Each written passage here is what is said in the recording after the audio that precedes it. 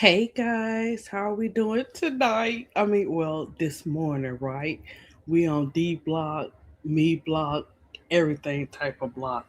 So I had little shenanigans going on, guys. Um, I don't know if they came and they had to put a whole new sink on, and now the water is not coming out right.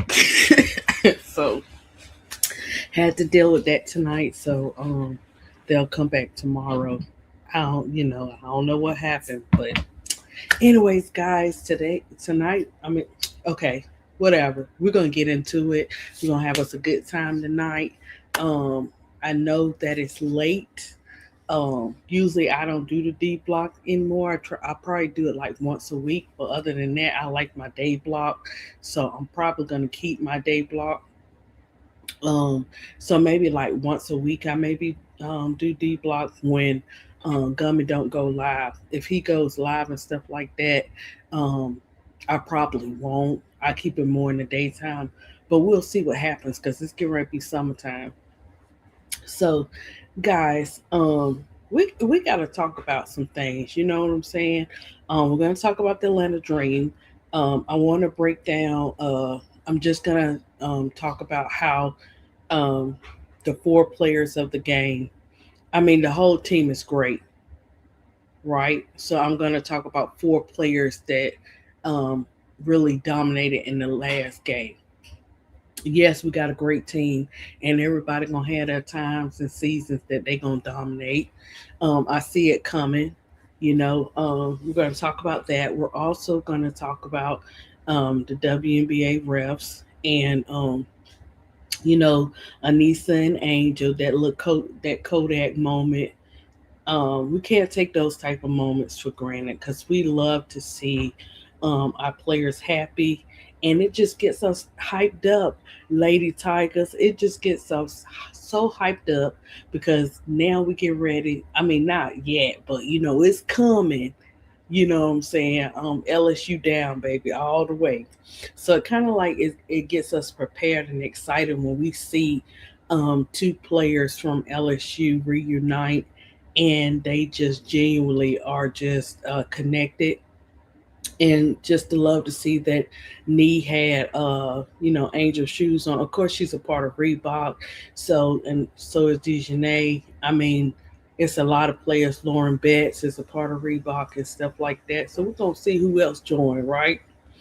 I see somebody else joining. I want to say somebody from the Dream, but I could be wrong. ADP don't know what she be talking about, right?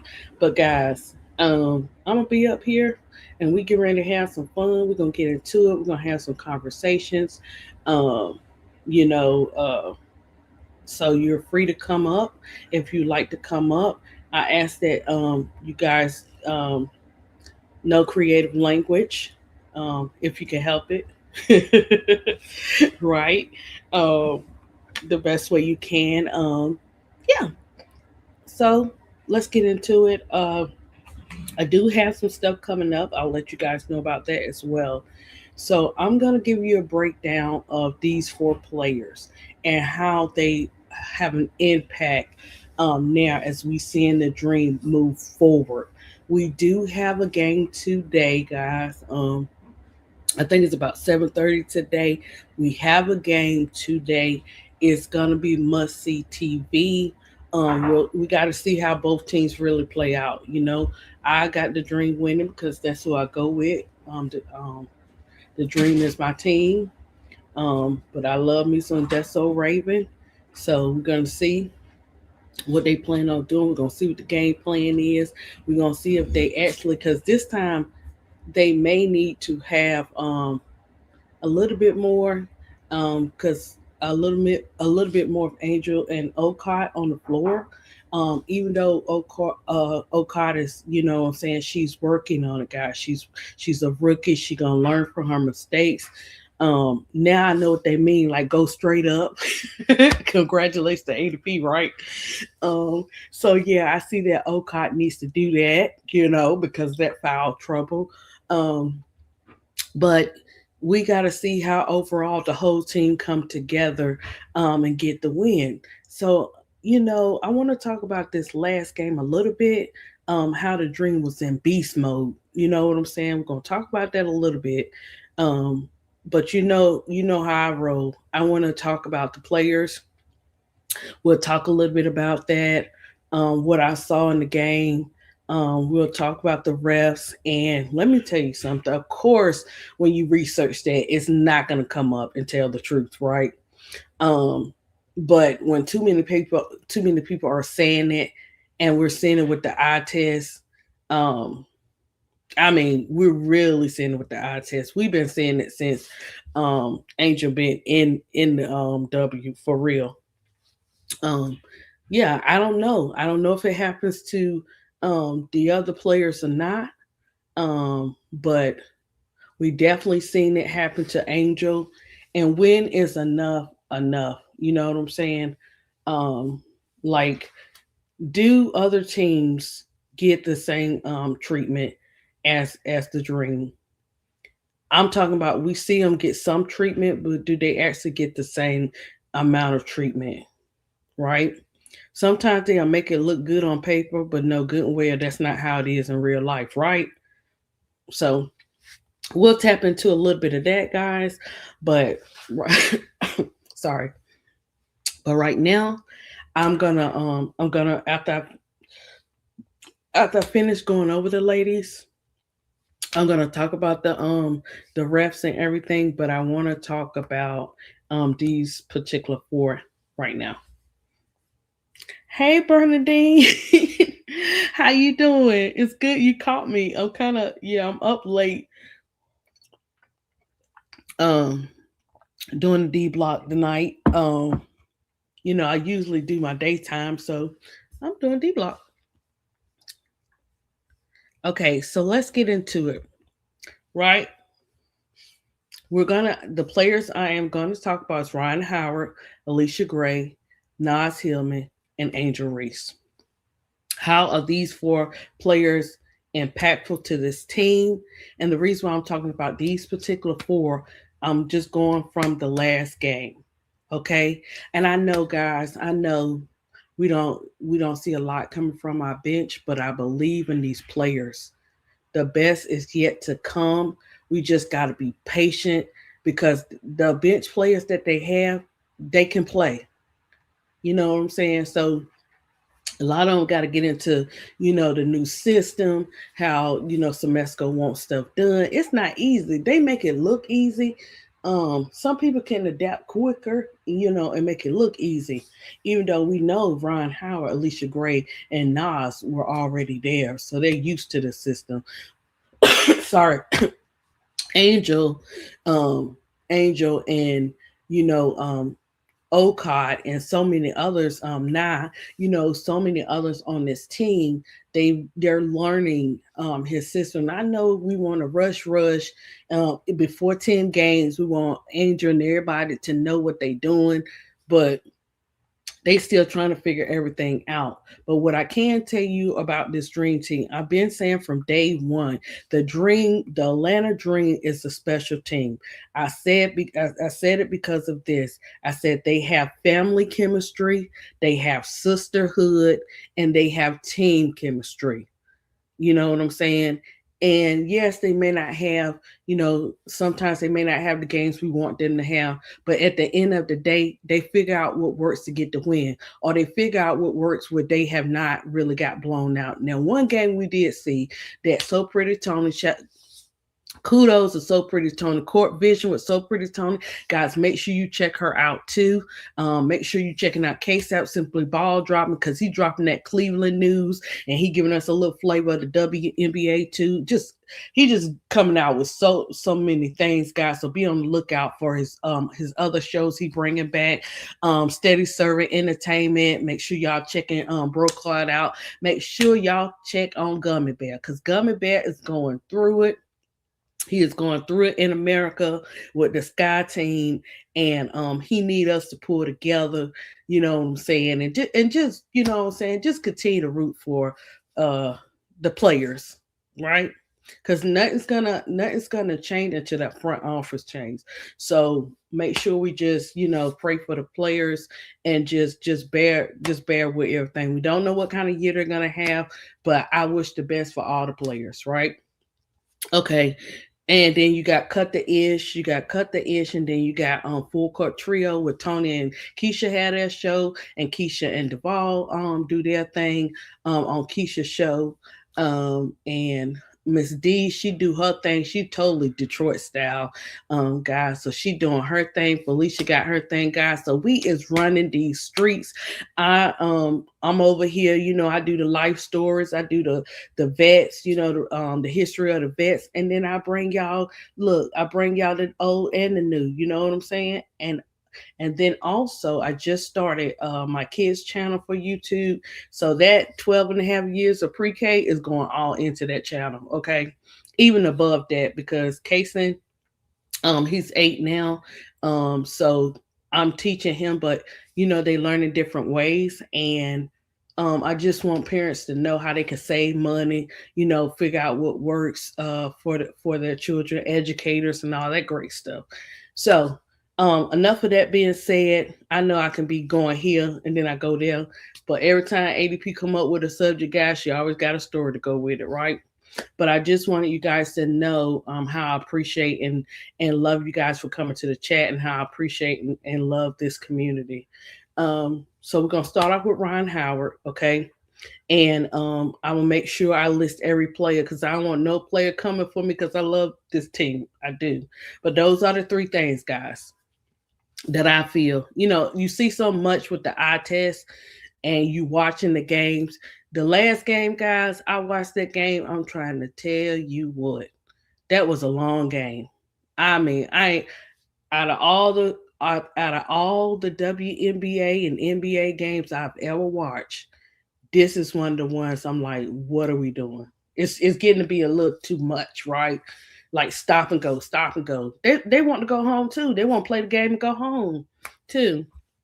So yeah, so let me get into the breakdown. Hey MSL, um hey ADP, not sure how long I'm gonna be up, but there appears to be a uh what in CC camp, unless you know already, and it appears they wanted to let CC know who's boss with the current actions.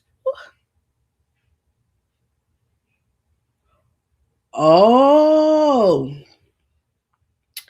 I didn't hear about that, MSL. I heard it was, Tony was talking about, a little bit earlier, um, a little bit earlier about that particular player. And I've already said, I said this long time ago, MSL. Um, I keep saying it. It's like the story. I'll be putting it in the chat. It's like the boy called Wolf, and I said this last year. I said sooner or later, what happens in that story? What happens at the end of that story? They got tired of him calling Wolf, and guess what? That Wolf ate him up at the end of the story. I'm sorry, I ain't saying I'm not gonna get ate up, but I'm just saying that they had enough of it, because it kept going on and on and on. Sooner or later, I always say, when you think you're bigger than the program and you cannot be touched, this is how you mess around and find out. But what's so sad about that situation, I'll get back to, I'm gonna talk about the players of the Atlanta Dream. But what's so sad about the situation, MSL, is that the people that were rooting her on, the people that were actually behind her, they starting to turn heads. I mean, there you got some that here and there say the crazy stuff or whatever, but for the majority, they coming for her. But these are the same people that will all who whatever she do, she could do it. Whatever she get away with. In the meantime, I'm like, who is gonna be that person? Because it takes one person that can get to that particular player and say, hey, you we not bigger than the program. You are part of the program, and you gotta work. You have to work together. This is not a one man show. This is not a one woman show. You know what I'm saying? Sooner or later, um, you're gonna have to do what you're supposed to do. You know what I'm saying? That's just a matter of respect, because if you don't nip it in the bud and you keep letting it happen, it's only gonna get worse. And do I see other things happen? I would not be surprised. I think that when a person is held to a certain standard and they get tired because it's a lot for them to hold to that certain standard, they start to crumble. um they start to crumble or whatever, and they letting it all out, because you only can pretend to be something for so long, and then the realness and the truth comes out. So imagine when all that comes out, you know. And I get what everybody's saying about the game. If they don't win and all this kind of stuff, if you care more about winning before your mental health, that is definitely a problem. That's for anybody. Um, that has to be first, and then you can take it to the court, whoever, because it's all across the W. You know what I'm saying, with different players. So it plays a part in your game. So you gotta get your act together, pretty much. She got, I mean, all the players that are in these modes, they have to get it together, because um some have grace and some don't have grace, right? So we're gonna see, but I might have to look into that some more, MSL. Thank you for showing up, and I appreciate you being up here. I mean, being in the chat or whatever, and coming to support. So I'm going to talk about Ron Howard, and then I'll talk about the other players. But yeah, I just, to be honest, MSL and Bernadine, I just want to see some good basketball. But I know we gonna have those adversities and all through that as fans, as we continue to watch certain things happen. And when is enough is enough. You know what I'm saying? I need other coaches, more coaches, to come together with this matter of this refereeing and these stats being missing in action. Even though it may not be their player on the team, everybody see it, because once it happens, it's all over social, guys. And social, I'm talking about, it's on the. I don't have Twitter, but it's on the threads. It's on the IG. It's on the TikTok. It's all over there, and is saying the same thing when it comes to Angel Reese and her stats. But okay, how is Ron Howard impactful, an impactful player in the W and to this team? Okay, so Ron Howard is one of the most impactful players in the WNBA because she affects the game multiple ways, not just scoring. Here are some of the biggest reasons she is so important. Elite scorer. Howard averages around 17 to 18 points per game for her career and can score from 3-point range, mid range, and at the basket. 3-point threat. Defenses must constantly account for her shooting. She became the youngest player in the WNBA history to reach 200 career three-pointers. Playmaker. She creates opportunities for teammates and has continued to improve as a passer, posting career best assist numbers in recent seasons. Strong defender. Howard contributes to steals. She can guard multiple positions and has earned recognition for her defensive impact. Leader for the Atlanta Dream. The Dream drafted her number one overall in 2022. And listen, guys, she ain't been in the league that long, and she already doing these things. She's Ryan Howard been in the league um four season 4 seasons already. She still look.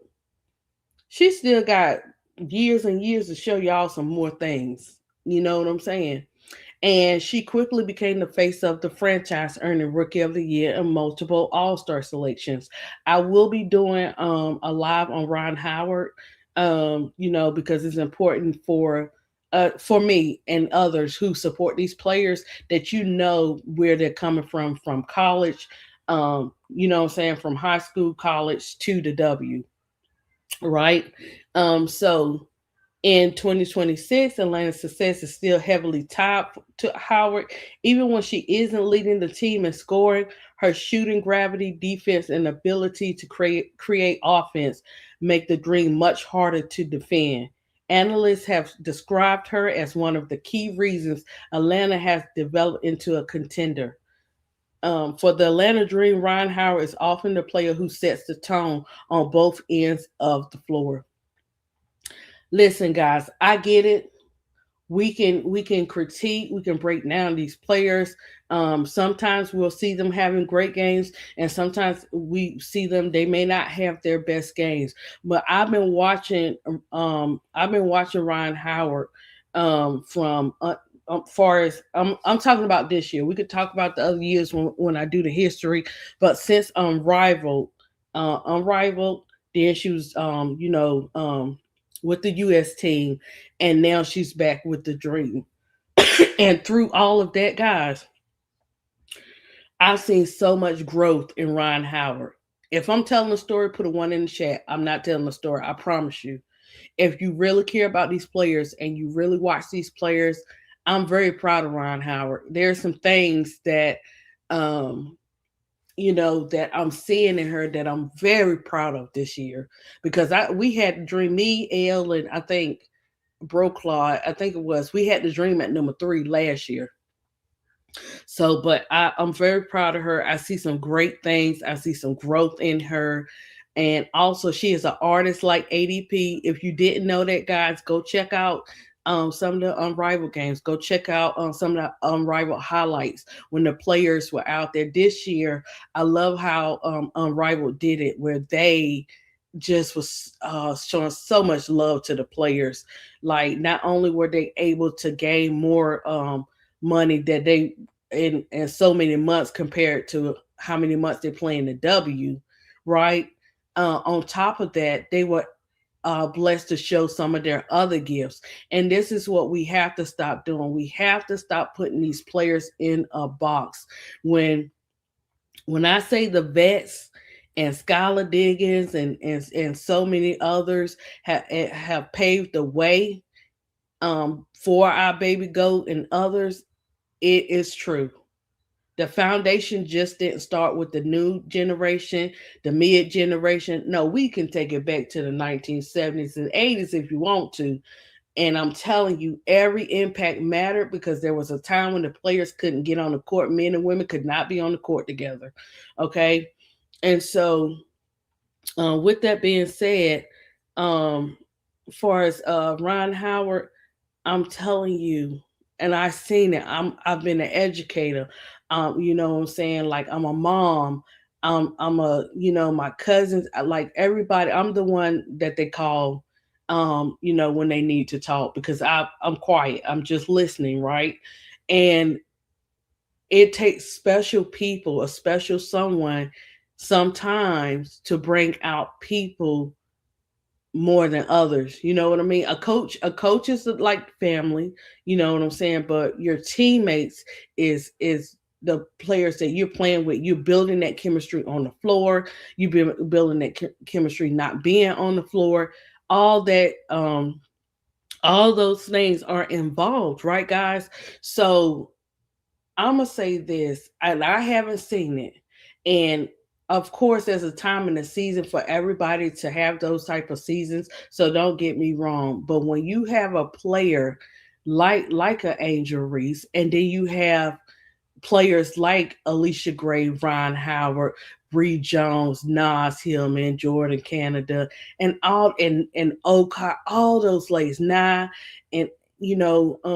Pow Pow. I'm sorry, girl. I did not just do that, right? Pow Pow and Barlace, just all the players where, guys, they bring the best out of each other. Like, I seen them, they do their TikToks, they do whatever. Like, that sisterhood and how they do the circle of encouragement and saying something nice. I'm telling you what Semesco is doing. He may be it may be some things I call him Clark Clint, but that's his nickname I give him. But he may not be doing everything that some of us want him to do, or whatever. But he's very smart. He remind me he's not Teaspoon. Nobody can ever replace Teaspoon, but he's the type of coach that he don't play, but he loves his players at the same time, and you can see it. That's it's not there's no perfect coaching, but what you can see in the dream is that the whatever Semesco is pouring into these players, you see it working because when they have to come together, that's what they do.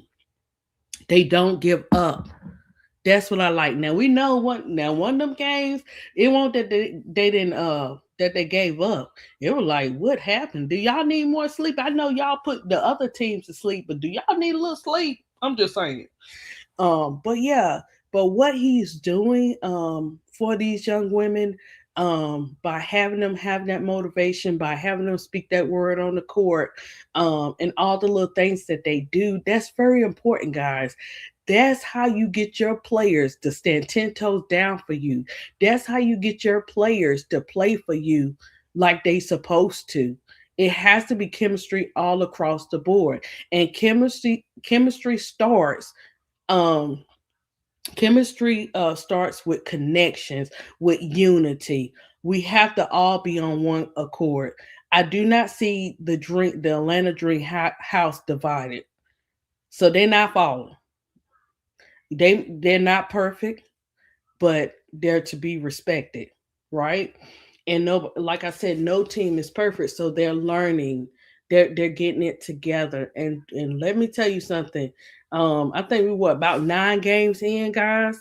Um, just wait. Hey Miss D girl, you want to come up here, girl? Let me drop this link. Oh, oh, okay.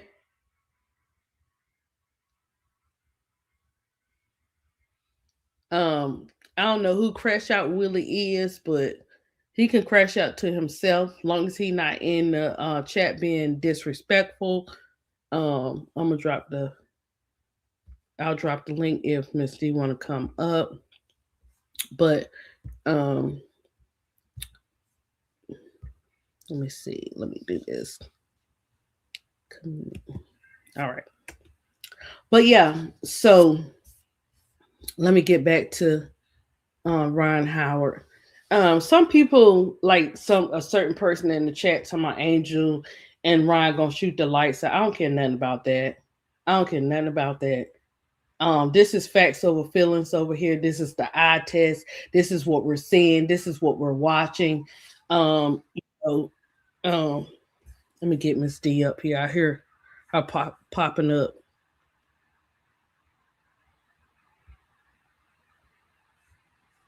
Oh, okay. Hey Miss D, how are you, girl? Hey, how you doing? I see you doing a late one. Yeah, well, I was supposed to go on earlier, but I was kind of busy and stuff today. Not Miss D, you know we can't do this no more. So I already told him that I'm doing it this for tonight, but I'll still do my day Yeah, shifts and I stuff can't like hang that. it. Can't Yeah, hang. can't hang. Ain't no Miss D. Ain't no more 3 or 4 days. Like Brocott, I know. Brocott, he's a professional at doing it. You know what I'm saying? He can do this thing, but man, I be like grandma sleepyhead sometimes, guys. Um, Well, the game was on, so I was, in different chats talking about the Knicks and the oh shoot, Spurs. I forgot. Oh my gosh, the Mm-hmm. first game came on. Mm-hmm. Okay, who won that game, Miss D? Knicks, they took it on the road. Oh, how many points was it? Shoot, Was it a blowout or something? no, about 8 or 9 points. Oh, they got work to Uh, do. Okay, we good. yeah, and then I forgot the game Seattle played against the Mercury. I gotta see the score. I don't know. Oh shoot, yeah. Who won that game? I don't know. Yeah. I gotta go back because Oh, you gotta go Seattle back. was winning. Okay. Yeah, I'm gonna check the score right now. Okay, I'm gonna have to check that out too. Um, but yeah, I was talking about our girl Ryan Howard, so I'm gonna get I'm gonna get through the players now, Miss D. But yeah, I want to know like what before I get into Alicia Gray, far as what have you seen in Ron Howard's growth? Hey Tiffy, come on up, girl. Let me drop the link for Tiffy. Um, what do you see in Ryan's growth? Because I see a lot. I see a lot of things, and like I said, she only 4 years in, so she still got plenty of time to do whatever she want to do. But yeah, so what do you see, Miss D? Hopefully she could continue. She's not taking bad shots. You know, that was one thing that hurt Atlanta last year. She shot them out the game, Right, and but you she notice played she's starting more on to, defense. yeah, and also what I'm noticing too is that she's doing more of not, I mean, she's shooting like she's still shooting, but not like she used to where she's doing other things to make up for it too. So I just see like some growth in her. She's like she's more open. You know what I'm saying? Like she's sharing the ball more when she have to, because a lot of times when you feel like a lot of times when you're leaders on teams, you feel like everything is on your shoulder and you have to do that. And we can't even imagine being in those positions like that. So I can see that, but I definitely see growth in her game. Tiffy, I put the link in there, girl. You could come on up with me and Miss D. But yeah, so we're gonna get into Alicia Gray next, and then we'll do Angel, and then we'll do Nas Hillman. Did I and Jordan Canada? I think I got all of them, guys. To talk about what's their impact and what we want to see for the next game, and because they're in beast mode. I got them. Hey, I'm just walking by faith. I got them winning the Commissioner Cup. But hey, I'm just ADPO here. Y'all, everybody got their different opinions and stuff. You know what I'm saying? But I just see the dream doing some things. Yes, it got some things to clean up. I like Miss D. Tony did a show earlier and she played what Semesco was talking about. I like the fact that he doesn't settle. You know what I'm saying? He doesn't settle for, oh, we won a game. You know what I'm saying? We got work to do. Like keeping it real. So I love that. I can't wait to see what happens. And I was very proud of Cart Clinton today, Semesco. That's my nickname for him. So I was very proud of him for what he said from that conference. Um, so we're gonna talk about Alicia Gray. So, how is Alicia Gray impactful to the Dream? Alicia Gray is one of the most impactful players in the WNBA because she contributes in every area of the game: the scoring, the defense, the rebounding, the leadership, and efficiency. And talk about that character, right? Man, you talking about Angel being beast mode, man. Alicia was in beast mode too. But anyways, why is Alicia Gray so impactful? Okay, let's talk about it. So she's an elite scorer. Gray has become one of the league's most efficient scorers. She has averaged a career high scoring numbers while often serving as Atlanta's primary offensive option. In early part of 2026 season, she ranked among the league leaders in scoring. 3-point shooting. Defenses must respect her perimeter shooting, which creates space for teammates like Ryan Howard and Atlanta's front court players. She has become one of the WNBA's top outside threats and has competed in multiple 3-point contests. Two-way player. Gray is not just an offensive star; she's consistently guards top opposing players and contributes on the defense end. Atlanta's success is one of the league's better defensive teams.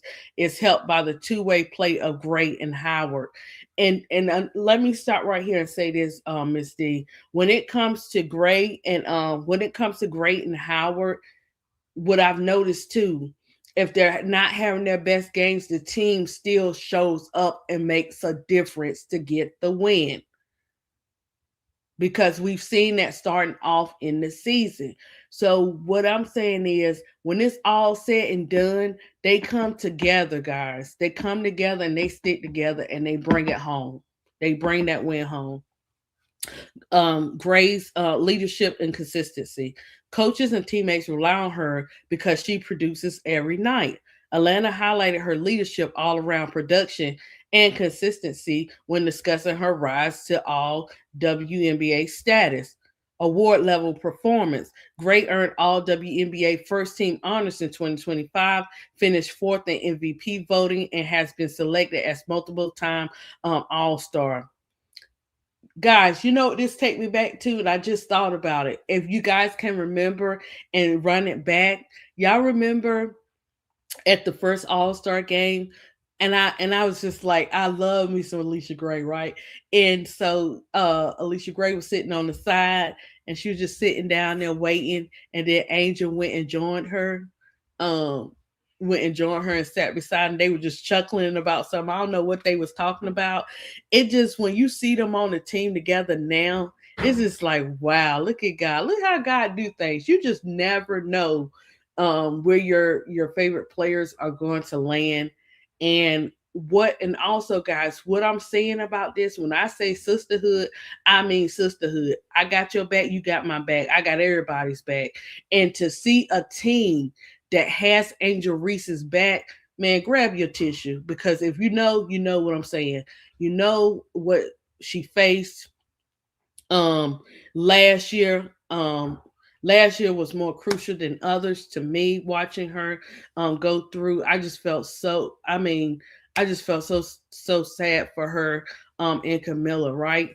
And to get a team where the vets respect you and don't play about you, and when it comes to anybody asking crazy questions, they keep it 100, and they have your back. Because sometimes the best response is no response when it comes to something like that. Because the way that social media does, um, they will twist anything. I mean, anything you say. Nowadays, it don't matter. So if they had a responded, it would have went left, no matter if, even though it was going in the right direction. Um, so what makes her special for the Atlanta Dream is that let me see. Oh, sorry, guys. Ron Howard often draws attention because of her scoring and playmaking, but Alicia Gray is the player who brings stability every game. She can score 20 plus, hit big threes, defend, rebound, and make winning plays without needing the ball all the time. Many analysts consider her one of the league's best all-around guards, and a major reason Atlanta has become a contender. Right? So if you're talking about dream stars, Alicia Gray is the steady two-way leader, while Ryan Howard is that dynamic playmaker and shot creator. Together they form one of the best backcourts in the WNBA. Now we're going to talk about our baby goat, Angel Reese, and how she has become an impact to the Atlanta Dream. But Miss D, what do you have to say about Alicia Gray?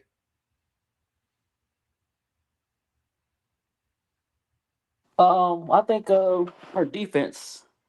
She's trying Mm-hmm. to. She always played defense, but she's doing more of that, blocking shots and being more of a leader, more vocal. So that's good. Mm-hmm. Mm-hmm. Mm-hmm. So that's what I think. Yeah. And okay. Um okay, MSL, I got your message. Yeah. Okay, so we're gonna get to talking about Angel Reese. Angel Reese, our baby goat. Oh, my niecey poo. I mean, all the. I'm sorry, guys. Okay. I'm gonna calm down. But Angel Reese is impactful for the Atlanta Dream because she gives them something every championship contender needs: elite rebounding, toughness, defense, and second chance opportunities. Rebounding machine. Reese is one of the best rebounders in the WNBA. Let me repeat that. Reese is one of the best rebounders in the WNBA. She leads Atlanta on the glass and creates extra possessions with offense rebounds. In 2026, she is averaging about 13 points and 11 rebounds per game, giving the Dream a double double threat every night. Physical presence. She brings energy and toughness in the paint. Opposing teams have to account for her size, strength, and relentless effort around the basket. Atlanta acquired her because they believe she could help elevate the team to a championship level. Reese contributes with rebounds, steals, blocks, and defensive stops, and a good heart, a genuine person. Let me add that in there. Her activity helps Atlanta maintain one of the league's strongest defense, double double production. She regularly posts double doubles and has already produced several for Atlanta this season. In a recent win over Portland, she recorded 18 points, 12 rebounds, and 5 assists, helping the Dream move near the top of the standings. Howard and Gray provide much of Atlanta's perimeter scoring and shot creation, right? But Reese gives them more possession through rebounds, interior defense, screens, and physical play, extra scoring chances around the rim. That balance makes Atlanta much harder to defend. Analysts and teammates have described Reese as a potential missing piece for the Dream's championship hopes. Why does Dream fans love her? Angel Reese impacts the game even when she isn't scoring a lot. If she grabs 12 rebounds, defends the paint, hustles for loose balls, and creates second chance points, she's helping Atlanta win. This is what we be like. It don't always show in the stats. Her energy, her rebounding, her competitive attitude make her one of the most important players on the Dream roster. I'm gonna say this: she has impacted everywhere and every team that she's been on, from LA, from oh my gosh, Maryland, LSU, um, Chicago. Now she unrivaled. You know what I'm saying? And now she's with the Dream. And a lot of people may say things, but when they get to know you, they be like, "Oh man, like that little stuff, man. This is totally a different person." And that's what it came down to.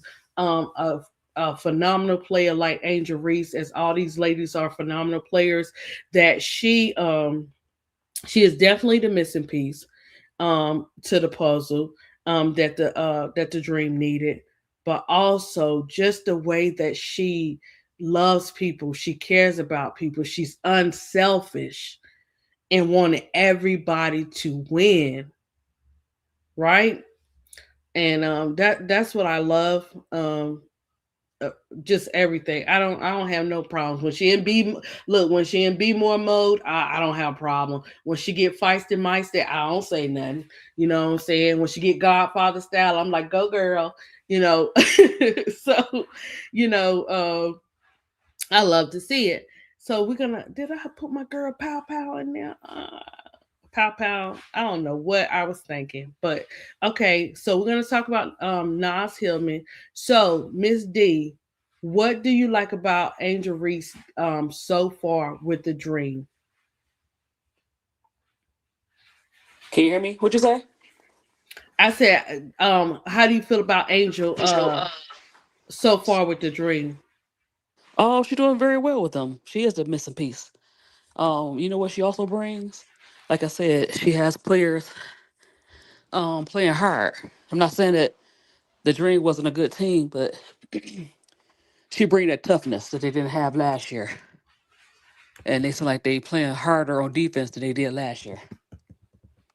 So she brings that. Um, she motivates her teammates. She pumps them up. So they needed that. Mm, yeah, and you know what's also so cute? And I had to run it back when Big Girl was saying that Bree Jones, guys, it's the unseen stuff that we don't see. Bree Jones has been also helping Angel Reese. But you know what gets to me sometimes? Grab your tissue, guys. What gets to me sometimes, Miss D, is that they know more than we know, and they see it. They see it like we see it. So imagine just finally people understanding what you have to go through on a regular basis besides playing besides playing basketball for this team. Oh, hey MSL. Um oh, why it sound like an echo? Oh, okay. That's not me. Oh, it was saying you gotta turn that off. Okay, he got it. Yeah, so that's what I love to see. So the things we don't see from Bree Jones, um, and that she's helping Angel as she's on this team, I think that's beautiful too. I mean, until she gets back. Hopefully we see Bree coming, Like in the next tomorrow. game. Yeah, like tomorrow MSL, but I know they're gonna have to ease her back in there, and I don't mind them easing her back in there, because we want her to be at her best, and we're not gonna. I know I'm not. I'm not judging Bree Jones coming back. I'm not like, because there's a lot when they come back from injuries. You can't even imagine. They sit on the sideline, they smiling and and cheering and whatever the case may be. But them injuries and going through it and trying to come back, it ain't no joke for none of these players. So I'm just gonna sit back and watch. And some people bounce back quicker from injuries than others, but we'll see because we got Fee coming back. We got a lot of players coming back and off of injury. But yeah, just her, encouraging Angel as well. And all of them encouraging them, just like they're like big sisters and all that. She's an Angel's encouraging Okai. It's just beautiful, guys, to see those moments. I mean, you have to add that to basketball. ADP gonna look at all the emotional stuff and all the stuff outside of basketball to add it to the basketball because that's how the completion comes in. You know what I'm saying? We love the stats. We love to see our players play. But hey, guys, they're human too. And a lot of times I think we forget that. But yeah, so MSL, how do you feel about Ryan this year and Alicia Gray this year and Angel Reese? How do you see them being impactful? Yes, we understand the history of they could be on and off depending on some games or whatever, but most of the time we've seen that the teams have figured it out to win the game. And I'm not mad at the bench. I'm not mad at the bench. Yes, Bernadine, they are. That's the difference. That's right. They are all on one accord. Um, I'm not worried about MSL and Miss D. I'm not worried about the bench right now. You know what I'm saying? He No, said there he wasn't gonna. none the last game. That's okay. That's all right. Because people gotta remember. People have to remember that Okai is still learning. She's gonna make those rookie mistakes, and I bet you one thing, MSL dealing with BG, she gonna put what how y'all say it, hands up? How y'all say it? Hands down, Uh man down. no, go Oh, straight Brittany up. Griner. Oh, Brittany Griner. Right, right. Put your How y'all hands straight how up. Right. Yeah, okay, she got okay. like five. She got like 5 fouls in like 10 minutes against Yeah, Brittany. but you know what? Um how do I okay. Jacob, hold on. I'm gonna add you up here. Um MSL, we already know. We're gonna talk about that in a minute because I don't care what nobody say. And look, when you look this stuff up, guys, all of a sudden, we don't have any support to back that up. I have my eye support. What Are we about talking that? about? Are we talking about the fouls or the stuff I told you in the chat? Oh no, I ain't worried. I ain't worried about that stuff in the chat because I know she was gonna mess around, and find out. But you can talk about that a little bit No, if you no, want. I really want to because it may or may not impact the game, but the stuff because just so you know, Oh, normally, okay. yeah, no, yeah, normally I don't care about that stuff. I don't follow that stuff, and I even heard Duval mention some of it, and it went over my head when he said Dan Ditek. But are you guys familiar with Dan Ditek? Dikick? I'm very Mm-mm. Okay, familiar with them. right. Dan Dikick, from my familiarity of it, um, you guys may have another if you have any, was a dude with Outkick who Fox outsources a lot. I always talk about outsourcing. And when I stumble on this guy, historically, he has the most cringe-worthy, unnecessary takes of Angel that I've ever seen. right? Just like really, really bad. And it turns out this guy used to be a basketball coach. That's what makes it so funny. Anyway, with all the stuff that's been going on with Clark the last several weeks, Dan Dykick, who's kind of like one of the heads of the snake, right? But he's above like the social media people, right? And he also claims that he's from Indiana and he allegedly knows the management in Indiana. He has been trashing Clark this week, track calling her a brat, said all the stuff that we would say he's been saying. They play better without her. They play better without her. She's uncontrollable. Stephanie White is smarter than her. She needs to listen to Stephanie White. She's this, she's this, she's this. And ultimately, when they ask her why, he said, because I've been talking to Indiana's management. I know. Now he could be lying, but from what I understand, he's from Indiana. He also made a video speaking about Jason Whitlock, trashing Jason Whitlock, saying, I know him, I like him, whatever, whatever, but he's full of it. It's an act. It's an act. He doesn't really mean, any of this stuff. So and then it turns out that Annie Costabal wrote a negative article about Caitlyn. I didn't read it yet, but some a couple of people talked about it, and then apparently the Indiana management, Liv Dunn, the general manager, reposted the article. So all these guys, KTV, Keep the Vision, AK Nation, all of these people, they're all saying the same thing, that the Indiana management don't want this girl, and Stephanie White has won the war. So it's like a mutiny, right? The internet people, they don't know what's going on because they don't feast at the table. But this guy, Dan Dytek, who's probably one of the people who feast at the table, he's trashing Clark. And this is why you see all these newspapers and stuff and all these NBC trashing her as well. So this means one or two things, in my opinion, and we'll see what happens tomorrow. Either they're sending her a warning signal saying, girl, we made you, as we've all been saying over the years. Caitlin Clark is not nearly as popular or as famous as they want us to believe. That was all created when she came to the WNBA. So they giving her come to Jesus moment by saying, girl, if you don't get it together, we're going to take all this away from you in an instant. We made you, kind of like Bill Cosby said, I brought you in this world, I can take you out.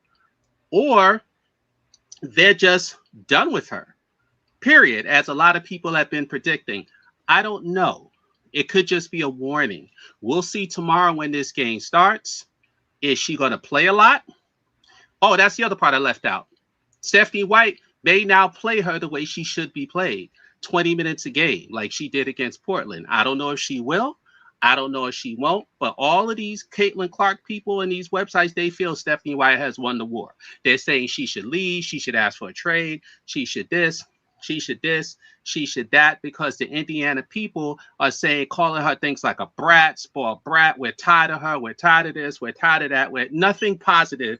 And then they had a 2-hour meeting today as well, player-only meeting, and everybody had to get their grievances out. And apparently it was not a good thing for Clark. So there's a lot of stuff going on that I don't usually pay attention to. But when I looked into it, I said, all right, where there's smoke, there's fire. So we'll see how it impacts the game tomorrow. Is it a fair game? Do the Atlanta Bigs get in foul trouble? I don't know. They could just be warning her, sending her a threat, or Stephanie White is just going to coach teams she wants to coach, or it'll be business as usual. We'll find out tomorrow. But it's a lot of stuff for Duval, Tony, Pro Claude to chew on tomorrow or for the rest of the week, because they're having an all-out mutiny right now. And I'm gonna say this too. I'm gonna say this like this, MSL. I don't care with them people. They were on that side, stay on that side, that back and forth and all that stuff about her. You were right there with her. This is what I was talking about in that first year, MSL. I was like, all the people that are going for her, they're gonna switch that side. It's just like when, not saying people, okay, when people get tired of someone or something, eventually those same people that were for you will also be against you. And I kept saying, while they doing all of this, agreeing, can't do any wrong.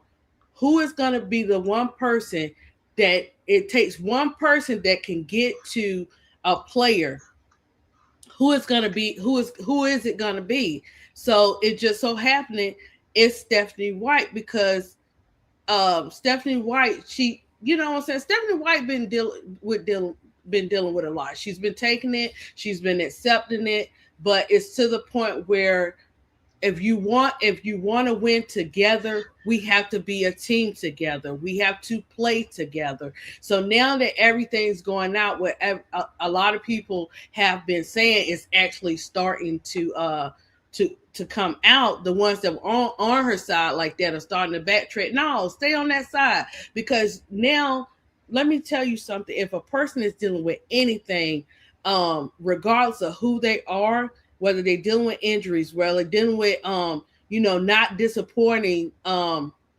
your fans, the fans that you choose to support, when everybody come up against you, who is going to be there for, at the end of the day, who is going to be there for that child's mental, well, she's not a child, she's an adult, but who is going to be there for her mental health? And I have to say kudos to Stephanie White, MSL, because she's not playing around, because it has to be team effort. It's going to have to be, or they will not win any games like that. They'll win some, but they won't win any games like that. And we'll keep seeing repetition. So it's good that some people are actually bringing this out and letting it be known, but it's nothing that we have not seen already. It's nothing that we haven't spoke on already. It's nothing that we didn't try to tell them already. Sometimes people have to mess around and find out, because when you think you're bigger than the program, this is why it's shocking to you, and you mess around and find out. Proud. And then Go ahead. Sorry. then who's to say that she didn't know before? But I think Stephanie White is the right person for her to let her know, look, I'm riding for you, but all this other stuff, it can't happen if we want to win games. We have to be all glued in together. We have to at this point, because guess what? That we got another draft coming in. You know what I'm saying? We got other players doing different things. And if a person chooses to you know, not go outside of what their normal, it's nothing we can do about it. You know what I'm saying? If they want to sugarcoat and just say queen whatever, then let them do it, because this is how mess around and find out. I keep saying the last gonna be first and the first gonna be last, and it don't matter how much money you have and how much you put it on a certain person or a certain player. You're gonna see these other players dominating, because guess what?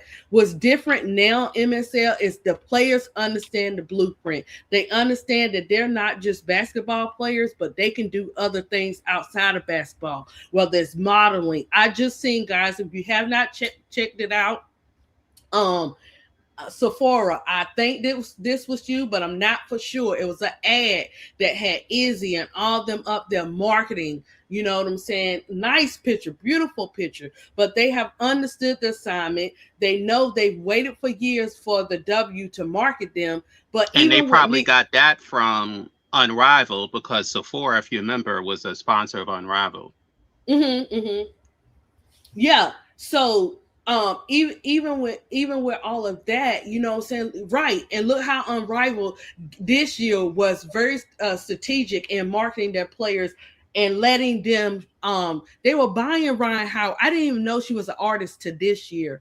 They was buying Ryan Howard books. I mean not books but paintings. They was buying De'Erica Hamby her daughter's book with her and her daughter, talking about how, parents, a mom and a daughter, how, they have to do certain things for their bond, because, the players have to play games. They got a lot of stuff they got to do and still be parents too. So just several players being able to come outside that box and be able to market themselves. And that's real talk, guys. Even with being an entrepreneur, before you can sell the product, you have to market yourself. When you market yourself, people will buy anything you produce, period.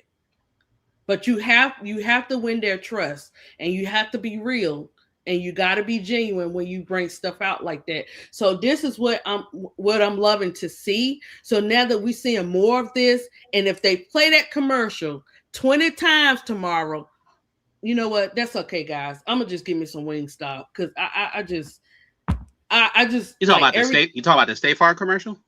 man. If I see that commercial one more time, MSL. Yeah, I know. I agree. I agree with you. But you It's know, just too much. You don't have to push it. You don't have to force it. Let it come to you. But do I believe people can change? Yeah, when they mess around and find out, they don't have no choice but to change. But like I said, it will take the right well, person to do it. the way they're coming down on her, they're trying to send her a signal because Annie Costabile wrote a negative article about her. I didn't read I it, don't care about that but I little read some of witch. the parts of it. Well, she's an attack dog. Like she's there for hire. So Yeah, if they want to attack Angel, they attack Angel. If they want to attack Clark, they attack Clark. So what's happened is just like what you said, a lot of these idiots on social media, they've gotten some serious comeuppance because they're confused and they're saying the most idiotic things. And the part that I find hilarious is just like Clark, they've yet to accept responsibility. I watched the interview that she did. On one hand, yes, she said everything she needed to say for compliance with the team, but she never once said, I was wrong. I did something wrong. It was a mistake. She said, oh, well, people don't know and understand a relationship. That's crazy. If I'm out in the street with my wife or my girlfriend and I smack the shit out of her, and then someone runs up to me and says, "Why'd you do that?" Am I going to say, "Well, you don't understand the relationship. Don't worry about it." Or better, you're at your job and you get into an argument with your boss in front of the whole staff, and then one of your friends says, "Hey, you're arguing with the boss," and you say, "Oh, don't worry about it." We have it's just ludicrous But because you it's know what that was? You know what that was? what's that? That What's was a that, Miss PR G? answer. Of course, she probably didn't think that, but she was going to tell the media that. So that was a PR answer, but it was a bad PR It was answer. a bad one because Right. we're not upset because of the relationship. We're upset because you disrespected your coach on live TV, along with Brianna January, along with the players, along with the security guard. Like she's a repeat offender, Miss D, and it seems like they're punishing her now and hanging her out. Like I wouldn't have believed it if I didn't see this dude there, Ditech. Like he's trashing her. Like he's trashing her. And this was the dude that was repping for her 2 months ago. He's like dragging her. And then you're hearing other people drag her. So something's going on in this community. It's either coming from the team or it's coming from Nike. It may be coming from the team, You know what right? it And is? and everyone is trashing her in unison, which means somebody flipped the switch. What's You know up, what Miss it D? is? It's not. You know what? Those numbers she putting up. If you look inside the numbers, she's not really playing that good. No, because she's Most of very her streaky. points, She's up and down, most and of her she doesn't points and are she coming doesn't through the make free her teammates throws. better. Exactly. Most of her points, if you look at it, come from free throw shooting. One And hundred percent. her logo threes is not falling, and then the 3 point that's close to the line, she can't even shoot the threes that's close. So she's not doing good at all.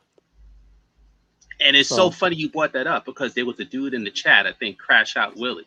Like he was trying to insult Angel. I'll ignore him. All I said to him was, if you want to come on the link, I'll talk to you. Otherwise, I'm ignoring you because these people don't even know basketball anyway. But I forgot what I was going to say. Let me see if I remember what I was going to say. But yeah, but basically, I remember what I was going to say. Duval brought up something brilliant last night, panel.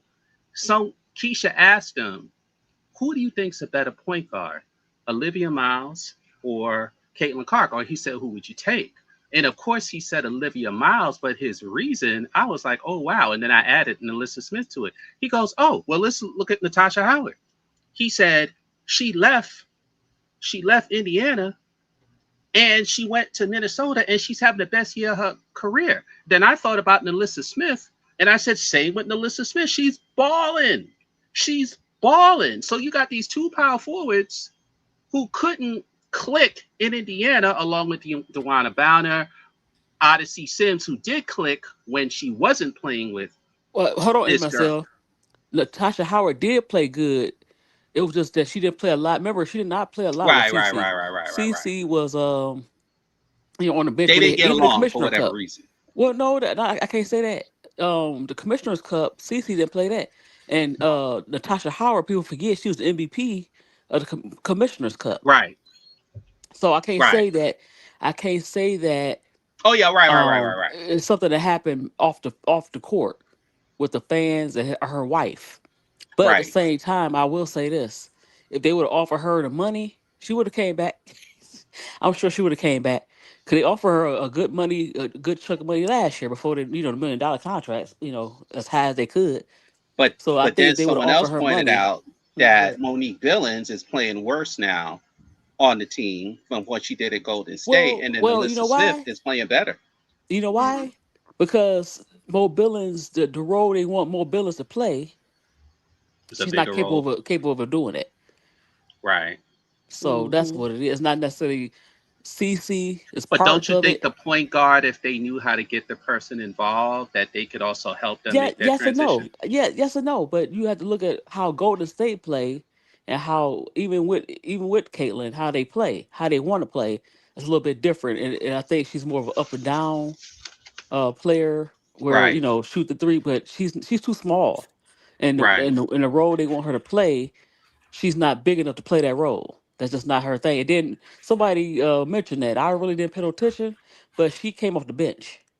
So Oh, now she you did. put her, yeah. So now you put her in the starter role, and she might not be a starter. Kind of like Nas Hillman with Yeah, Atlanta.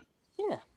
Okay, so I'm gonna let Jacob say some. I'm gonna let Jacob say something, and then we're gonna get uh hold on. What happened Where's to Tiffy?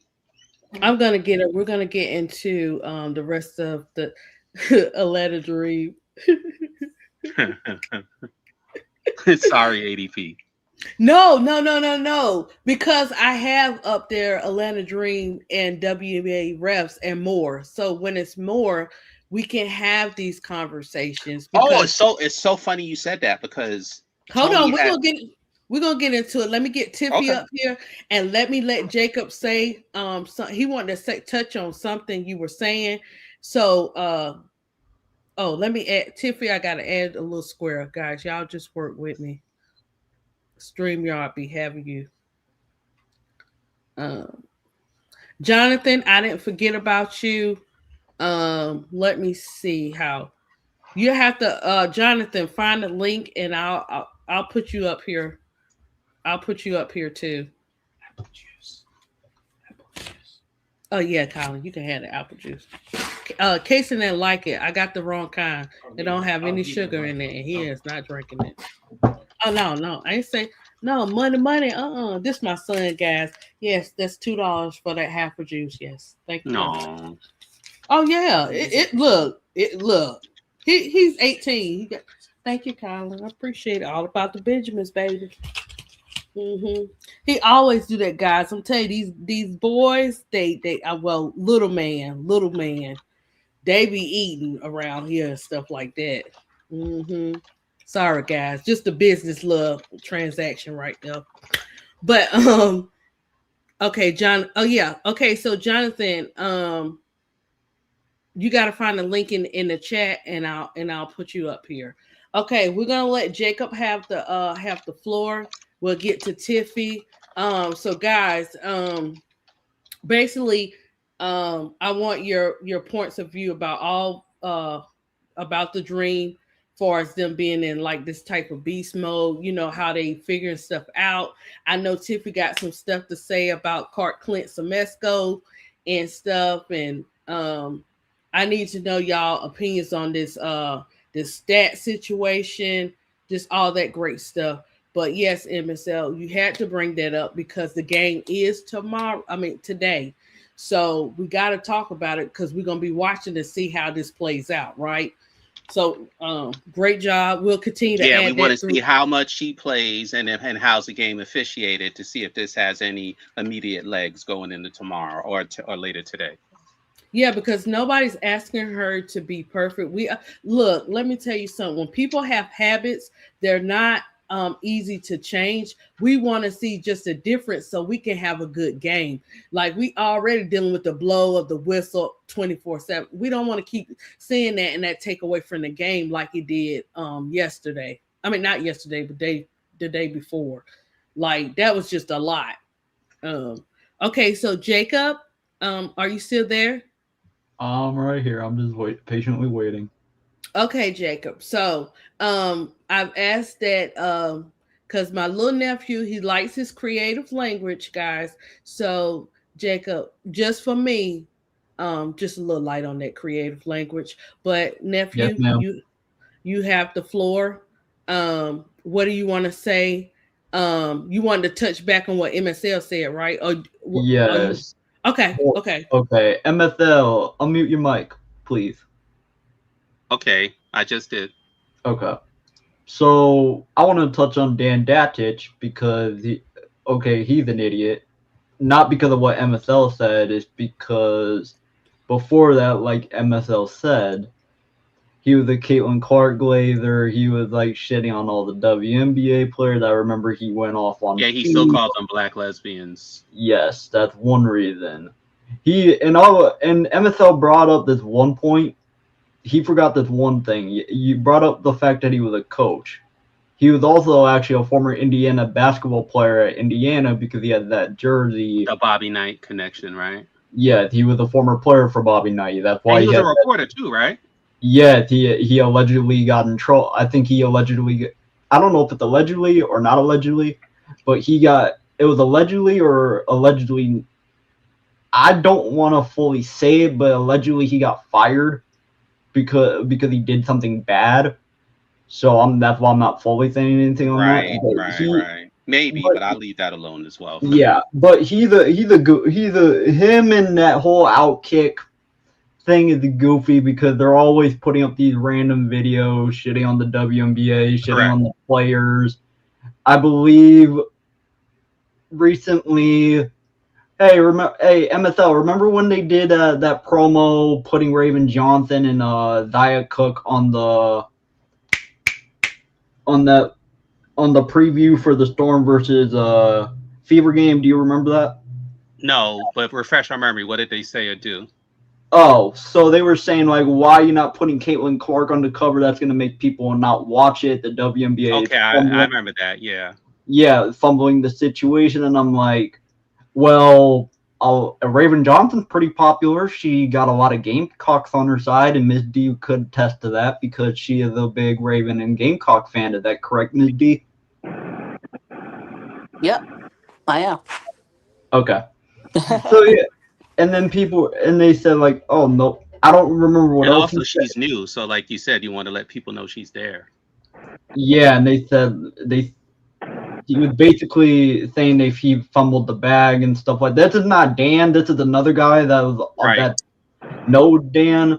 I've seen them previously in the past shit on them. I remember one time he posted like a basketball game. He posted like a WNBA score, and it was like shitting on them, saying this is like a low amount of points and this late in the game, and he's saying, oh, you're telling me that this team or that team, like a boys team that can't beat them. I'm like, bro, why are you even bringing this shit up right now? This is completely irrelevant to Yeah, yeah, that was their thing.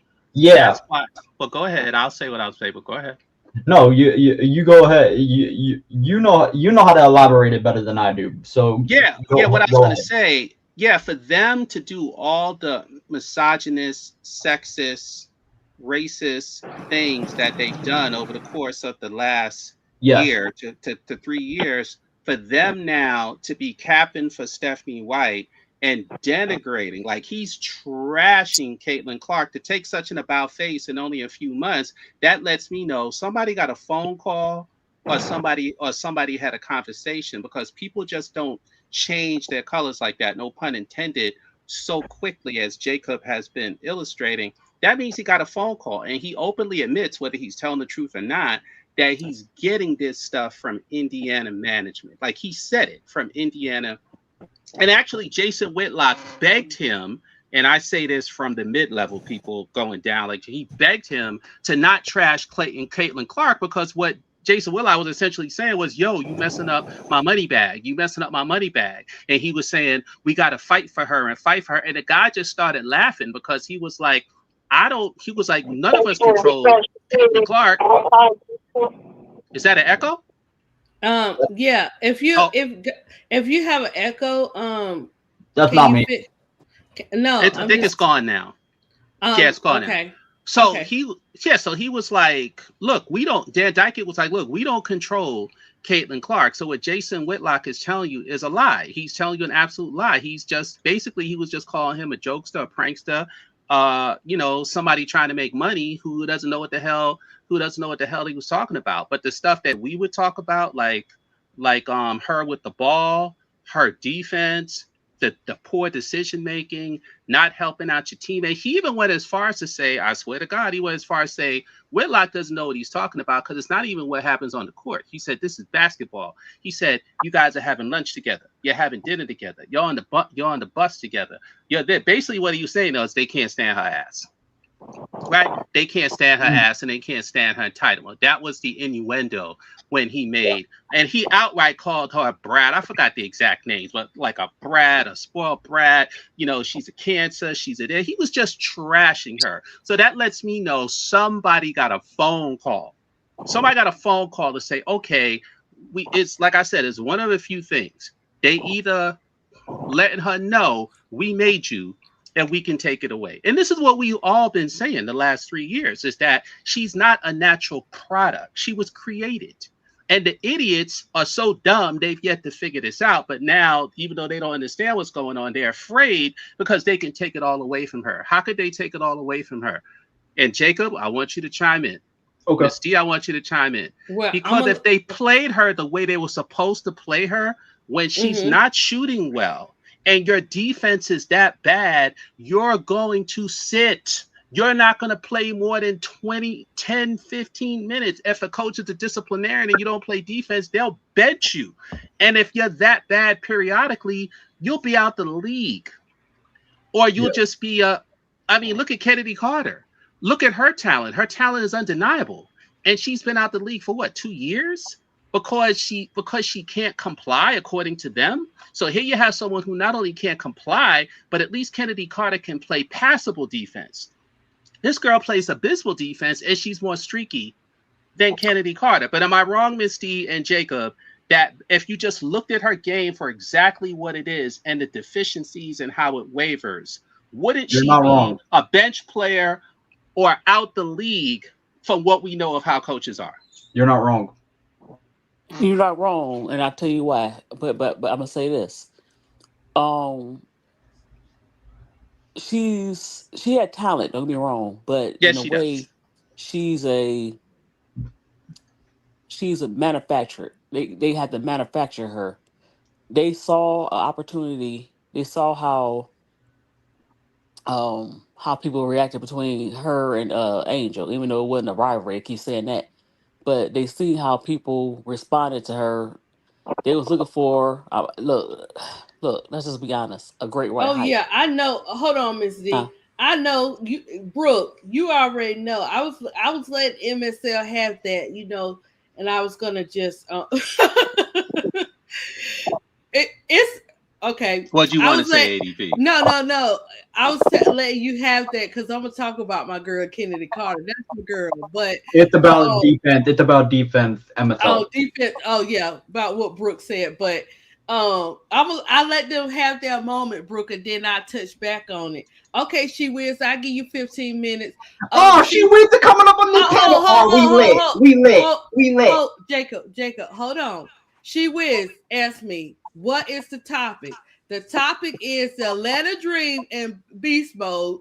We'll talk about the WNBA refs and more. So this is just a open conversation. I'm gonna let Tiffany speak, and we'll finish up with the dream so we can get into the refs and the stats and everything else, and then I'm gonna let MSN now touch back on that because the game is today at 7:30. Hey, She Wiz, you better come up here. I'm gonna crash out on you. No, Jacob, we ain't doing no crash outs. Woosah, Jacob, take a deep breath, breathe in, breathe out. We're gonna respect each other. Yes. Hey, ADP, can I get my 2 cents in first before we go out there? Because I gotta get back in work. Get back to work in like 5 minutes. That's Jonathan. Yeah, that's what I meant. Sorry. Hey, Jonathan, what's going on? What's going on, MSL? Jonathan, you have you have a little bit of seconds because lawyer Tiffany is up here and she has been waiting patiently too, and I'm sorry you have to So we're gonna let Jonathan get his piece out, and then Tiffany is gonna take the floor because you know Miss me and Miss D we be rolling all the time. You know what I'm saying? She gonna Miss D is Detroit style, so she gonna say something when she want and how she want to say it. So Miss D already know how we do. So Lawyer Tiff, we got you in a minute. We're gonna let Jonathan go so he can get back to work. Okay, Jonathan. Are you touching back on the what MSL and Jacob were saying, or are you gonna talk about the dream right quick? Which one you want to do? That well a little bit on the dream, but I want to also put my 2 cents about this Caitlin Clark in that MSL been saying, because everything Yeah, he said he was on point. You know, they've been hyping that girl up since her rookie season. The way yeah, they hyped her up, the way how ESPN, Sports Center hyped her up, they didn't have to do all that. You know what I'm saying? All they had to, they could have just said like, you know, been excited for her to be in the league, you know, and be happy and leave it right there. But for them to glaze and say she's already the best, she's this and that, she's better, already better than half of the players in the league who's been there way longer than her. It was extremely absurd. Yes, well, you know, that's for Jonathan, me. That's for me. people gonna ride or Yeah, die for whoever they believe in. yeah, They're yeah. gonna do all this kind of stuff. You know what I'm saying? But we understand the assignment. We know all the politics, all the shenanigans, all that stuff that play a part. You know, with everything that's going on. So they're gonna talk, they're gonna do that. They've been doing that and they're gonna continue to do that. I don't see them stopping it. You know, but sometimes you have to mess around and find out. And that's what it is. Well, here, and I also So want I to add. mean, I it also is. want to. Go ahead. Oh, I'm sorry, I didn't mean to cut you off. But I want to also want to add to the fact that Caitlin's second year, her and the Fever had more games broadcasted on TV than Asia and Stewie and them. Um, we talking about her getting televised more than the two women that has won WNBA championship rings.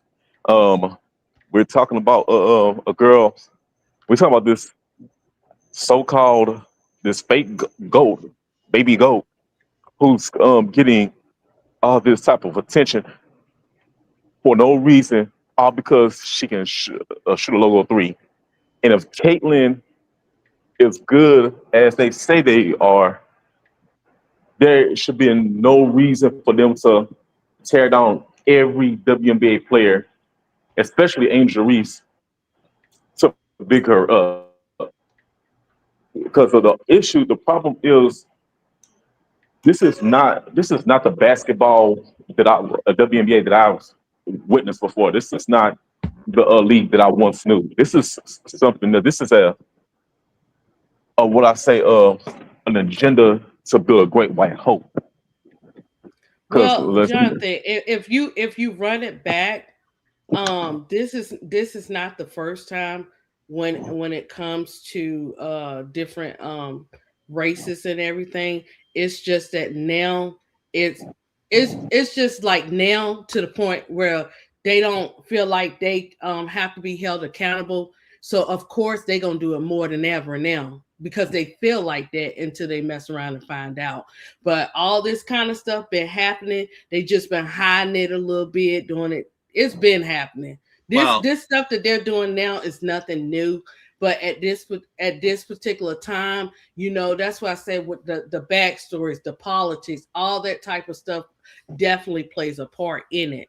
but So well, here's ADP, if I I can mean, add, but I don't want what to, I want guys. to say. What, I'm gonna let you guys finish this, but I don't want this to be about so much as the player because then it's gonna take away from my dream team in America. uh, Um, I just wanted to so say one more thing. uh, okay, and There, then we're gonna let Tiffany. And then MSL and Jacob now gonna touch back on it at the end. But I don't want this to be about her because let me tell you something. It could be the most craziest person and they will use that most craziest person. So um I'm just waiting to see what's gonna happen from her mental health to the court. I want to see, what I'm saying, guys. I know, like I said, with a habit, it's not gonna happen overnight. But I want to see if we're gonna, like MSL said, like are we gonna see it in today's game just a little bit. I don't care if it's an inch of a piece of an inch, just to see what happens, right? But um go ahead, Jonathan, with your last little thing, and then Tiffany will have the floor. I do hope that Atlanta Dream win this game, and I hope Atlanta Angel Reese has the ability to ball out against the Fever. And I just want to say this: when it was Larry Bird and Magic Johnson, Larry Bird kind of had that same treatment. They was gonna make him the hero and make Magic Johnson the villain. But Larry Bird got on that stance and said, "No, we're not gonna do that." You know what I'm saying? We both came to this league with our efforts and hard work. You know what I'm saying? We're gonna come in as NBA players. We're gonna leave as NBA players. All this, whatever y'all doing, I'm not gonna do him like that. I'm not gonna allow y'all to make him a villain because y'all feel like, oh, we should be rivals. Like, no, he's gonna come. He's gonna come in, play his game. I'm gonna come in, play my game. That's it. I don't want nobody trying to make me this Superman and now just to make him, some type of villain because he's not like that. He's a competitor just like I am. We both came in this league because of our efforts. We have the minds and hearts of championship. Larry Bird shut all that down, and that's why he retired with some championship rings. If Caitlyn can do that same exact thing and be like, hey, I don't condone what y'all doing. You know what I'm saying? I don't need you to make me this hero, I don't need you to make an angel a villain to make me feel better. It doesn't help me. If anything, it'll tear up my mental. She would have to walk away from the money because they own her. Uh, no, well, MSL, that's a bad thing. CC just put herself in a situation that is going to be hard for her to get out.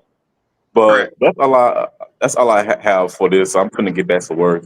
I don't want to. Okay. Yeah, thank you, Jonathan, for that. But change is coming because they gotta mess around and find out what they're this is why, and I'm not gonna get into it on this show, but this is why with Bro Clark be crashing out and taking us back to the Black Panther moments and all that great stuff. It's a lot that's involved in this. You cannot erase history when it comes to the Black queens of the WNBA and just diversity, period. And so we see a lot of different things, and to the point where everybody at some type of point, whether they want to or not, whatever race you are going to have to come together. So they did it before, even though they didn't agree 100%. That's what we're going to have happen to make some stuff happen. But Well, a quick thing, and let me let if Emma said Tiffy, let me let Tiffy get the floor because Tiffy been holding it down. She been waiting patiently. So we're gonna let Tiffy get the floor, and then we will touch back on that stuff once we get finished with the dream, because I am in Atlanta Dream mode. Not they may win, they have win, they done win, we might, none of that. We will win tomorrow.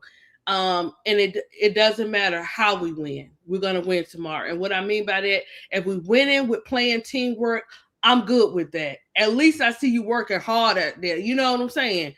And doing the best you can do to get the win.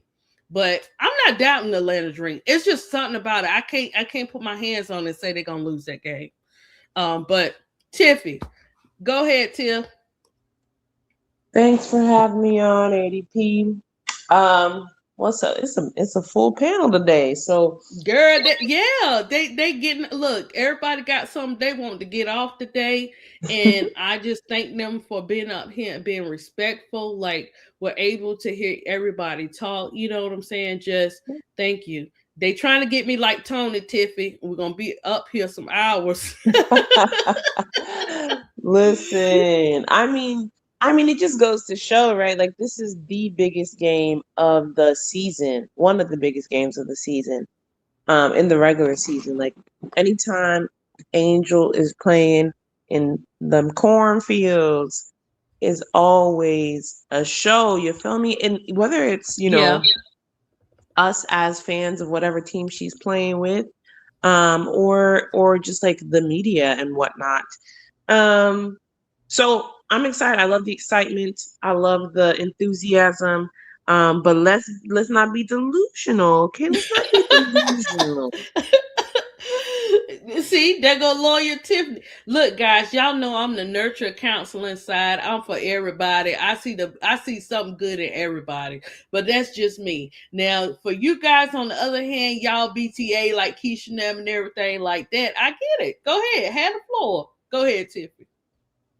Look, I Uh oh. think that, you know, everything going on in the media right now, that the refs, I feel like everything is a setup, right? I do think that Atlanta Dream will win if two things have to happen, right? I need Ryan, no, three things. I need Ryan Howard to stay locked in, right? We saw last game how Angel had to like overcome those three fouls. And Nas too. Nas overcame those three fouls in the first quarter, which was crazy. Um, Tiffy, before you go further with that, Tiffy, out of all the games I've ever watched from the NBA to WNBA, I've never seen nothing like that. That's Never. ridiculous. Before Never. the half. Go, right, right before. And look, No, no. all How the about the first but quarter? look, She no, Oh but she had my wait, she had god. wait, three fouls in MSF. the first quarter. But no, look, out of all the arenas she's played in from all the time she's been in the W, I have not seen that nothing like that. And I was shocked to see it in this particular one against the Sun because we normally see it against the temperature team. So I was totally shocked. But go ahead, Tiff. That's what I'm saying. Like, I feel Oh, I like got to it take was this all a down. setup because they were getting us ready, right? Think about it. They were getting us ready. Well, you know what? What the enemy tried to destroy them with, is going to be for their benefit because they Mm-hmm. were trying to Mm-hmm. get them ready and be like, oh, because imagine if the fouls were called that way in the Fever game. Everybody would be like, okay, this is ridiculous. But since it happened the game before in the Connecticut Sun, now they can just say, oh, the officiating is more tough, blah, blah, blah. And they'll be able to cover it up. This is a setup. But what they didn't expect was they did not expect the Atlanta Dream to win that game. They didn't expect Oh, it. no, no, they didn't expect them to win it, and this is not the first time, Tiffy. This is just about every game that they play. Like, but this was the worst one, Tiffy. But go ahead, girl. The worst. They did listen. Ha, the way that ESPN, because I pay attention to all this media and stuff. The way that ESPN and whatnot was marketing, the win, Ryan and Alicia Gray, 62 points, blah blah blah. Usually, whenever that happens, right, and they anticipate a win, they'll have whatever historic stat that is, right. They'll be saying like, "Oh, this is the number." Whatever time that they've scored 30 points or 26 points, and this many assists in a game before. But they didn't have any of those stats ready because they fully expected to put this game on Ryan and Alicia Gray and not have them pull through. So it felt very like last minute, let's just put these stats up. And I'm looking at it like these were MVP level, definitely all-star solidifiers, but MVP level performances. And y'all don't have no stats, but y'all making up stupid stats whenever, what did they say the other time? 3 points made and all this other stuff, all these fake stats that they created in 2024. so that they could give old girl the rookie of the year. But when we see a all-star performance from Ryan and Alicia Gray to pull out this egregious win, it's crickets. That tells me that the media was in on this Hmm. from rip. Hmm. So I'm like, all right, bet, cool. We seeing that even the whole like I don't know the whole player of the month thing and whatnot. Like it feels very like the WNBA is on their back foot for it, which doesn't make sense because didn't Kathy say that she paid like what was it 16 million or something like that to Deloitte to do marketing? Where's the marketing? Where's the marketing? Y'all Oh, got Right, this believe that big and let shit. me city. and Tiffany, let me say this, guys. I have to point this out. And chat. I don't look. You can come for me if you want to. Panel, you can come for me if you want to. I'm just gonna pray about it and keep it moving. But I'm gonna keep it real. And yes, I am a Kennedy Carter fan. A lot of people were against, her saying whatever she said, fine, because we all disagree and agree, and we all, have a different understanding. Everybody's right in their opinion. What I am gonna say is, and yes, I know, count to 10, breathe, Kennedy, I know all that stuff. I'm fully aware. But I'm gonna say this. Sometimes it's not what you say, it's the person that's saying it. Because a lot of us have been saying this exact same thing she has brought to light. And she was not lying, guys. She was telling the truth.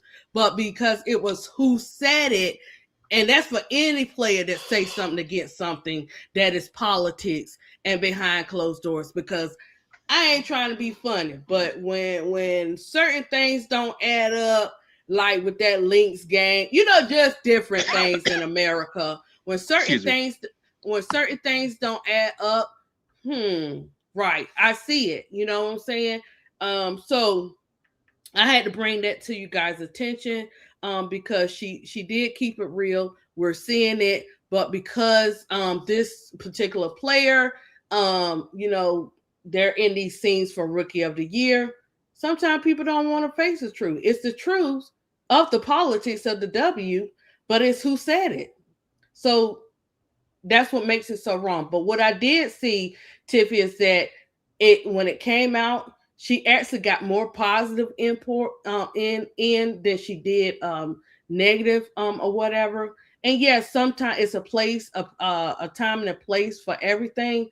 But keeping it real, sometimes it has to be said, because we keep falling into these different types of cycle with different players. But go ahead, Tiff. Go ahead and finish up. My bad.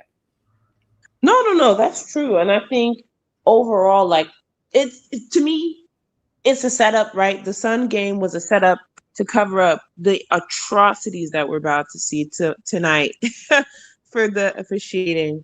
But I still Oh think yeah, yeah. Go ahead, Tiff. Sorry. no. I still think that I agree with you. I'm saying we got to be realistic though, because we know Ryan, Ryan, and it's not even But Ryan. no, even with that, Tiffy, though, you know what though that we got, that I know it get down to the bottom of the barrel, but we wind up having we know how to figure it out if Rah or Leash, what I'm saying, are not playing their usual game. I did notice that too. But go ahead, girl. Yeah, I mean, it's not even her. My biggest concern Yeah, is yeah. is Carl Semesco, and we all know. Tiffy, he did. Tiffy, though, he was talking really. He did a lot of. Oh, okay. Go ahead, Tiff. I'm sorry. Go ahead. Tiff, you would Listen, have loved. You got to listen to the press of Tiff. You would be proud of him, Clark Clint. You'd be proud. But go ahead. you know, I'm sure I would give him maybe one more game, but Oh my gosh.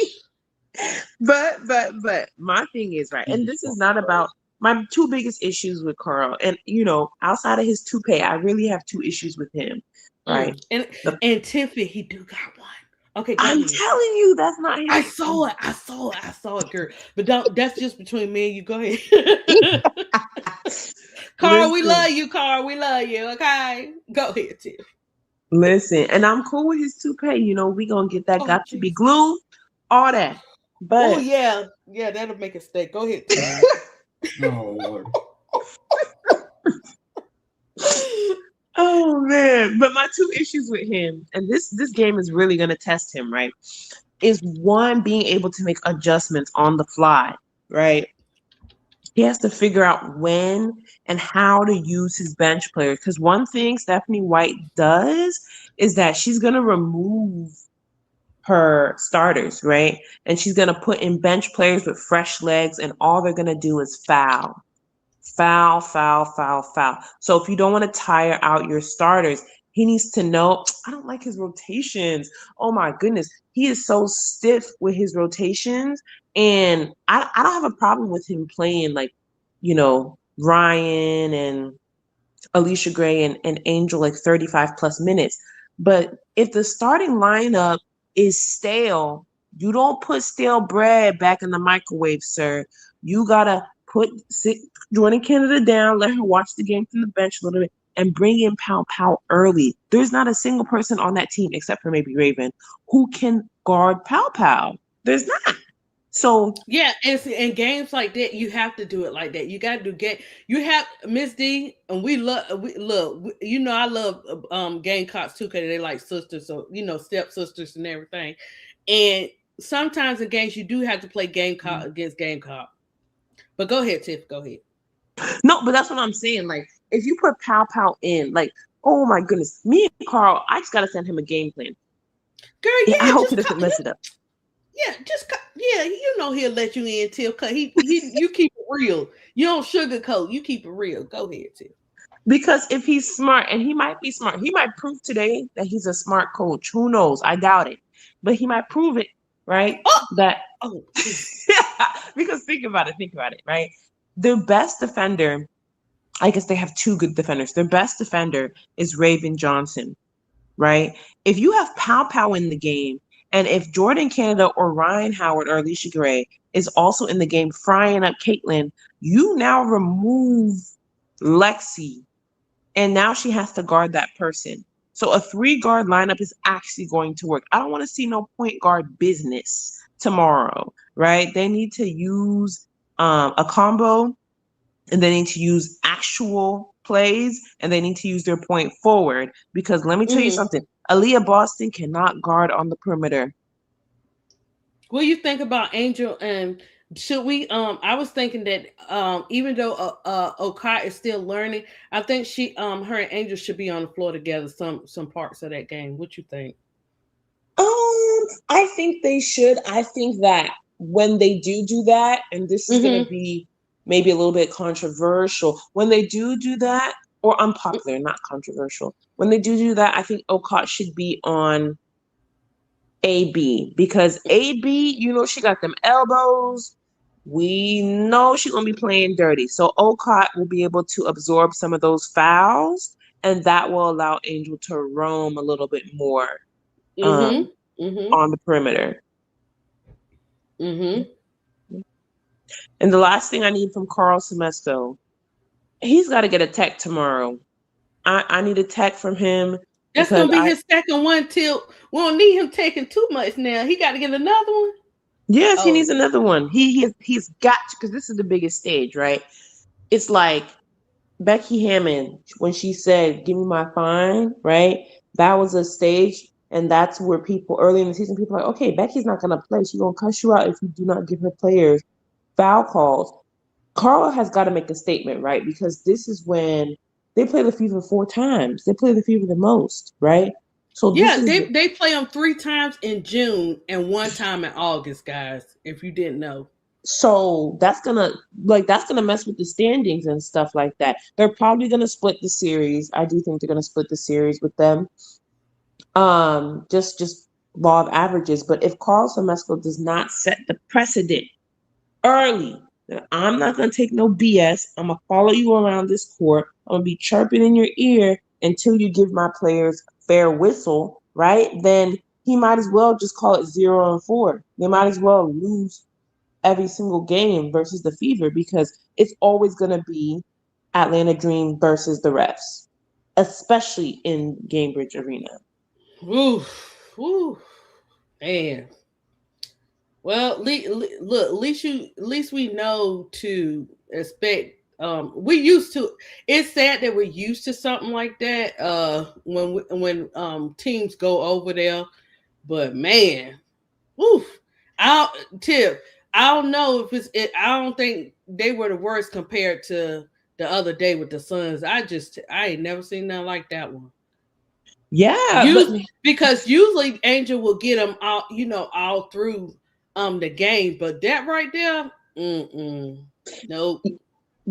and the reason why they did that is because, allegedly AB is injured, right? So she's not going to be at 100% for the game. Girl, she gonna play the whole game tomorrow. But go ahead, Tiff. I'm That's why sorry, I said America. allegedly, because Allegedly, she may play the whole game tomorrow, America. they be saying, "Oh, she's injured," but when it's real competition, she want to get out of bed and put on the ice pack. I don't want to hear it, but so, you know, because I was The like, ice I pack. ain't never seen BG get a whistle like that. Never, never. Hmm. But that just tells you that Monique Billings and AB and Caitlin, they're gonna get all these touch fouls. They're gonna get all of this leeway to beat them up down low. So, you know, I just think that the good thing is that there's nobody on the Indiana Fever who is as talented as Anissa Morrow. So we have a shot to win. Hmm. Okay. Um. So do you see the Dream winning tomorrow? Because you know me, we gonna win. But do you see in your lawyer Tiffany? Do you see in And your if they're going to case? win tomorrow, you should see them more than splitting, Tifco. Think about that before you answer ADP. I think that they're gonna win tomorrow. I think that they're gonna split, and the reason why I think they're gonna split the series is, unfortunately, the way it's been playing out right now, whenever the Atlanta Dream plays a favorable team in the Mm, standings at call it, home, clock it. the refs all of a sudden forget it's a home game and they Mm, start reffing like they're Clock in the it, Tiff. other team's arena. Mm-hmm. mm. So unfortunately, I think Atlanta has a better shot of beating the Fever in the Fever's arena because the rest that they get hate everybody on the Dream. Well, let's hope things change because I don't know if y'all heard, but when USA ran the promotion, they said they said an Angel Reese and the Atlanta Dream versus Caitlin Clark and the Indiana Fever. So I don't know if that means anything, but they gave Angel first billing. So let's see what happens tomorrow. See, I'm open minded, right? Just like how a lot of y'all say they think the Dream will win or they hope the Dream will win. I'm open minded as far as what's going to happen tomorrow. I don't know what's going to happen. It could be a shit show or it could be fair. We'll see. If they win, I won't be surprised. If they lose, maybe I'll be surprised if they lose because hopefully, no, they fought through a lot of adversity this year, and whatever adversity I have tomorrow, I would like to hope that they can win, especially if their their 3 to 5 best players show up. I mean, Nas is always a question mark. Jordan Canada can be a question mark, but she should be able to cook CC. I think Angel's going to be ready unless she's too pumped up. And Ryan is, kind of iffy, and Alicia can be iffy, but hopefully the lights won't be too bright tomorrow. Okay, we're Yeah, gonna let after Tiffany respond, we're gonna let Brooke get in here and say something, but about what he think about the game too. Oh, go ahead, Tiff. yeah, I'm gonna land the plane right here. I think the only thing that worries me is Carl, really and truly, because and same thing like with Tyler Marsh from last year. Man, oh Marshmallow, we don't miss you. But with Tyler Marsh with last year, he was surprised at how much vitriol, how much energy, negative energy is in the arena with a team, an Angel Reese team that's playing versus Caitlin, right? So that's why He he didn't have her back. no, it's not even just about having her back. Like he was just shocked because you enter into that arena and it feels like game 7, right? Um, Even if it's the first time meeting for the season. But game 7 and it's like rivals, like a real rivalry. Like the fans hate everybody on the other side of the team. So I feel like Carl needs to be ready mentally because, as they say for those games, I've never gone to one of those games because I like my freedom. I like not being in fights, right? At the arena. And it's Ooh. just too many people and it's too hot and it's too much energy. But they say that you can't even really hear because it's so loud in there. So, when fans are breaking the sound barrier, when it's a lot of negativity, when it's a lot of vitriol, right? Does Carl Semesco keep his composure? That's what I want to see. Does he keep his head in the game? That's what I want to see. And does he go after the refs? That's what I'm looking for tomorrow. But he Where, did get knocked out last year playing them, so hopefully he's already prepared and had seen all this stuff because of the playoffs last year. We forget nah, that, but it's they got knocked different. out. It's different. They don't like the Atlanta Dream, but Fever fans hate Angel Reese more. Like it's a different level of hate. Well, hopefully there'll be more Fever fans and Clark fans in the audience because there hasn't been as many Clark fans in the audience as there have been in the past at Gainesbridge Arena. So we'll see what happens tomorrow. Hopefully it won't be as crazy and as bad, and maybe they're purging some of these people. I don't know. Yeah, we'll see, but we know how it go with the Clarkies, man. They show up. They're Angel's second fan base, right? They love to they be on her stuff faster than some of us be. So we'll see for sure.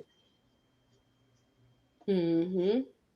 Okay, now Brooke, I want to know what you think about the game tomorrow and what do the Dream need to do, and from both sides. And if you feel like you want to speak on what the Fever need to do, you can do that as well.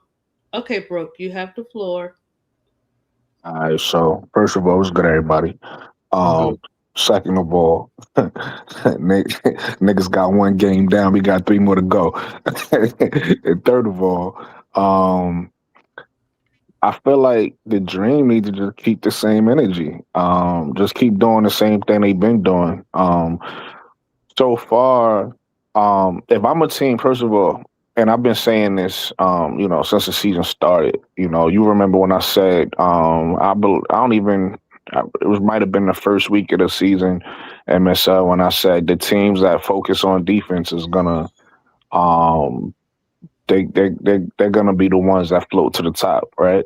Yeah, I If you, remember. if you pay attention, to the Dream, their defense pretty much been intact from day one, right? They might have had some games where they let the defense slip a little bit, or whatever the case may be. But for the most part, the defense has been intact. It's been the offense that they've been trying to figure out, right? And it's because it's new personnel. Even though a lot of the same players came back, you still got to fit everybody in. So you got to figure out who should get the ball, when they should get the ball, where they should get the ball. Like I said, this is a read and react offense. So it's not like everybody come down and you got this set spot and you stand here. And we call it, like, it's not like that. So because it's not like that, everybody got to figure out the spacing for each other, right? The best offenses have space on the floor. So when you have a read and react offense, you trying to figure out where everybody should be. When I come down, when we do this, how do I get Angel the ball? When do I attack? Right? When do I look for my shooters? They still trying to, and then how do I do all of that on the fly and not look telegraphed? Right? They trying to figure all of that out. But it looks like, um, they slowly figuring it out. Every game they look a little bit better on the offensive end, I right? would agree with that. So where they at today, I don't think they firing on all cylinders offensively, but at the same time, I like the direction they going in. So I just think they need to continue doing what they've been doing. As far as will they win or lose tomorrow, I said this already too. This is a league where it's more Sorry. you good, you good. This is a league where it's more parity in the league, right? A lot of teams is really good. So even though I feel like Atlanta Dream is the better team and they should win, right? It's possible that Fever's a really good offensive team, right? They not a great defensive team, but offensively when they hitting on all cylinders, they really scary. And in fact, I said this during the Fever Mystics game Mm-hmm. when Clark and when Kelsey Mitchell got it going together, oh, they scary. Them two together just letting that ball fly. that's and then if you have Aaliyah Boston in the mix and they got their offense going, the Fever's a scary offensive team. I mean, defensively they not that great. Defensively they need to play a little bit better as a from a team defense aspect and also from an individual point, right?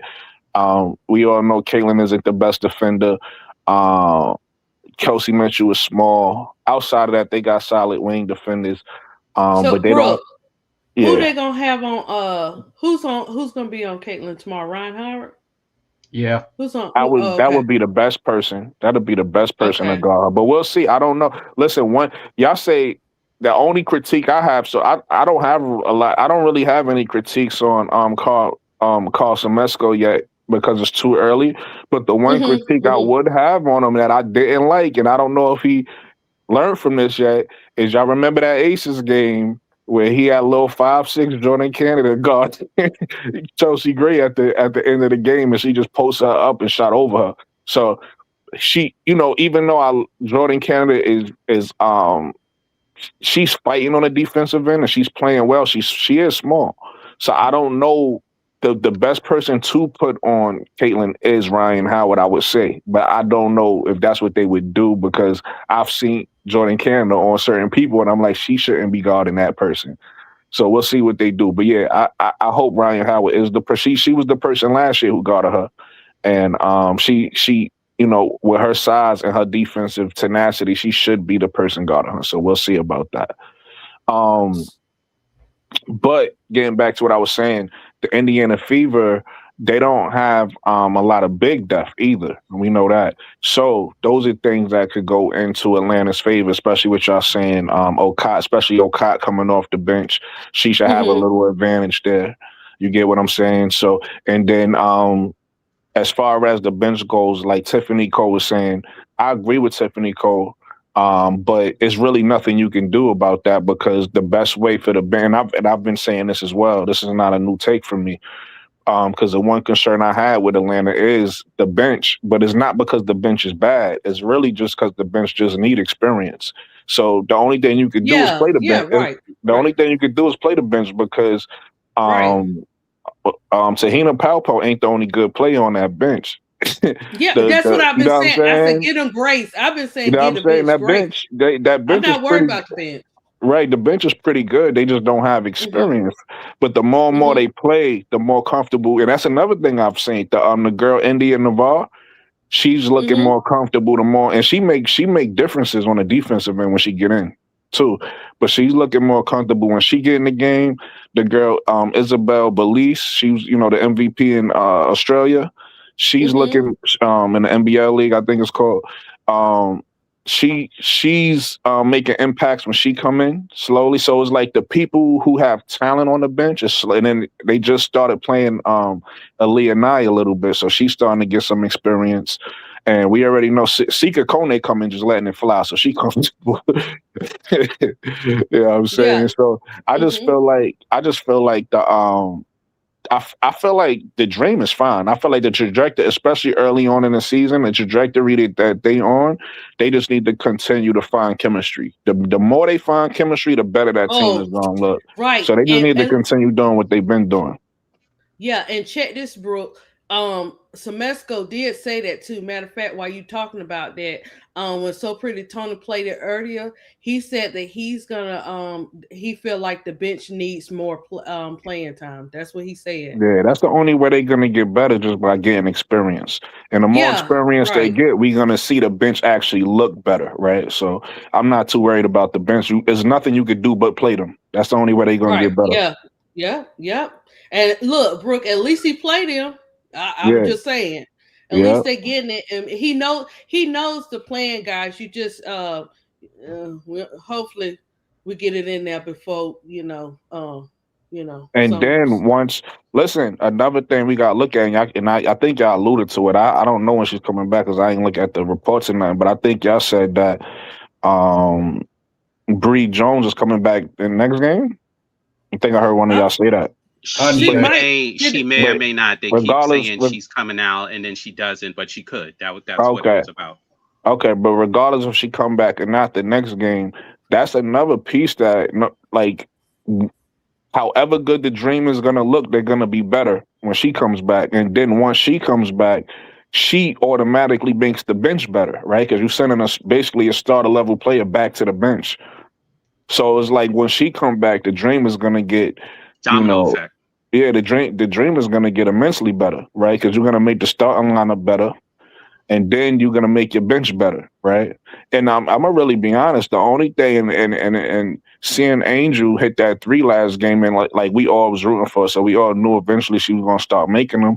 That's Mm-hmm. inspiring because that's what's gonna need. That's what's gonna have to happen, right? She don't have to as a big, you don't have to make a lot of threes per game, but you got to Right, Keep them make a right, honest. couple of them. Keep them You got to honest. right. you That's got to the be able to make yeah. a couple of them just to keep the defense honest. You get what I'm Mm-hmm. saying? Because Mm-hmm. Angel, most of her shots is going to come in the paint, but it's going to be times where she's going to be in that corner three to space the floor. The same thing with Bree Jones. A lot of Bree Jones shots going to come in the paint, but sometimes she's going to be behind that three and she got to let it fly. Same thing with Nas Hellman, right? So it's like Angel making that shot is just showing the growth and how good this team is going to look when they are firing on all cylinders. And So and again, going back to my original point, I feel like they just need to keep doing the same thing they've been doing. and if I can Mm-hmm. add Brooklyn real quick, also if she have the confidence from the 3 pointer on the ball handle when she's going downhill, it can also give her more confidence for the stop and pop. If you can hit it from three, then you can do a stop and pop from the midi. Now that's a fact. That's a little bit more advanced. So I would feel But like, she's and then already done it. let's She keep just it. doesn't do it as often as No, she no, no. should. Listen, why I said I'm an Angel fan just like you, so I seen it. I was about to bring up when she did it, when she did the little She did it on in and out. Dallas and she She did did the it little on she Minnesota. did the little in and out and then pulled up. So she can do it. But what you baby steps, right? Like right now she need to consistently make the open shot and then we'll start worrying about the dribble pull ups and all that later. But she does stuff like that when she feels it. I mean, besides the fact that they changed the trajectory on her shot or they changed her release. So it was going to take longer to do it because they changed the release. But also, if you know with her, which you guys all know if you watch her, she'll pull up on the three when she feels it. But in this offense, she has to shoot it when she's open. Big difference, right? So, and that's one of the reasons why her release wasn't as good. But if she's feeling it, and she has somebody in front of her, she may pull up. That was the only thing I was trying to say, which is different than running a set play and then pulling up when you have to. That's all. Also, real quick, that shot that she made, what you're saying, MSL is correct. That shot that she made, that was the only 3 pointer I've seen her make so far in Atlanta where she called for the ball. That's important. So she was Also, she ready. was feeling it. She wanted it. Okay. She was ready mentally to take that shot too. The other times, Right, it's a Tiffy. second or Right. third thought. Oh, I'm open. Oh, Mm-hmm. nobody else is open. Maybe I should shoot. Mm-hmm. Good point. Almost like she said, damn, I got to make one of these. Let me just go make one of these. Oh no, that B more came out. That B more came out. She said, "I'm getting ready to let them know. I'm a little tired. 3,000 in the first quarter. Okay, they know I turn up. They should know by now I turn up in this fourth quarter. So let them know." But even though she did that before the fourth, but um, Yeah, but I no, wasn't she saying actually did it in Brooklyn. the fourth. She did it in the fourth, I think. Did she do that in the fourth? No, that was the end of the third quarter with Third. Okay. Okay. like a minute and 15 in the third quarter to go. Okay. But yeah. Brooke, would you finish making your point? Did you Right have after they some? switched out Okai, because that's when Okai got a Yeah, fifth yeah. foul. I landed my plane. Okay. And then Tiffy. Okay. So Tiffy, you let me tell you why Tiffy, ADP from the eye test about that bench. He's gonna have to play that bench, Tiffy. You know why? Because we never know what could happen. So it's best that he go ahead and play them so we can see, so we don't crash out too much. Okay, Tiff? What you think? I know you say you want to see Pow Pow and Okot, but he has to play that bench because, like I said, we just never know. Yeah, I And he got good players. They trying to fit into this system and all this kind of stuff. And I was saying, Tiffy, not everybody learn at the same time, and some players it take them a minute to get used to system, Tiffy. But I know Lawyer Tiffany, she New York style. So go ahead, Tiffy. yeah, I mean, that's why I don't like Carl for real because Oh, honestly, we was making as Tiffy, we was making Carl Clint. It's okay. Tiffy He's gonna making. I I know. explain. Go ahead, Tiff. I know he's making. I'm trying to be light on him. That's why I was like, listen, he You just gonna needs to you gonna not. say something nice about Smesco, Tiffy? She No, done what is took it? a game from him. I said give him 3 games Right, she giving him MSL. 9 games, right? She giving him 2. No, one more. She done shortchanged him 2 more games. And if he act up tomorrow, oh snap, we in trouble on the panel because I Carl Clint, I don't know what to say, but Tiff gonna get you. I'm still confident ADP, and I hope I don't have to like eat my words, but I'm confident that he'll do what he needs to do. But I do agree he's got to show that he can coach against the Stephanie Whites, the Becky Hammonds, the Cheryl Reeves, because those are the people that you're going to have to win. If you want to win a championship, those are the people you got to beat. Yeah. Well, that's Mm-hmm. my thing about it too. Like in blowout games, his rotations are just, and granted, we've only had like 1.5 blowout games, but his rotations are just so dumb.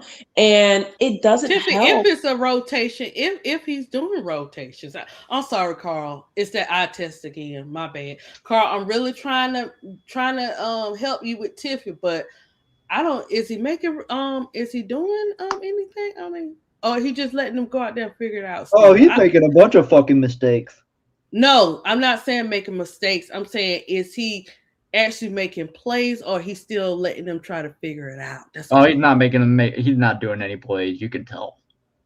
Okay, that's that. Jacob, I didn't want to say it out loud because Tiffany gonna get him, but I was just asking a question.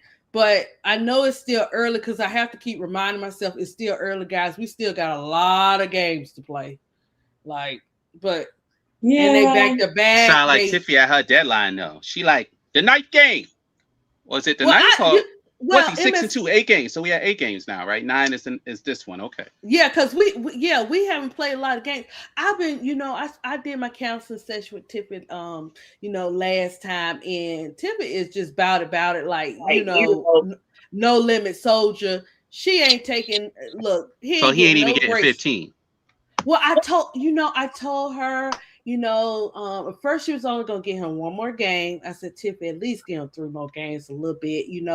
And tonight she just announced America that she's not giving Carl any more games. Okay, she might give Carl one, and if today when they start playing that game MSL and Tiffy is not holding nothing back. She gonna go Godfather style in the chat. So So y'all can just I ask hope. a question? Go ahead, bro. You want to I'm answer? You just said I'm just okay. curious because I just I'm hearing what you're saying about Tiffy, and I'm hearing what Jacob is saying. I'm curious to know what is he doing so terribly, and what changes does he need to make? I'm just curious. Oh, they saying about they talking about how he don't like he's not setting any plays. He actually letting them play it out, bro. But I'll ADP. let them speak Yeah, speak yeah, for yeah. I want to themselves. hear from. I want to hear from Oh, him. I want to dang, hear bro, from him. hold on, Respectfully, bro. respectfully. Okay, No, okay, and the because reason why I'm asking, hold on, no, I just want to be clear, ADP, is not that I don't want to hear it from you, but I mean, unless you feel the way they do, you haven't said anything. But both of them has been vocal about how terrible a job he's been doing. So I'm just kind of curious to know, like, what they think, oh, because oh, okay. they haven't said anything. They just said he's doing bad, but they ain't really say nothing that he's doing. So I'm Oh, just curious. she broke it down last time, but Tiffy, can you break it down? You and Jacob break it Yeah, yeah, down. both What of y'all. I want to hear Jacob too. Mm-hmm. yeah, And I mean, I'm gonna just stay on my queen throne while Brooklyn here, y'all. But I go have ahead. to tread light. I was thinking about treading light because I Translation: know. I won't be involved in this with him. Nah, try heavy. Try heavy. No, I'm not going to, but I was gonna tread lightly because I know Carl Semescos Canes was on the panel today, and I said, y'all, everybody Who's can that? Is be. that me? Yeah, you're not the only Kane. Carl Semescos. Emerson is a Kane too for What's Carl that? What's that? Semescos What's that? You said a cane? Kane. A king like King? Like I'm confused. Like, That ain't what she said. no, that's what I'm But trying to figure it out. I'm trying. What is it? He said king like Oh, Kain. Kane. Like I don't know. I'm confused. no. Oh man. Like this is me. When they say, is that your king? Is that your king? And y'all, that's y'all's king, which is okay. It's When you say okay. cane, you mean like a Cane like a person like crutch. yeah, I'm about to say like something somebody walk with, like with a No, cane. like let me spell it out. Kang. Well, that's what he King. that's what Oh, he so asked you. king. Oh, so king with Like an Kang A. the Conqueror. A king. That's is that your king? I get you. All right, now I got you. Okay. Now I got you. Good. I was lost. Kang, street style. Kang. Yes. Um. All right, cool. I'm So listening. y'all, in the words of Stephanie White, y'all ride for Carl, or whatever the hell she I was saying. ride for the dream, but yeah. I'm listening. That's true. That's true. wait a minute, Brooke. Okay, go ahead, Tiff. Go ahead. Wait, Tiffy, I'm a Kang too, Tiffy? No, No, Oh, okay, Yeah, just she want who's to the already. king? just that's want Nah, to because you know. Okay. specified. So clearly who's the that just kings said. on the I'm panel? just I want to saying. know. Tiff, look, guys, Oh, hold up. ADP. Oh, ADP. It must be ADP. Hold up, MSL and Brooke. Queen Tiff is speaking, so go ahead. We No. go ahead. I'm not trying to interrupt Queen Tiff. I'm trying to understand her. So she said the Yeah, she kings get are ready. on the. She said the Yeah, she, kings are on the panel. So I'm clearly one. So I was wanting to know who's the other one. It ain't Jacob. We know she that. said Jacob. Then you say who you say Tiffy? No. Jacob is a Natalie Nakase king. Oh People yeah, got I forgot. Oh yeah. Yeah, I want to Okay, know who the Semesco kings are. you I'm and one. MSL. Oh, MSL. Okay. Emerson's a part time. That's what Emerson I keep it asked. real. I didn't know I was, but I okay. didn't know I No, was Emerson, you either. keep That's it why I real. was You keep it asking. real. But y'all, Yeah. y'all the ones who, if Carl Semesco, if there's one person that's gonna stand up for Carl Semesco, it's gonna ADP. Sometimes she be helping out with him Okay, so too. ADP with us. Okay, But cool. I It's all think, three of us. but I think Tiffy. But to be quite honest, Tiffy, Wait. I think you. If this is like if this is like a counseling session, and where the doctors are the counselors, I think you kind of go after Carl. With like no like some religious word I'm looking for, like with no like Mercy. love, whereas we just try to steer you back to the middle. That's all. No, Yeah, and because I I appreciate that. defended him on last But you show, and you I've been know saying one thing he's about my king Tiffany and now. Cole, she gonna speak. She gonna let me tell you guys something. One thing about Tiffany Cole though, she gonna No, she speak her got the piece. fire and brimstone, but Oh sometimes it's not always yes. fire and brimstone. Oh she don't care nothing about that. She gonna still. That's what I'm saying. Like Like for she me, ready to throw I hot feel coals on Semesco, and he just may need cold water. Yeah, she don't play. That's how Tiffany yeah. always been like I'm that. not. She That's don't what I'm saying. play. Like I'm But the she ready kind to of give him third-degree burns with the hot coals or the lava. She, But he only needed yes. just some MSL. cold water for now. What you see from Tiff, that's Tiff. She 10 toes down. She's like that. She was like that with Chicago, and she like that with Atlanta. That's Tiff. That's You kind know, of women we need, right? hey, we look. It's different kinds of queens, and we love it, right? Different kinds of kings, and we love it.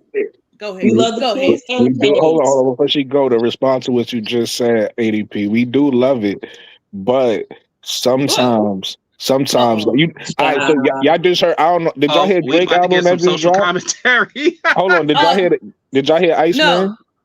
We don't. Y'all We ain't hear. don't listen. Uh, Y'all Brooke, don't I listen to have rap. to. All Brooke, right, did I y'all? have to. Bro, what Let did me this say have to do something. with Brooke, anything? hold on, guys. Guys, this is a this is a Kendrick Lamar area. So no, I did not hear it, and I'm not planning on No, all hearing right. it. So it's the reason I Um, said that but Kendrick but go. Lamar is involved. What the fuck is Oh, going I on? know they were saying If he y'all hold mentioned on, let me finish my statement. Y'all gonna understand. Y'all keep cutting me off. All because right, so did okay, y'all? okay. Don't come The, for Kendrick, but go ahead. Go I'm ahead. not. I'm a Kendrick fan too. Yeah. Oh, The okay. reason why I brought Drake up is because of the Kendrick situation. He had said he went to therapy. And then I was gonna ask y'all, did y'all hear the Jay-Z freestyle? Y'all probably didn't, but he also said that he went to therapy. So the point I was making is everybody who was a Chicago Sky fan, sometimes the trauma that you've been through, you need a little bit of therapy first before you go to your new team because you bring in those traumas to your new team. You Oh, understand what I'm saying? oh, really? It's the PTSD of Chicago Sky. is what I'm saying. And sometimes you gotta let those feelings go because it's over with. Angel in Atlanta now. She not dealing with none of that Chicago Sky stuff no more. But we bringing the same emotions from the Chicago Sky to the Atlanta Dream. Mm. How you feel about that, Tiffy? I feel like Carl's number one king don't want us to put him on the fryer, but this is McDonald's, and we keep the frying grease on. Mm. That's what it is. You know that French fry thing is like 400 degrees, right, or 500 degrees, right? Hey, yeah, yeah, You And know she said, he won't make it out if you put him in there, though, right, Tiffy? and that's all right. We only want the crispy fries. That's No, what keep the people coming back. we gotta try like the burn on the stove first. We can't go full out in the goddamn French fry bin that's the size of a refrigerator. You're gonna kill the man, Tiffy. she But you don't, know Hit Emma him what? there. said she don't care. She don't care. Typically, I told Pressure you that. creates Can we just burn his diamonds. head or his pinky first? Nah, pressure Just to creates teach him a diamonds. lesson? Creates You hear? diamonds. That's why I said I'm gonna watch this game tomorrow. No, he may be a genius in the making. We just have to see. One thing I will say about Carl, I said this earlier. I think he's trying to fly the plane as he's building it, or vice versa. Because when you listen to his press conferences, which ADP was talking about, he sees a lot. He wants to correct a lot. He wants to do a lot, and Mm-hmm. he doesn't take any responsibilities where he ultimately sees you off the plate. Like he's working. Like take Angel, perfect example, right? We know what she did her rookie year. We know what she did her sophomore year. Now he's putting more on her plate this year by learning his offense and saying, okay, I still want you to do the point forward stuff, but you also got to learn our offense and our spacing and what we do. And oh, by the way, I also want you to shoot three point shots as well. So and he's not running from it. He's like, as soon as he heard about that shot, he's like, oh, I got to look at the video and check out her release to see if, because that's the release we want. Basically, he doesn't care about the other 12 or 13, whatever it was, shots, because he already saw he didn't like the release.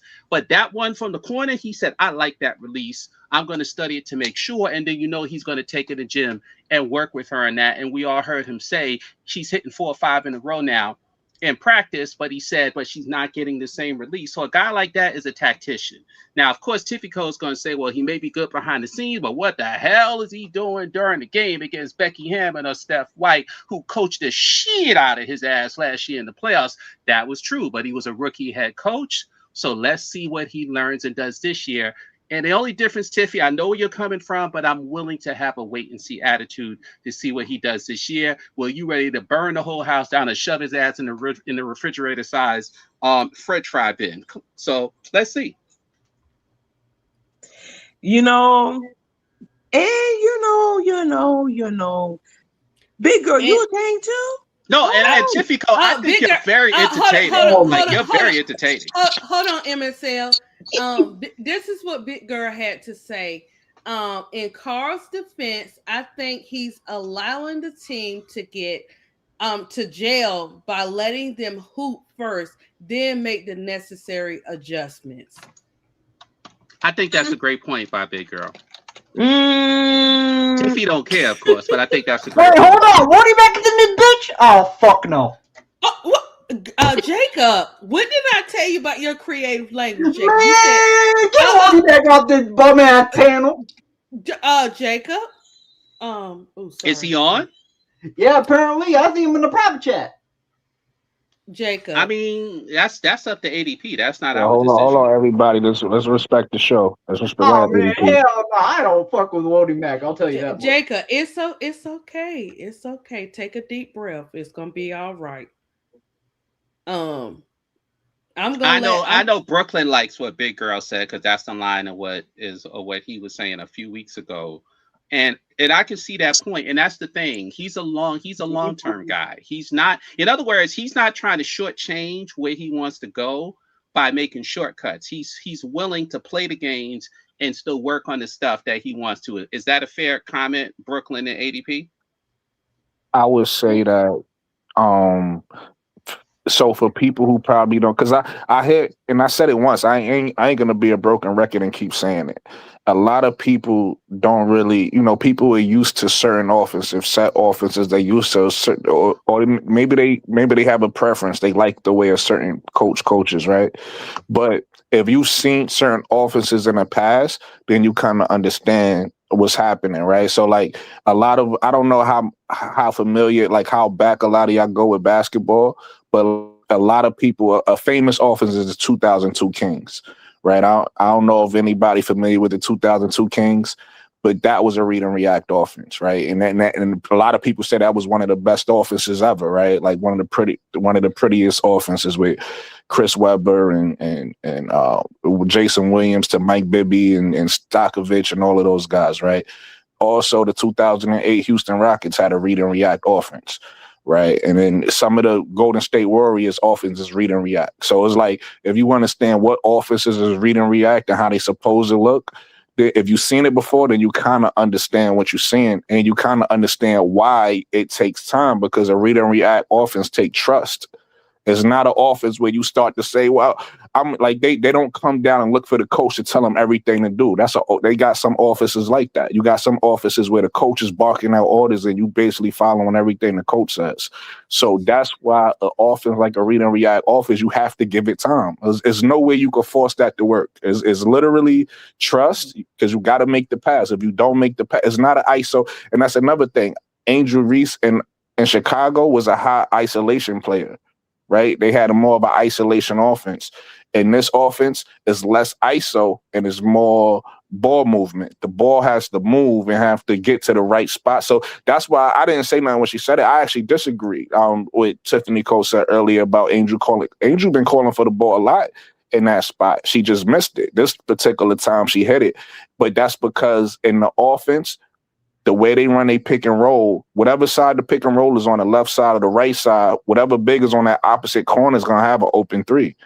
So Angel's been in that position in the past in these games, and she's missed a shot. This time she hit it, and when you hit a shot like that, it takes the weight off your shoulder, because every shot you take, you feel like you're supposed to hit. Sometimes you feel like it feels good coming off the fingertips, but then it's too short, it's too this, it's too that, and that one went in. So of course, she called for it, like Tiffany Cole said, she called for it, she made it, so that feels good now, because it's like, all right, this might be this might be a trend. Another thing she did differently this time than she do a lot of the other times is, and it's kind of what MSL was saying about how Angel try to like sometimes just shoot off the field. Sometimes when the ball swings at her, she hesitate first because she thinking about drive. But she said out her own mouth that her advantage is getting to the basket. That's her advantage. So she always trying to get to her advantage. That's what she said. So every time she catch the ball and she wide open, her mindset ain't let it fly like she did that time. Her mindset is always, can I get to the basket? What they gonna like? She always thinking about it. She hesitate and then she shoot it. You get what I'm saying? That takes you out your Hmm. rhythm sometimes.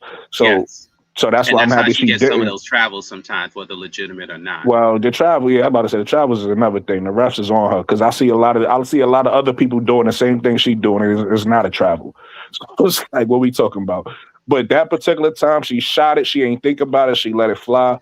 So, but that's how that offense runs. You just got to know you're going to be in certain positions. That offense, basically, like I said before on an earlier podcast, that offense runs based off what the defense is doing. So, if the defense is going to leave this area open when you get the ball, you got to let it fly.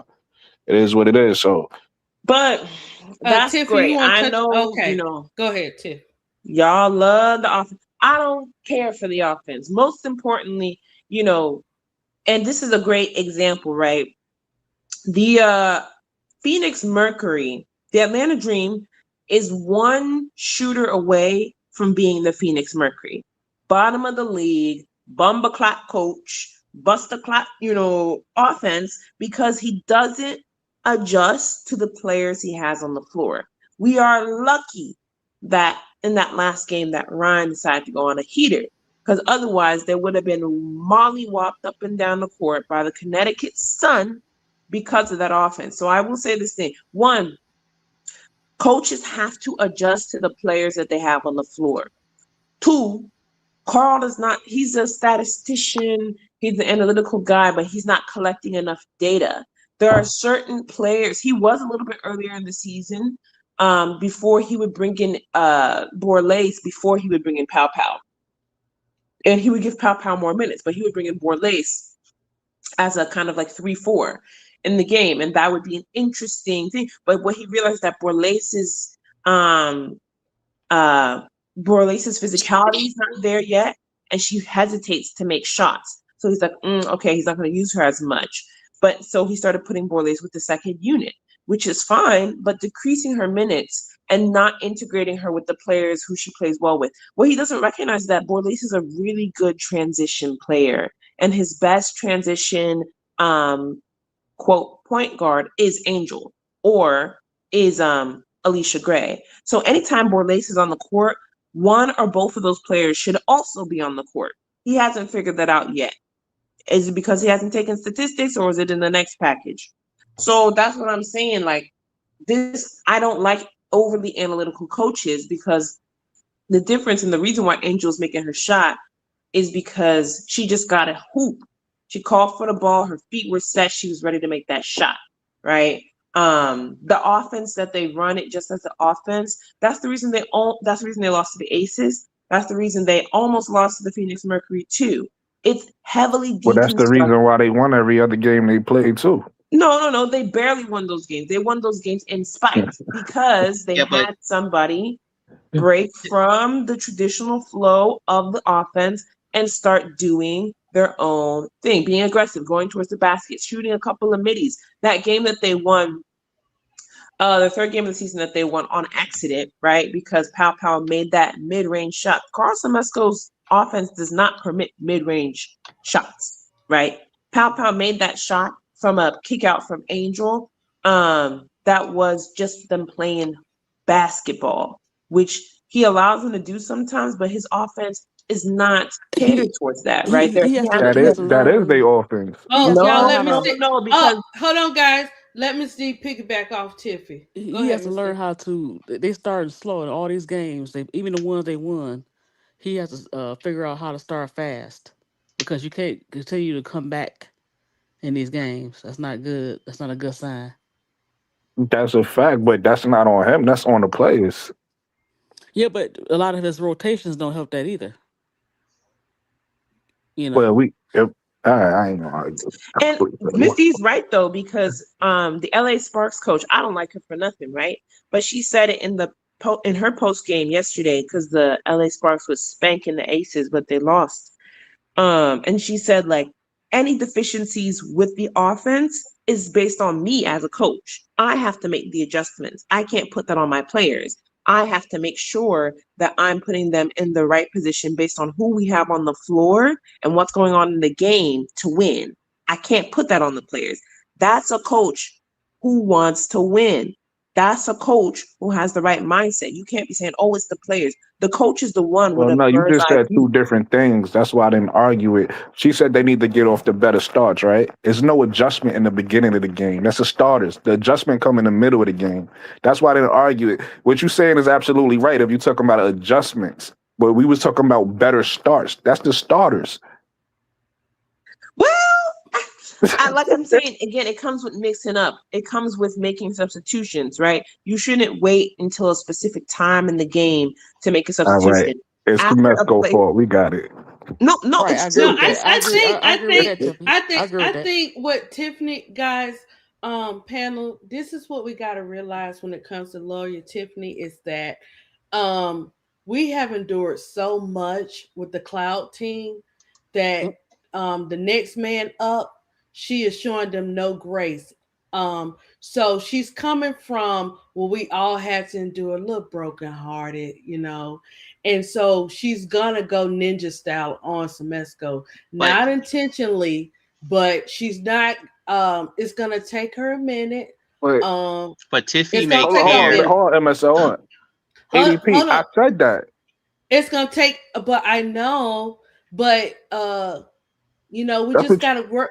We just gotta work with Tiffany's being like that, because you no, know what I'm saying. We need that. We need that. We need that it's ride or fine. die. We You need need that that. hard No, that's nose. fine. That's Yes, fine. I agree. Tiff. Listen, I want y'all to be clear. I agree with some of the things y'all say. So it's not like I'm coming in like, oh, I don't. It's just certain things I'm like that don't make sense, and then that's what I'll be talking about. And I like what I be when I give my opinion, my perspective, is not to discredit everything that you say, right? It's just to No, say, she hey, didn't take it like that. no, She no, I'm she not didn't. saying she did it. Oh, She didn't. I'm just okay. explaining so it's understood, right? If I communicate very well. Like I'm not the type of person that's gonna say something and not communicate where you don't understand. So that's really what I'm doing. So it's like I understand where Tiffany Co is coming from. Some of the things she say. And that's why when she say something I agree with, I say I agree with that. I say that as well. Just that people only remember when I disagree. But it's like I know that when it comes to this offense, when you have again, I don't want to sound like a broken record, but when you have an offense that's read and react, that's really the coach has to let the players figure it out. The coach can't overcoach that because if you overcoach that, you're gonna have a bunch of players on the floor that's scared to make decisions, and that's not what you want. You want players that could figure it out on a fly, right? And figure out, okay, this is okay. We made them, and that's why I said if you pay attention to what the Atlanta Dream has been doing game by game, they have been learning on the fly. It's been And getting getting better. slowly better You get game by it's game. getting better, right? It's only but so much Carl could do in that situation. So when we say, "Oh, it's Carl fault and he needs to do," that's why I even asked, which really wasn't answered. That's why I even asked a couple minutes ago. I asked Jacob because Jacob was like, "Oh, he's making all these bad decisions." I said, "Well, what?" Jacob never said nothing, right? And then I No, Oh, asked let him. Tiffany Cole, and she really ain't say But nothing either. I'm but if I curious could, with a but it, team that's winning this much, how he's making so many bad decisions. Because if he's making this many bad decisions and they winning like this, I can only imagine what all these other coaches are doing that's losing. but if I can address something that he Oh, said, hold which on, MSL. Let Jacob follow back. Did you want to say something to what Brooklyn just said, Jacob? am I or anybody talking right now? Because MSL gonna go after you, but did you want to? Because Brooklyn say you didn't answer. So can you explain to Brooke why you said that about Carl Clint Semesco?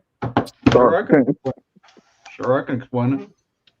Um, just sometimes I think the way that he has I feel like he focuses way too much on analytics instead of actually trying to coach. And what we've seen before in the past with analytic coaches usually doesn't work. And I feel like he lets Ryan Howard and Alicia Gray shoot too many threes even when they're off. That's why I think he's not doing very well, but that's not a good example, so I'm just going to be quiet. So, I mean, you entitled to say. I mean, you entitled to say how you feel. There's no right or wrong answer. He was just saying that he had asked you earlier, and he didn't get a response to it. So that's all. And if that's all you got to say tonight, Jacob, that's all you got to say. It's all right, nephew. Okay. Now, MSL, you could feed. Were you feeding back off of what Brooke said? off of what Tiff said, but it's something Okay. open to all Okay. you guys. But Okay. because it relates to the offense. But if you guys remember, Smesco said that he wants the pace to be faster and quicker, but then he also related it to the bench because he said he would like if they pushed on each rebound up the court. But he said that, but if you don't have a bench that's playing decent minutes, then he says the players get tired, or at least that was his interpretation of why they're not pushing the ball to get those faster. So, because I agree with y'all. If you got somebody as big as Angel pushing the ball on the break, you're going to get a mismatch on the other end 8 out of 10 times. Or if she passes it to someone. So I don't know why they don't do that more often, and that would quote unquote lead to faster starts, especially when you're playing these good defenses where you don't have to account for the good defense in the half court. But he said it wasn't an excuse. He just said it that, hey, but we can do that better when we're playing our bench more. What do you guys think about that? Do you think, okay, he makes a good point, or y'all are like, hell no, you better find a way to play these players? Even though Brooklyn made an excellent point, which I've also said, once you add Bree Jones to this team, it magically changes the rotation overnight. You wouldn't think it would, but he's right. One player will make this team twice as good simply because Nas now goes to the second team where she can dominate. Okat is there, Pow Pow is there, Borlace is there, Navarre is there, and then you mix and match Angel or Rye, with that second unit, and all of a sudden, and then that's how you rest them, right? You have Angel, Leash, or Rye on that second team, and you got a banging ass second team, and there's probably no drop off when you're playing the opposition. But you got to wait till Bree Jones comes back, whenever that To is. your point though, MSL, and I just want to let everybody know this again is because some people might jump the gun when Bree Jones come back, y'all gotta give her grace, right? Like when a player Yeah, it's come gonna back take off, like 5 to 10 yeah, games. exactly. When a player come back off injury, you gotta like get them a chance to get in game shape and everything like that. So yeah, it's gonna make the team better, but it might look, it might not look good for a few games until they all get they, once Bree Jones get her game legs back. Um, yeah, no. I do agree with MSL in the sense that, well, two things. One, um, in the sense that, yeah, like I said before, like one of my biggest issues with Carl is that he does not use his bench players effectively in the rotation. And I don't like the hockey substitutions that he does sometimes, and like he's not putting bench players with the right um starters. Like I said, I don't mind the starters playing 35, 36 minutes. But the Yes, thing about Angel would play very well with Pow Pow and Borlace and maybe Okat. But go ahead. that's what I'm saying. Mhm. And then keep Leash on there. Or maybe, put Borlays down and then do Pow Pow and Okot with Angel, Leash, and Nas. Like that's a good lineup. That he has tried that a few times and has never used it again. Right. So that's why I'm really like, he's an analytical dude, blah blah blah, whatever. Like he's got to be flexible, right? Because he has good players on his bench, and they can contribute, but the way that he does his substitutions with them right now is just not effective. It's not helpful towards getting any data. And I get it. Aaliyah Nye is a little bit newer. She's learning their language, whatever.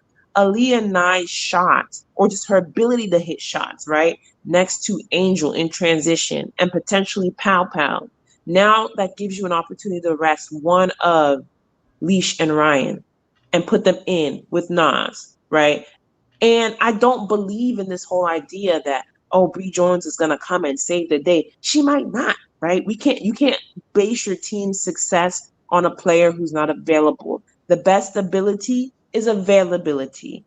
Bree Jones is an all-star. She's gonna do great whenever she comes back. But that could be July, right? And so as a coach, as a team, right, you got to take what's in front of you. Atlanta Dream has enough in front of them to make them contenders with or without Bree Jones, right? So I think that's a crutch that a lot of, Carl's supporters, his kindreds, like to use. Bree Oh, Jones is us gonna Kangs and Kang Dreads. Okay. his people them, right? Okay, counselor. They love to use that as a crutch, but if everybody's using that as a crutch, I'm gonna be the one to say, hey, Carl, you have enough. We're not gonna sit here and wait for Bree Jones to be the savior of the team, because you don't need Bree Jones. You just need to use your bench players effectively and stagger the starters in the rotations, which he will learn. And that's why my biggest thing with him is put down the paper, right? You got the analytics on it, put it down. Focus on the game in front of you, and he has got to get better at in-game adjustments. Because again, like I said, the only difference between um, Carl Semesco and the Atlanta Dream and Nate Tibbetts and the Phoenix Mercury being at the bottom of the league is one good shooter, right? You can't But at least cloud. Tibbetts made the finals last. Come on, He Tiff. made the finals last year and they're at the bottom of the league. You know why? Because it's about chemistry. It's about letting your players playing to their strengths. And everybody in the league has gotten better. So if you're going off of what worked last year, Phoenix Mercury is the number one sign that that's going to get you nowhere but the bottom, right? So you got to be able to make adjustments in game. And like I said earlier, with the parity across the league now, with so much talent being spread, right? You have the Dream, you have the Aces, you have the Dallas Wings, right? You got technically the Indiana Fever, not really. You have the New York Liberty, all of those teams, and of course the Minnesota Lynx, which are on the top, and the Golden State Valkyries. There's about 6, 7 teams that are in the same tier. So if you f around, you're gonna find out that you can Well, lose on any night, and that's why I said the reason Atlanta has been winning, with the exception of the Portland game, is in spite of the offense and because the players know when to, all right, cool, thanks for that, Carl, and just start hooping, right? That's not going to last for long when the teams start to figure out your tendencies. That's not going to last for long when, and I bet you, I could bet my bottom dollar on it. Tomorrow, the Indiana Fever are going to run a zone offense or a box and one. Why? Because the starters don't move that well. They don't cut enough off ball whenever they see a zone. So I can guarantee you that they're going to run a zone offense tomorrow for at least part of the game because that's the easiest way to have a poor defensive team slow down Carl's offense. And we've seen two top teams and three, Dallas did his zone for a period of time too, slow down the Atlanta Dream doing that. So Carl, who are you? Let me know who you are, Carl. Tomorrow, let me know. Quick question, Tiffy. What offense do you think the Atlanta Dream should run? Listen, Atlanta Dream, what they need to do more of, they need more inside out actions. I don't care about a particular offense. He does not utilize a drive and kick. He does not utilize back cuts enough, which is purposeful. They swing the ball, but they're because he just tries to keep the middle open, right? right. They keep it open, but you not having no back cuts, even the basic baseline to baseline cut, you don't have that. Well, he did Sometimes mention back cuts, and he did say they need to move when someone has the ball and cut to the basket. He did but say that, or cut that's to what the I'm middle. saying. But they don't. Like the starters, particularly the guards, don't enough. And that's why I'm saying the So if if he you said that and the guards don't do it, that's his fault. no, I'm saying the guards don't do it enough, but the bench players do. Borlays, Pow Pow, Navarre, even Nye is wonderful at moving off ball, right? Because she's done that her whole entire career. She's wonderful at back cuts, cuts to the basket. She knows how to move without that ball, and when you give it to her, she's ready to shoot. The best cutters that he has that are guards are on the bench, but he doesn't integrate them enough with the other players because he's so stuck on keeping the ball in Jordan Canada or Ryan's hands, and that's a problem. That's a problem. That's a problem. That's So a that's what I'm problem. saying. He's not using his players to their strengths. And the starters, the starting guards, they don't cut enough. They don't. It's stagnant. Stagnant like stale water in the middle of July. There's mosquitoes in there, right? So he's got to figure that out and make But I those think that adjustments. goes back to Big Girl's comment, though, and this is the in my comment about flying the plane while you're building it. I think he wants them to get a level of cohesiveness and chemistry before he starts to lay down some of the other stuff because they have to learn or know how to play off each other. And for whatever reason, right or wrong, he's been able to win what 6 out of 8 games by by doing this. So But and that's to and to his credit, real quick, Tip, and to his credit, as much as we criticize him, he has made adjustments because, to Brooklyn's point, he would have lost those 6 games that he won if he didn't make adjustments, with the exception of the Portland game. So he's made at least 5 out of 8 adjustments because they were losing a lot of these games and they came back and won, like the first Minnesota game, the even the Vegas game, which if you want to say a mistake, he did it small, but in the Vegas game, he should have either had someone bigger on Chelsea Gray or he should have had Navarre on someone like that. Was an oversight. He didn't think it was a big deal. That was an oversight. You can't yeah, that have was horrible. you No, but can't what have I'm somebody saying, 5'11", 5'11" that's built like Mike Tyson shooting over a 5'6" Michael Jackson. Like it's just not gonna work. Like as soon as she caught the ball, I said barbecue chicken. I didn't even have to think about it. I said barbecue chicken, game's over. but real quick, what I will say is, right, that's why I said win or lose. Those are things I want to see from Carl, right? Because like Asia Wilson said, famously last year, winning covers everything, right? So in some instances, without a loss, they don't go back and see, maybe there are things that I should fix here, right? You're going off of the high of, oh, we won the game, it's great. But you're not recognizing that when they go back and watch film, like when Minnesota went back and watched film, they realized, the guards don't move off ball enough.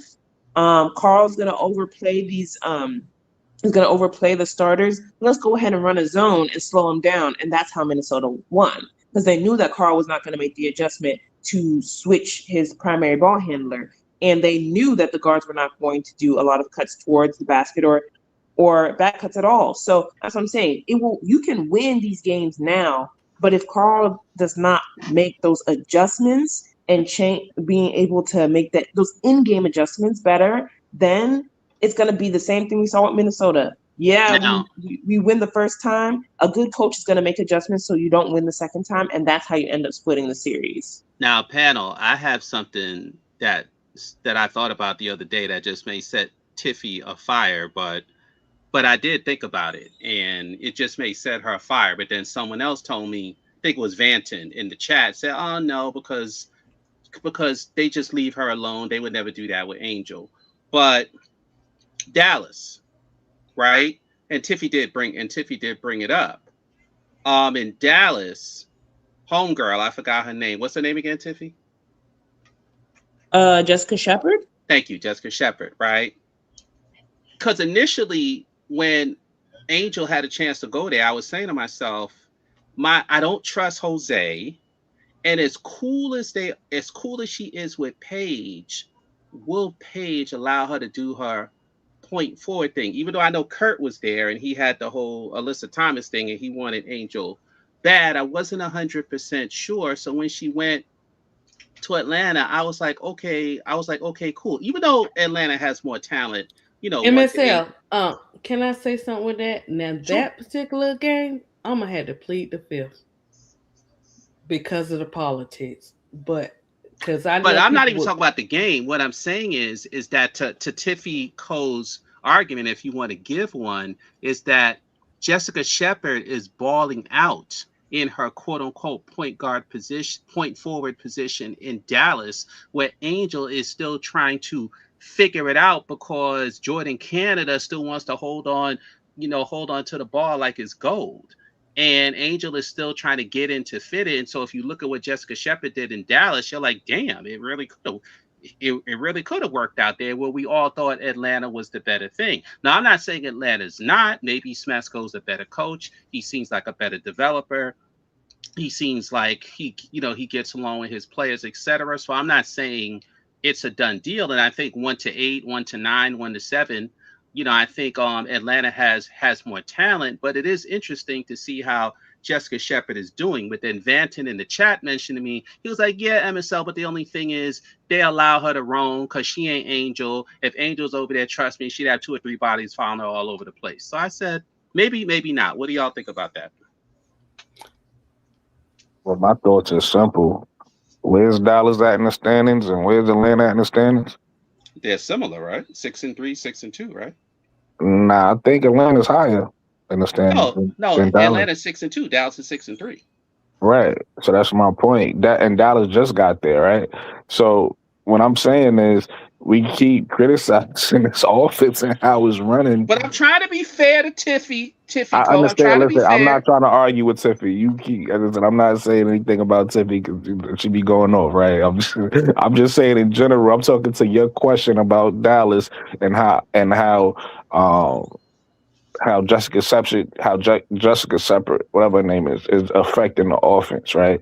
What I'm saying is Angel Reese, what she's doing in the offense for Atlanta is working, right? And it's getting better And game by she's drawing game. attention for the shooters to give them And more open and when shots. I look at both teams, regardless of what the standings is, Atlanta looked better than me. So I'm not really worried. And then also, if you want to take it another layer, I don't like to get up here and make excuses because a lot of people every once in a while I point out the unfair what's happening unfair, but I try to keep it strictly on basketball because I watch a lot Right. not even the people we go on. Like even other people that's talking about the game that do this, everybody want to talk about the drama and all this other stuff instead of keeping it on basketball, right? But if we really be honest, we know Angel was even being targeted. Is Jessica Shepard being targeted, right? Like No. Right? with I Angel, mean, with Angel, we it's see. Hold on, hold mm. on, hold on. Let me make my point. With Angel, No, we bro. see I'm just people. saying. I'm agreeing with you, but go ahead, Cook. Go ahead. What I'm saying is,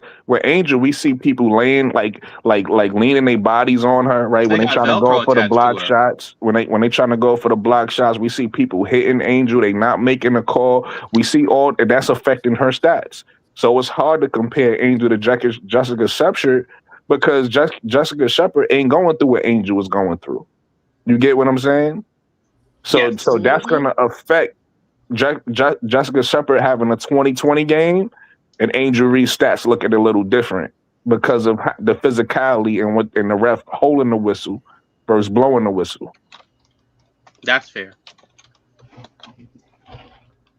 By the way, ADP, Michael White thanks you. He's in Dublin, Ireland, and he thanks you for giving him such a great show so early in the morning. Yeah, I told him thank you in the chat. But you guys all got good points. But keep cooking, but I can touch on I understand what Brooklyn was saying and stuff like that. But and also to keep, a lot of people keep it basketball without bringing all that extra stuff in it.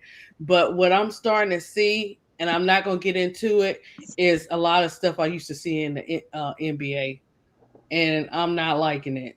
I I really agree. wish that it I mean not just in the NBA, Brooke, too, in NFL. I mean, I'm starting to see that, and Hmm. I just want to see, we just want to see good games and stuff like that with all that politics. We see it, and I know everybody says it's time and a place for Ken. This is why I take it back to Ken.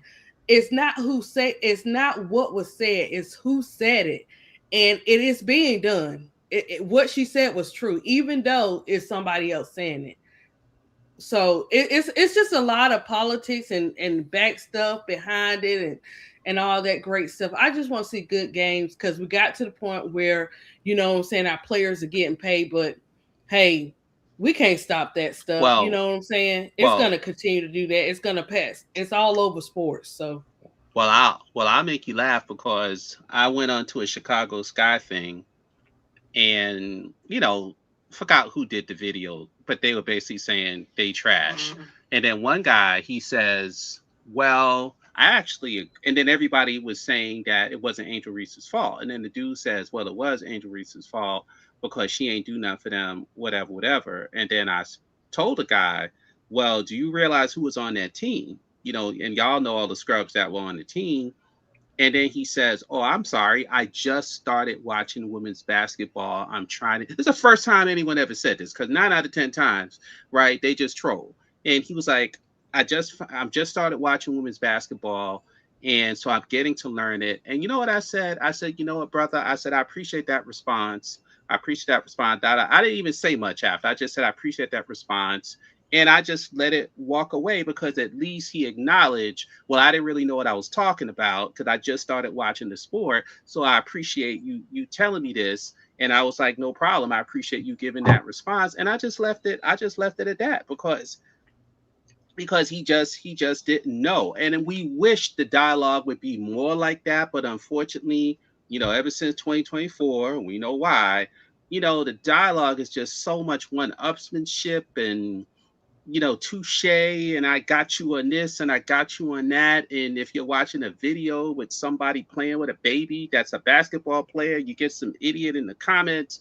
It's just crazy. But unfortunately, this is what it is. Hopefully, and this gets back related to our other conversation, if or when this girl crashes and burn, maybe these people will go away and she ends up being more of a role player. Maybe these people will go away because this goes back to what's going to happen later tonight. Is she going to play within the concept of the offense, or is she going to go up there chucking 30 shots and argue with every ref and flopping, and which just causes all the chaos and all the idiot people. So we don't know. We'll see. I mean, I don't know what we're going to see tomorrow. I'm looking forward to it, but You I know, it tell you, is. like, uh, No, go ahead. No, I was just gonna say, I'll tell you like this, and you know, you already know I'm an Atlanta Dream fan, and I'm rooting for the Dream, but I'm also a realist, and you know, anybody could beat anybody, like Tiffany Cole, like I've been saying. Um, you know, the league, the parity in the league is really good right now. It's gonna be a long day for Atlanta if Kelsey Mitchell and Caitlin Clark is hot. it's gonna they're gonna have to slow that down. That's gonna be, you know what I mean? If Atlanta come out with the Well, defense and have the Jordan deep Canada better if have her skates on for Kelsey. if Atlanta come out, listen, I don't. I'm trying not to argue. I think Jordan Canada been playing well, man. I don't. I'm not understanding why y'all don't like Jordan Canada so much. But like, my point, what I'm saying is the defense. If Atlanta come out playing the defense how they've been playing, and if Alicia Gray is hitting her shots and Ryan Howard is hitting her shots, and Jordan Cannon's attacking the basket and doing what she doing, getting the steals, and they hitting Angel, and if they keep playing though, and Nas Hillman is hitting her shots, if we get that Atlanta, they gonna win even in a tight game. They gonna win. Why? Because defense usually trumps offense, right? So Atlanta should win. But if Indiana come out and like I said, Caitlin is letting it fly and it's falling, right? Because we don't ever know which Caitlin we gonna get. It was falling, and Kelsey Mitchell was and it's falling, and they got that pick and roll going with Boston, and they pushing. It's gonna be scary. So that's is really what team is gonna get the momentum going. And that's what we gonna see. So you already know my hat is in Atlanta. I feel like Atlanta gonna win the game, but any team can beat anybody. So we'll see what happens. And that's And why it's a big Ryan game. and This that's is why Ryan and Jordan Canada and Lee should attack you know who every time they Yeah, get a I chance mean, to we let got y'all the look pretty. blueprint, right? It's been working so far. Keep doing it. Keep Mm. attacking her ass. You know what I'm saying? It's been working. So we'll see. We'll see if Indiana made some adjustments. Mm. That part. Mhm. Yeah, that's what we gotta see. We gotta see if and actually if she understands the assignment for tomorrow. Just a little bit. Just if you see a little bit of it, it's progress for the temperature team because they gonna need it. I So wanna we're gonna I wanna say one more thing too. What you just said just make this thought pop in my head, ADP. And this is something I've been saying too on the Indiana side. Indiana need to make this adjustment. Raven Johnson need to be a starter, right? I don't know why people keep thinking that starting Raven to take away from Caitlyn. I think starting Raven is going to add to Caitlyn. It's going to help. I think It'll fill up Lexi the Hall. holes. I think Lexi Hall or Sophie Canahan, whichever one of them starting, need to come to the bench, right? And you need to start Raven. You need to start Kelsey, and you need to start Caitlyn, right? And what Raven is going to do with that ball, the way she pushes, it's going to be hard to keep your eye on where Caitlyn is at, where Kelsey Mitchell is at, right? But I don't think Caitlyn want to do that because you got to realize some people are really stat thirsty. Everybody like to blame Angel like in the first season and say she was stat patting and this, that, and the third, and they ignore when Caitlyn was doing it. But Caitlyn Right. also like her stats, so I think that's why she really don't want to do that. She want to continue doing what she Yeah, because as she long wants as the assists and the, the points. as long as the ball is in her hand, like you just said, MSL, she's gonna get assists, she's gonna get points. She's you know what I mean, she's gonna have control of the whole game. The problem is we already seen that before. That's not scaring nobody, right? On the offensive end. And on the No. defensive end, you a cone. So I think Raven Johnson is really the key in Indiana. And until they figure that out, I think they're gonna right. struggle. She's not only a Yeah. key, she's also a harbinger because if they play her, then we know that team conference, that 2 hour team meeting they were supposed to have, this was some of the result of it was that hey, we need to incorporate all players and not just a couple or a few players, which was part of the problem. Yeah, I think we're not going to see that until probably next year when Kelsey Mitchell leaves the Fever. Or unless they keep, that's what I'm saying. Like, this game is important for the Fever to lose, and it's important for Atlanta to win. Yeah, but how did Raven Johnson score 16 points against Golden State and then you don't and then you barely play her against Portland? Well, I know she fouled out in 10 minutes, but there was a stretch where they didn't even play Raven. Now yeah. some people argue that Steph White, like the kind of like the mad genius thing, that Steph White said, "Okay, y'all, okay, y'all, to those folks, if you want me to play her and let her go willy nilly, well, I'm going to let her go willy nilly. And you saw what happened when she went willy nilly. Not only was she shooting poorly or shooting a lot, but she was feeling herself so much, she started attacking everybody. She's attacking the refs, she's attacking the assistant coach, she's attacking the head coach, she's arguing with her players, and she put on such a shit show that it seems that somebody either in the team or the WNBA or the NBA or Nike said, "Look, we gotta calm this little girl down because she's embarrassing us." Oh, and the question I want to ask y'all guys: did y'all guys see Trista from Let It Shoot? Did y'all hear what she said?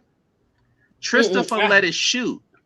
They did a whole thing on Caitlyn, and I wasn't expecting much because one of them actually met her and did like a fluff piece, so I wasn't expecting much. Make a long story short, they tore her every which way and also talked about her physical limitations on both offense and defense. But the thing that got me like, whoa, was like, whoa, Trista is a Portland fan, and she went to that game. And when her partner asked her, okay, what was Caitlyn like? Her stomach turned, y'all. And these are two white women. Her stomach turned. She made up her face. She just said, "You hear a lot about this with Caitlyn, and I was prepared, but no, I wasn't." She said it was worse than I heard. She said it was disgusting. She said she's running up on referees and cussing, saying, "F you this. Why didn't you F me this?" Like a spoiled brat out of control. And she's saying she's doing this all game. She said she was shell shocked and disgusted. And mind you, she's a reporter. She goes to games all the time, and she's also a fan, and she talks about it. And she talks about women's basketball. But she said she didn't hold nothing back. She said she was shell shocked. Yeah. Paraphrase. So if So other people knew this was going on, I'm sorry, almost done. If other people knew this was going on, it just seemed like she was getting worse and worse and worse and worse. And now you're not playing defense or shooting, on a regular basis because you're streaky now. I guess they was like, hold up, time out, time out, time out. We got to slap this little girl because she's not giving us what we want now. But she said that she was cussing out the rest with no respect whatsoever, and that turned my stomach because I'm saying if you're doing that to the refs, then now, because who asked me this question? It wasn't Brooklyn. It was Big Dog. Big Dog asked me, and I'm landing my plane, as Brooklyn would say. Big Dog asked me, do I think they're repping against Angel, which was part of your topic, ADP, and I answered it with a caveat. But Nancy Moore from USA Today, Carrie Champion, they both believe that they've heard from inside people that Caitlyn does get preferential treatment. You ain't And gotta then hear when that. You Ho can see that. right, and then Right. when Homegirl, yeah, Right. but when you argue with people, you got to have your proof, right? Mm-hmm. So when I heard her say that, with the other stuff that I've read and the other stuff that I see, I can now make the connection that yes, if they can, so you got to have the right words, right? If they can give Caitlin Clark preferential treatment, then yes, they can give Angel Reese detrimental treatment based off what we see. She is not being officiated correctly. So if she can cuss someone out and then the same ref will give her a tech to just wave her arm, then yes, Angel, you can make a plausible assumption that Angel is getting detrimental treatment based off what we're hearing about Caitlin Clark. She's out of control, and something needs to be done about it. And we'll see how it starts tonight. And Eh, look, gave her that tech and didn't take it back. You see what I'm saying? Mm-hmm. And look, I'm not coming at the players that I know that got theirs taken back. You know what I'm saying? But good gracious, ball of fire. When I keep saying it, go back to politics and stuff like that. Didn't speak take on it it. back. So the question is, what are they going to do about it? Because when I say it's hitting all social medias, and you know how TikTok do, they don't let it go. They're gonna ride it all the way out. So they see it all around these socials. You know the inside people see it. You know the people that standing 10 toes down for Angel Reese see it. So when are we gonna see a breaking point with this? Because it's coming. A breaking point is coming because it can't keep taking those. And I'm saying allegedly, what Carrie but Champion did was a good intro and some mm-hmm. other people. So you just need more of a pylon. Those speakeasy guys who never liked Angel, they had a headline, the former football professional Yeah, football, they they had a yeah. headline trashing her. So you just need more of this groundswell because once the eyes are on them, they have to adjust what they're doing because like Brooklyn and BD Big Dog have always said is that when a lot of people weren't watching, they can get away with a lot of stuff. But now when you have more eyes watching, and we also said once Angel went to Atlanta, it would change the dynamic because now you have all these black athletes who never cared about women's basketball before,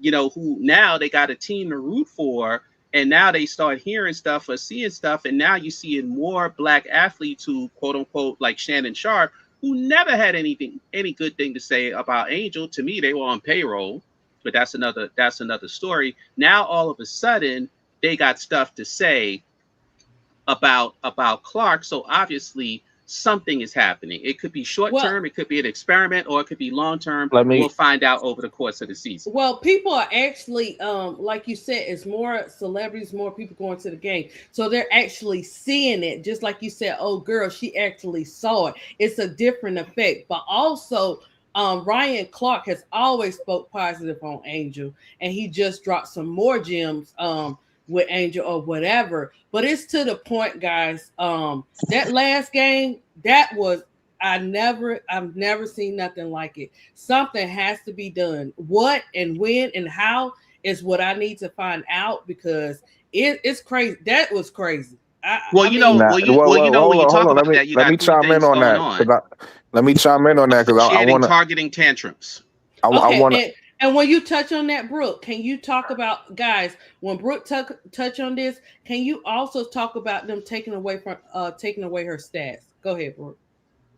Okay. I probably saved that for the end because what I wanted to say was it's piggybacking off what MSL was saying anyway, and then Okay, basically what you okay. just said because this ain't nothing new. If you know anything about Caitlyn, she been doing this since college, right?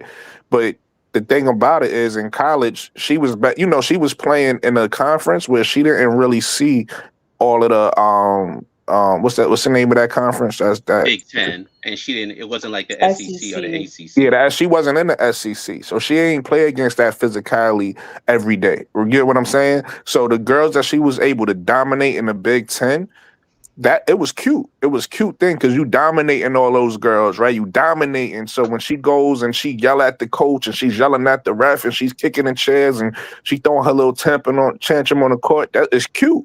It's cute. Oh, like you know what I mean? She just fiery. Look at her. We love her passion. It's passionate, right?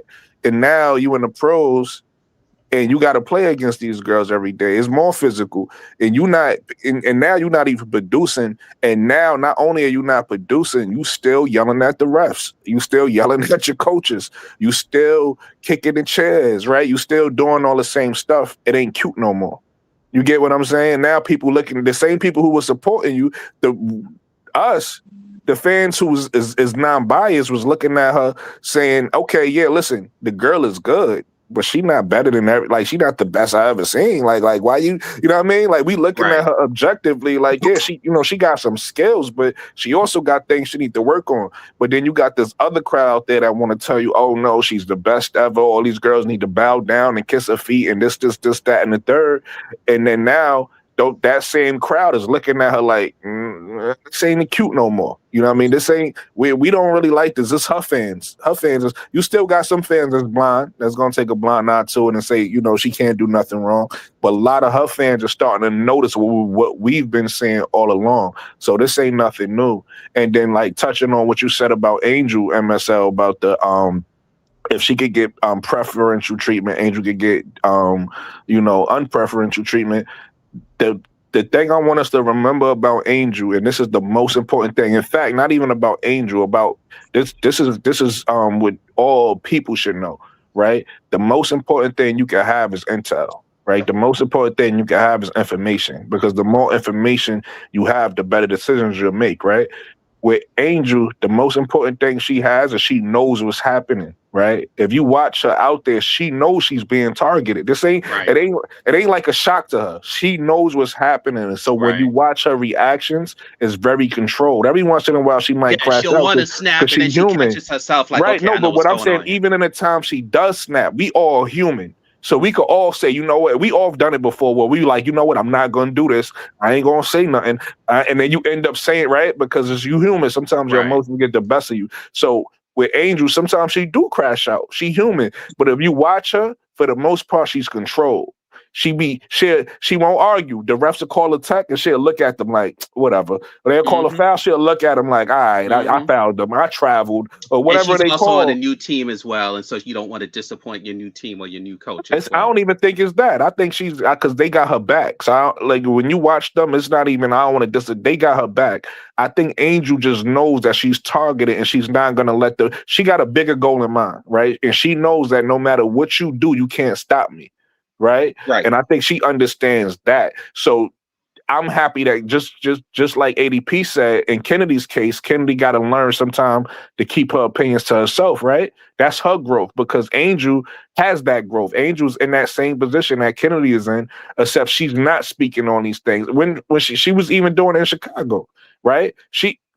Everybody's so mad about the article when she came out and said whatever she said about her teammates, but she was in Chicago 2 years not saying And didn't nothing. say anything. She ain't say nothing about the No, locker room it's my belief when situation. she said that She article, she knew she was already on the way out. That's why she said it in the article right, because she right. hadn't said anything before that. Right, she ain't say nothing with about the how when she came to the team, how they had her in a little gymnasium, right? The welcome, she ain't say nothing about nothing. So she been keeping it professional since she got into the league. You get what I'm saying? And then Right. to answer the point that ADP wanted me to speak about, all of this stuff is affecting her stats. That's why every time a ref blow, because like I said, we could use the NBA for a perfect example, right?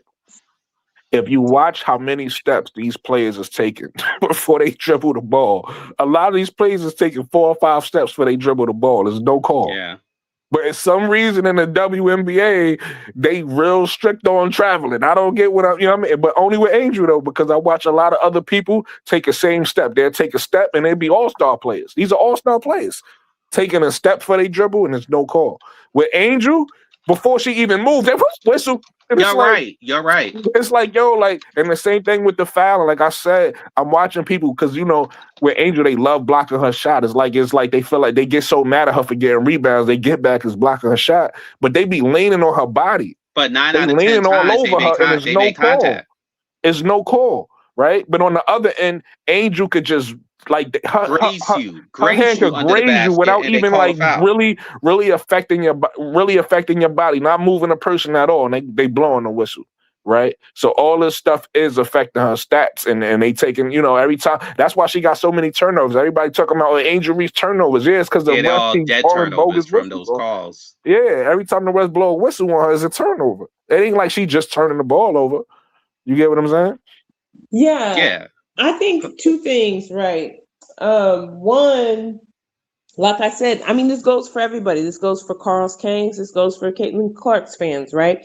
Winning covers everything. Wait, So Carl's Kangs and Caitlin Clark. Nah, Damn, it's cool because Tiff. she Voldemort. If we calls King, she Voldemort. no, but it's true. No, it's true. It's true. I'm saying like this goes for everything. Like even if you're an Aces fan, I'm not a fan of the Aces. I just like Kennedy Carter, right? Um, the Aces and stuff like that. Winning covers everything. So of course, people don't want to talk. If you're a fan of a team, if you're a fan of a coach, if you're a fan of a player, right? You don't want to talk about the areas of improvement. How did you feel about Kennedy Carter's comments in relation to the team and where they were at the I time? thought they were truthful. But again, she's not a Nike athlete. And she didn't realize that, 60% of that team is signed underneath the same management. So of course they're gonna come after her for that. Something happened to your microphone, by the way. Oh, you can hear me? You're not full, but we can hear you. Dang. That means it's time for me to go to bed, Nah, y'all. it does that sometimes.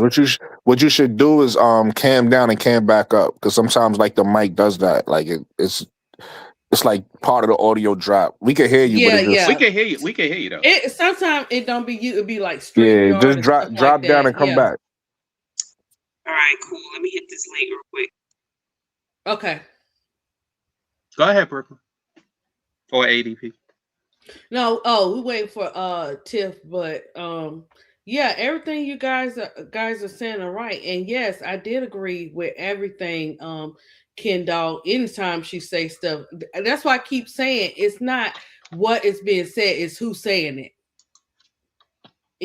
So I'm glad that even though it came out and it was on this social media.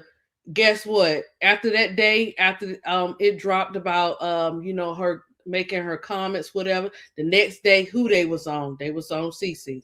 So it's like a lot of people, I saw a lot of people agreeing, and I know it's times and places for stuff. And like Brooklyn said, sometimes sometimes you can't hold the other side back. Sometimes it just comes out. And she told the truth. She told what everybody want to say, but they didn't say it because they adore certain players and stuff like that. Oh yeah, Tiff, I drop it.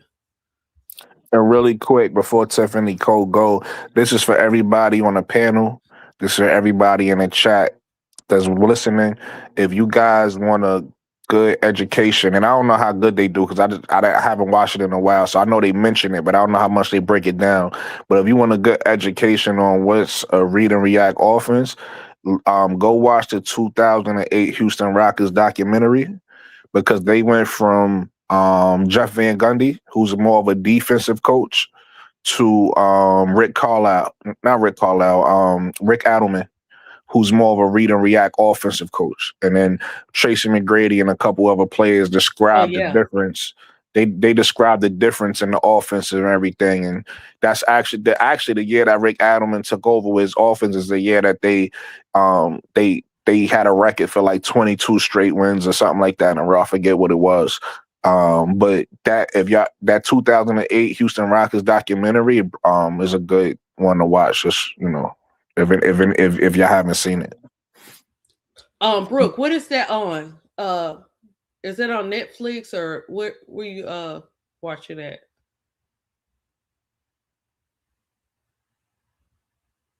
Uh-oh. Hello? What happened? Uh-oh. Or your Gemini, whatever you use, they tell you what it's streaming on. It's probably on Oh, like Amazon Prime or something like that. okay, okay, okay.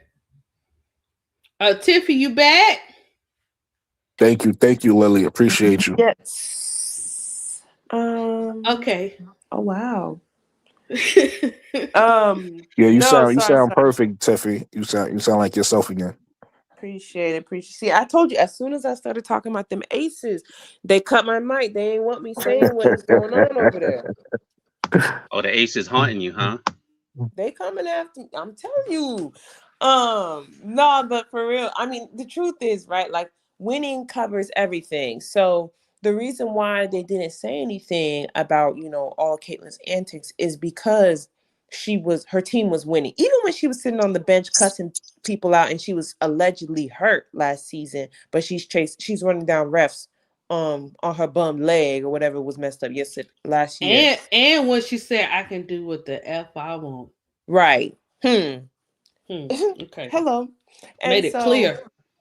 she knows. But you know what could have threw the biggest monkey wrench in that? When you got butt kiss free agents this year and the one that you got ain't really cutting it. And then Odyssey Sims is gone. Natasha Howard is gone. So they're probably looking at it now and like, oh my God, we got this crazy girl who done ran away Dewana Bono, who done ran away this person, done ran away Alyssa Smith, this person. And then Well, the reality may have set in that, we need to change if we want to win. and that's the thing. Like the worst thing possible for Caitlin's PR was the Indiana Fever making it further than they've made it in almost 10 years, right? Without Without her. her. Without her. And so, and like people are like, oh, when did the tables turn? Go back and watch that game versus the Mystics, right? The Fever game versus the Mystics. Unfortunately, I have a couple of rookies that I like on the Mystics, so I was watching the game. Then Caitlin goes in there and Prosper she and who else? what's it called? Of course, my Notre Dame girls, Bets. Betts, Roy Hammond's on the team. They have too many rookies to be honest. And Oh, Michaela that's right. Onya. Oh, yeah. Also, Cody's on there. Okay, that's right. Yeah, she's not my rookie though. Wait, hold on. Tiffy, who's your rookie for the Mystics again? Sorry. My rookies are Prosper, Betts, Hammond. That's my rookies. There's also Dugalich and Cody McMahon or Yo, it whatever is his name is. unfair the McMahon, amount yeah. of picks y'all got. God damn. Yeah. Jeff, When you they should say just send Jeff a trophy. your rookies, what do you mean by that? Those are my rookies. So if I'm a You People she mean your support, follows. favorite? You mean your favorite rookies, or your like the ones you think that's gonna get rookie of the year? those are my rookies. If I'm gonna watch a Mystics game, it's because of Sonia or my rookies, right? Sonia was my So your rookie. favorite, got you. That's what I Yeah, was yeah, yeah. Although my most favorite rookie is our fam, but that's a story for the Oh time. yeah, me. Okay, yeah, I was fan. Listen, I'm happy they finally put her in the starting lineup, and I missed the game today, She but looked just good today. because of her, I'm gonna go watch it. Yeah, I know the last time I checked, she had 18. I don't know if she got more than that, but like I've been saying, she need to be in the starting lineup, and they finally put her in the starting lineup. They bugging not put her in the starting lineup. So Uh-huh. yeah, we on the same page with our fan. Yeah, Brooklyn, I She's gonna got be a problem. 18 points. She had 18 points. You're correct. Yeah, she gonna be a problem. Jacob, I want to hear from you too, brother. Why you so quiet? I want to hear your opinions, bro. What do you want to hear? Because I just want to. he don't I want just ADP slapping his appreciate. wrist. I just appreciate your takes. I just want to No, hear your opinion. I forgot you was on the panel. Bro, it I was feel like he liked it. you being sarcastic, but okay. Nah, I'm No, dead no, we serious. no, we want to hear Listen, what you have to if say, you don't, Jacob. not Seriously. real talk, and this is for everybody. Jacob might not We're know New this. Yorkers. We know how I to talk. appreciate. So I speak up. I Okay. appreciate everybody take. Like I don't. I'm not like you know what I mean. So I want to hear your takes too. I'm not being sarcastic. Okay. So I wanted to say this a little while ago, but y'all were talking and I don't like to interrupt that much. But hey, Listen, when you got MSL on the panel, you got to interrupt. I gotcha. Hey, MSL, somebody speaking about that, somebody said that ADP's point was derail. Which was that ADP? Huh? I don't know. Bobo I know Bell he said just. that I told your you he point just. was derailed. MSL, let Jacob finish his point, please. Okay, well, I guess we'll get what Bobo Bell thinks. Okay, He cool. just interrupted. Bro, it's fine. I'm I sorry, was Jacob. gonna I say, love you, Emma, Jacob. you're good. It doesn't bug me that much. What's it called? MSL, I wanted to come back to you on this because I just remember when you said Raven Johnson went off and then she only played for 10 minutes against the Elks. Remember you Correct. said that? Yeah. That was 20. That was 20. I wanted to just remind you it was 21 minutes that she played that game again when she scored 16. Okay. Okay. You're good, Wow. you're good. And then Yeah. she played 10 against Portland, right? Let me actually check that. Yeah, that's the one I'm You talking might about be. against Portland when she played 10. Why They you claim she checking that fouled out. though? They Let claim me she fouled out in 10 minutes. They let claim. me let me chime in on that Valkyrie point though. That's actually really good for Raven because the Valkyrie is one of the Top top defensive team. teams. Exactly, the top teams so far has been the Valkyrie in Atlanta, I love and I Natalie. think maybe Minnesota. I think those are the three top defensive teams in the league, if I'm not I like mistaken. Natalie too, Jacob. But But the fact that Raven was able to play that well against a Valkyrie shows how good Raven is. Yeah, So she's good. she needs to get more minutes. Yeah, and What did you MSL, want to expound on that, Jacob? What did you want to say MSL, you're about that? correct. You're correct. It was the next game. You're thinking of the next game. It was 9 minutes where she fouled out. Yeah. All right, and I wanted to go on the Mystics because that's my favorite young team because my girl Kiki Iriafen's on that team. So you and Tiffy got something in common. Huh? So you and Tiffy got something in common in Oh, Washington. she didn't bring up Kiki. She didn't bring up my girl Kiki. She brought Well, up. she's not a rookie, but I okay. got a fun fact about Washington when y'all ready. Get Jacob. I like Kiki because one, she's a really good ball player. And She number is. two, it's because she's from Cali, she's from LA, so a little bias there, but But yeah, Nigeria. Hmm. she's a solid. She's a really good solid rookie, really good second year player. And I think they're good. I think they're good enough to make the playoff. But I think, in my opinion, well, it's a little bit of experience because they're the youngest team in the league ever since they got rid of Alex Wilson. And two, I think Sydney Johnson needs to do a little better on coaching and not sit Roy Harmon for actually not. Let me rephrase.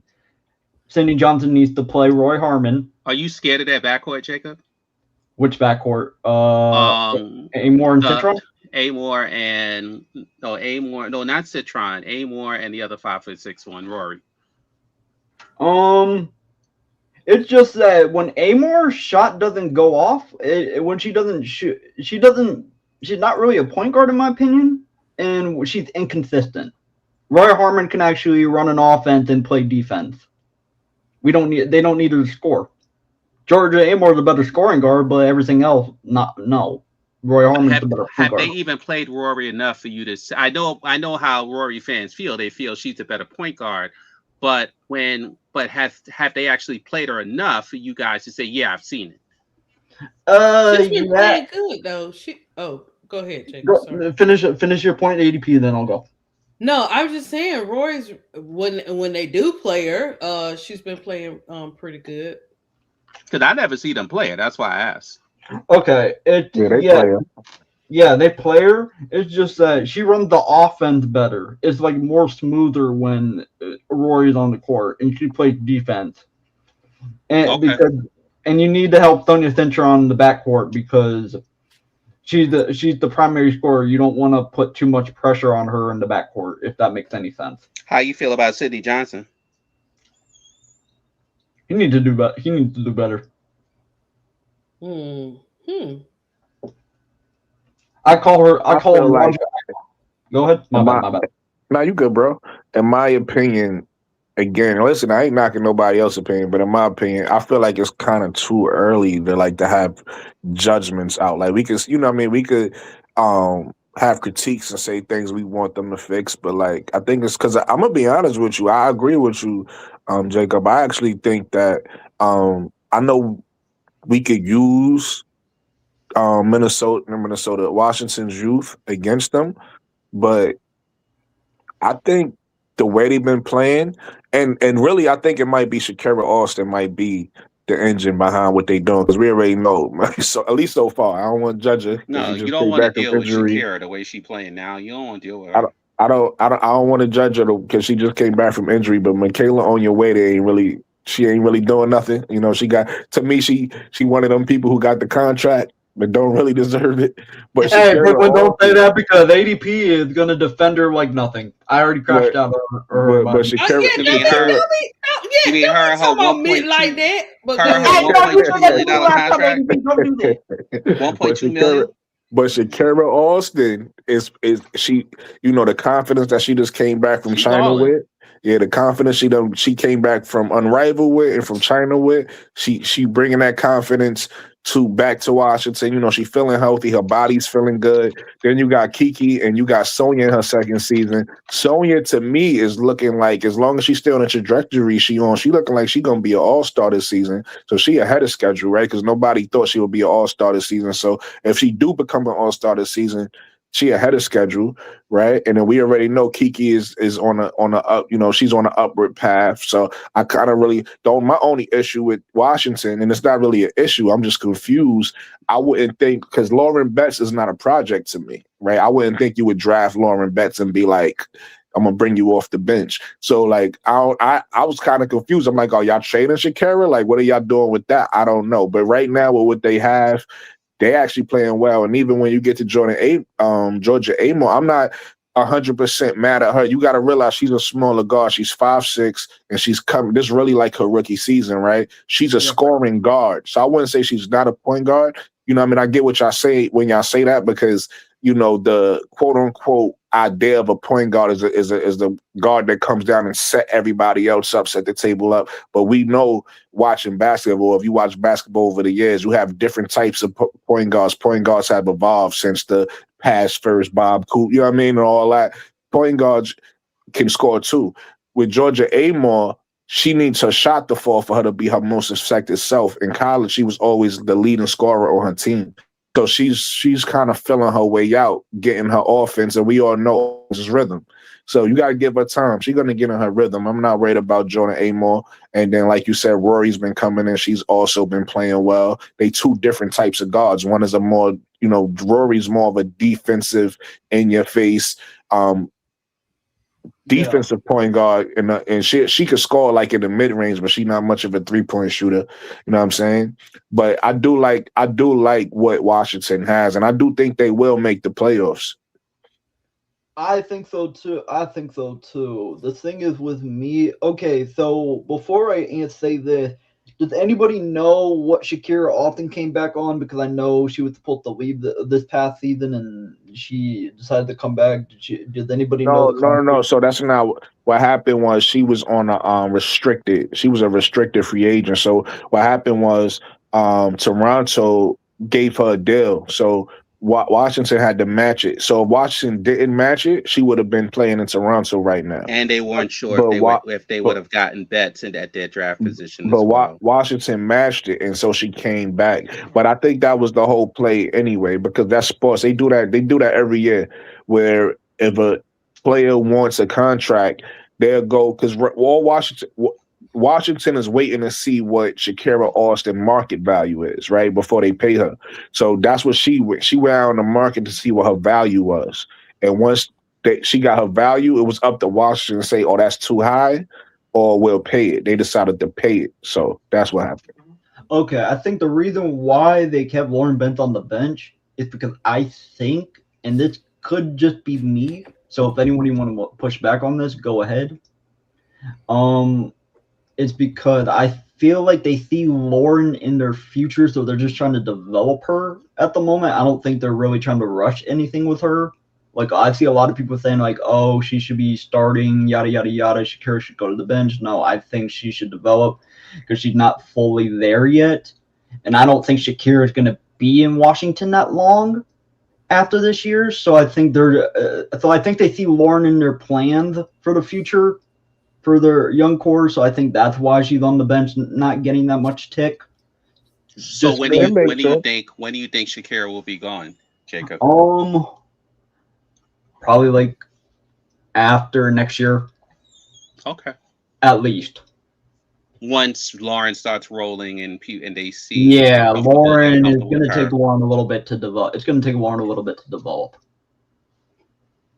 That makes sense. My whole thing was like really like if you look at the Seattle Storm, like I said, with our fam, to me, our fam, she's gonna develop the best being a starter. So I felt like the same way with Angel when she went to Chicago. I felt the same way about Camilla when she went to Chicago. I feel the same way about Lauren Betts now in Washington. But I'm not mad at that. Like, they got sometimes you got depth if you have a lot of depth. So they got a lot of depth at her They got position. crazy depth. So it is what it is. You have to wait your turn. But so I'm not mad at that. Take your time with her, let her develop. But I feel like a player like her with the size she has, she's gonna develop more with time. It's almost like if you take a look at a player like Cam Brink. Cam Brink seems like she's behind only because of her injury. Like the more time Cam Brink gets on the floor, the better Cam Brink will look. You're not really gonna learn that much on the bench not playing. You hear what I'm saying? So like Yeah, with Lauren Betts, I feel Ever like since her coach gave her that ultimatum or those ominous words, she been looking way more active and way more engaged. yeah. To be fair, right. yeah, So with Lauren Betts, I feel like she has a size and a talent to play against the WNBA women, and she's gonna learn the best on the fly. So, but it is what it is. You got somebody like Shakira in front of you. Learn as much as you can from her.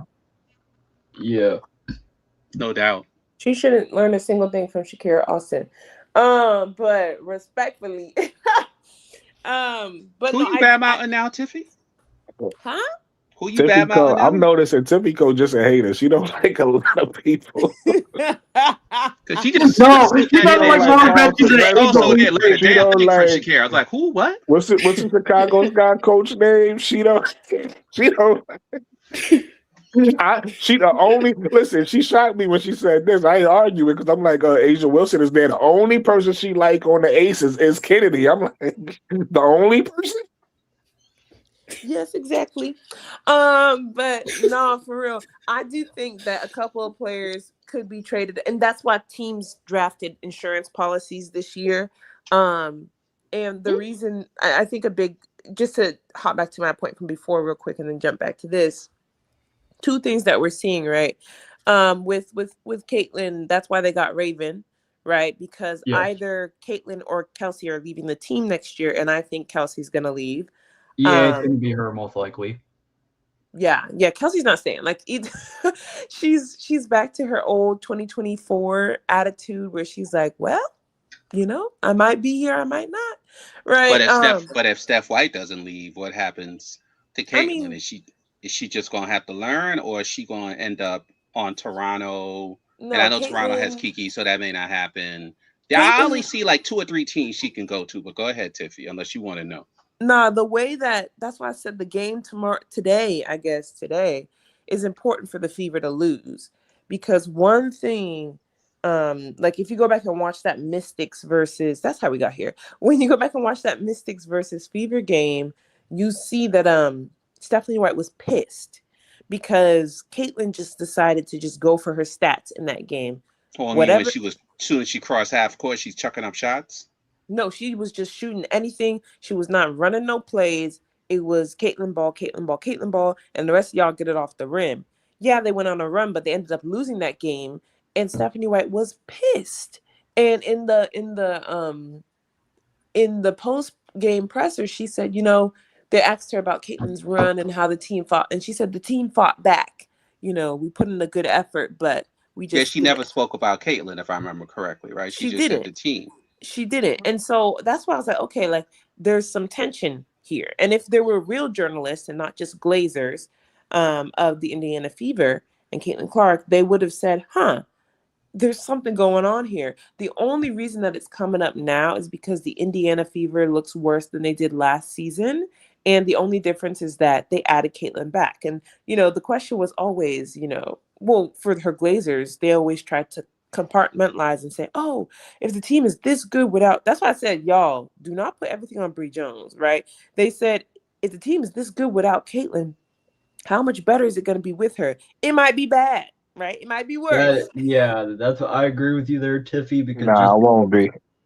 Now with Atlanta, I get what you're saying about Indy, but Atlanta, it's different. yeah, just because you have a great player missing and they go on a run doesn't mean they're gonna be better. That's the thing. Nah, Yes, exactly. Atlanta gonna be better. Trust me on No, this. they will be better because they have unselfish players, and that's what I think about Minnesota too. Well, I think Minnesota will be better, but Courtney Williams' stats might have to go down a little bit when Fee I don't comes. think she cares about that, to be honest with you. Courtney Williams, that's going. I don't think she cares about that.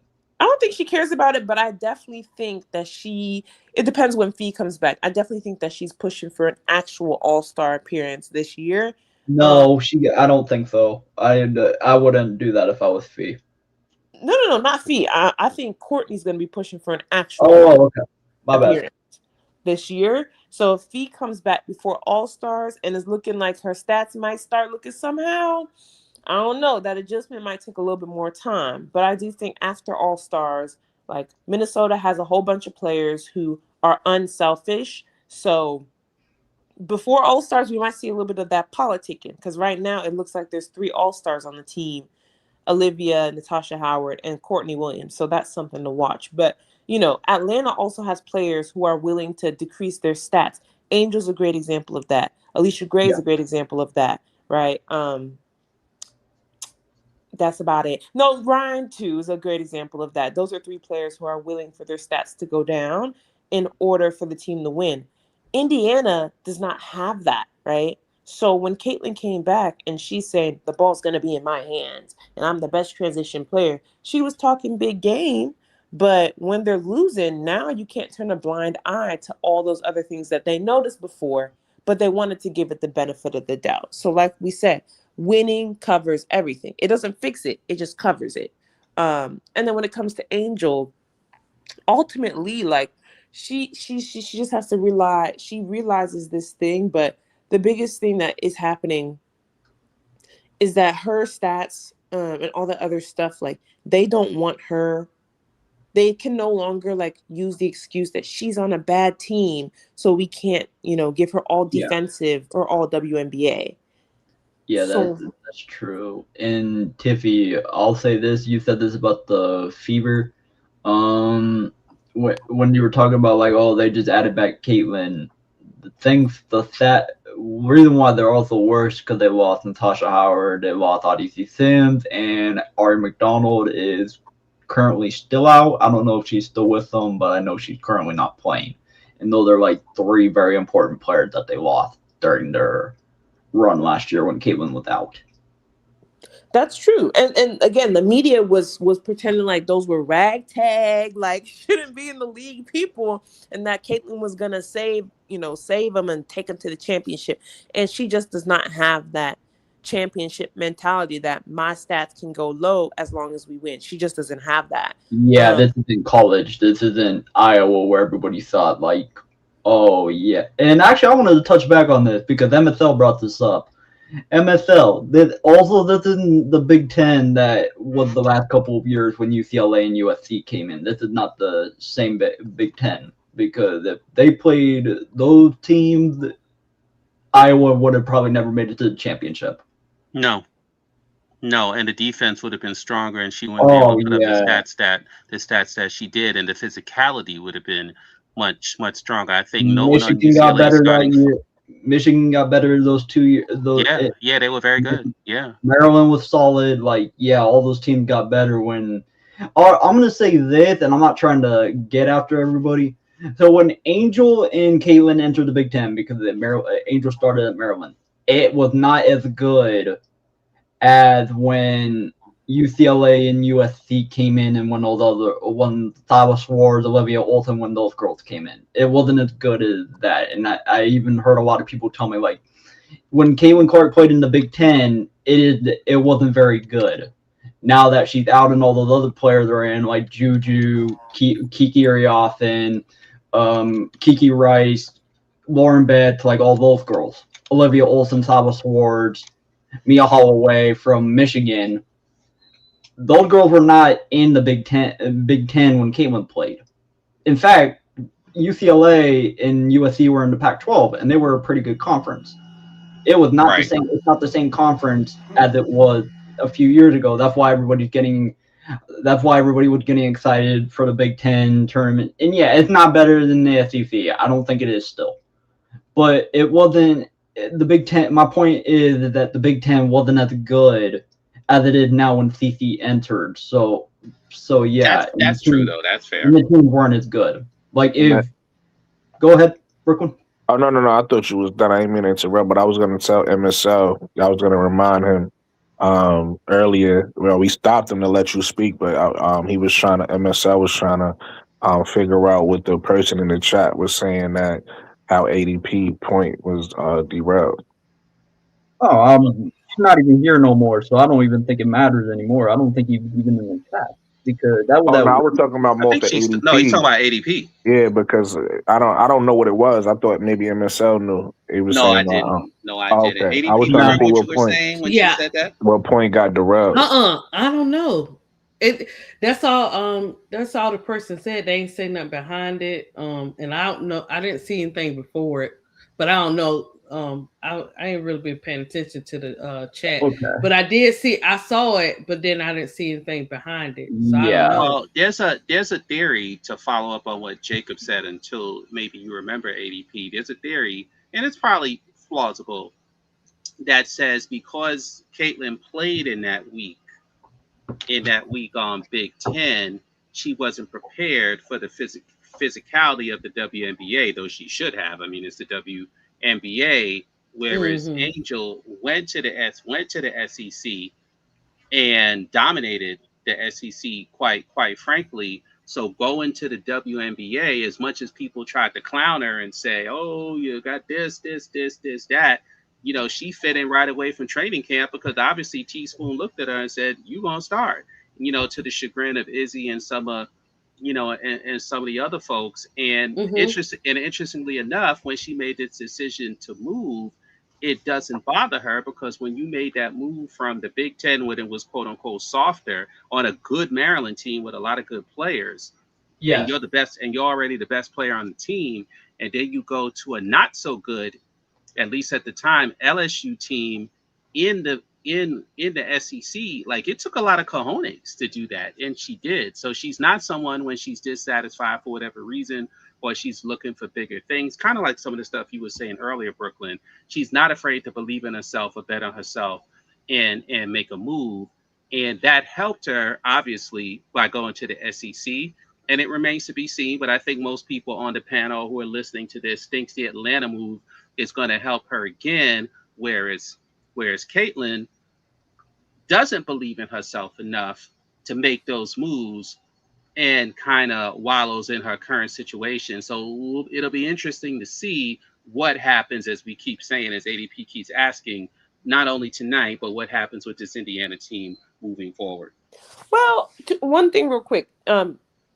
She did make that move, and she made that move by removing her coach. And this is the coach that, Christy Sides. yeah, this is the coach that she had her first coach fired for, right? Yes. So it's kind of like you wanted to be coached tough, so now you're gonna get coached tough. Don't run from it because it's not another coach that can come in there and gives her an opportunity to, like, by all stretches of the imagination, like, Stephanie White is a winning coach, whether we like to admit it or not. Like, she would have taken that team to the finals last year, and they would have. I don't think they would have won With a because healthy Kelsey Mitchell, or not a bad call on Oh Aiden. no, they would no, have beaten. I think they would have beaten Phoenix. I don't no, think it. Yeah, they would have. no, I think they wouldn't have because I think Kelsey Mitchell's body would have given out already. Either way, like, even whether it was game If five she or was healthy, they would have beat no, no, them. no, Would you she agree wouldn't with have been that? healthy though because she was playing 40 minutes a game. Like, That's you fair. can't play that every other night and still stay fresh. Like, she's gonna flat out she's gonna crash either way, whether it was there or in the finals. Similar thing with Satu. Like, if Satu doesn't go out with a concussion, I don't think that the Phoenix Mercury gets swept right by the Aces. So it's kind of like there's just some health things They'd have that still would have lost though. they would have lost, yeah, but they wouldn't have been swept. Yeah. So it's kind of like there's some things that if they That's had like saying any, I got the prettiest puppy, but okay. no, but it's like, I mean, the Mercury would have won if the fact of the matter is the Fever would have made it to that finals, right? And basically did, right? They took it to game five of the semifinals. And so it's like, okay, you asked for this winning coach, and that is a bold move. To get your coach fired in your first year as a rookie, that's a bold move. So, yeah, she didn't switch teams, but she said, yeah, get her out of Hey, here, that's fair. right? So it's like when you got to put that ego to the side, and that's the difference between champions and just good players. If you're a champion, you're willing to let the rookie start. Look at Minnesota. You're willing to move off ball if that means that you can build up better schemes. You're willing to work on your Mm-hmm. defense, Sabrina Ionescu, right? Mm-hmm. That's what makes a champion, not all this, and you're willing to lose games during the season if that means that your team is building chemistry and building better habits Wait, for the whoa, next wait a time. minute, Tiffy. Wait a minute. No, Isn't that but what hold on. Brooklyn has been saying all along Hold about Atlanta? on. No, because I would have a different perspective, right? I would have a different perspective. Get her, Brooklyn. Get her. No, Nah, no, no. listen. Hold on. Let I me would be have a different clear. perspective. I I said this. hold on, I Tiffy, because said I'm this. not interrupting. I just want to say something in the middle of what you're saying. I That's want what people to. interrupts. I want people. No, I know, but I'm not stopping you. Is what I'm saying. I want people to know is I agree with a lot of things Tiffany Kobe's saying. So like 90% of the stuff I do agree with her. We on the same page. It's the 10% when she blamed Carl Semesco where we defer. For Like the I'm over sunrising here and she over there. But a lot of things she say make sense. I agree with. I agree with what she's and saying. for the Yeah. grass being green. Go ahead, Tiffy. Hold on. I said that I wouldn't have a problem with Carl if he Or used only if you his listen to these shows, right? Right, bench. Tiff? Can you imagine? You like, what I do to her? Does she want free tickets? Is that what it is? Does she want to come It, to the game? MSL, you'd be surprised who I listens to told these y'all what shows. it is already. She need to go lay on somebody's couch and vent about the 2 years she just dealt with in No, Chicago. I'm telling you, I wouldn't have a problem if Carl. That's what I'm saying. If you're, for example, right, Asia Wilson 2 games ago, she settled for jumpers, right? She's preserving her body because she know that them Dallas players get Jessica Shepard elbowing, And moving, traveling. the new foul So it's the calls coach that where they for, get beat right? up on the bigs. No, So no, no. So it's the she coach did for, that right, because she's like, Tiffy? no, because she was willing to step back on that so that Nalissa Smith can learn, hey, when it comes down to winning, I'm not gonna do it all. You have to rebound. You have to do something, ho.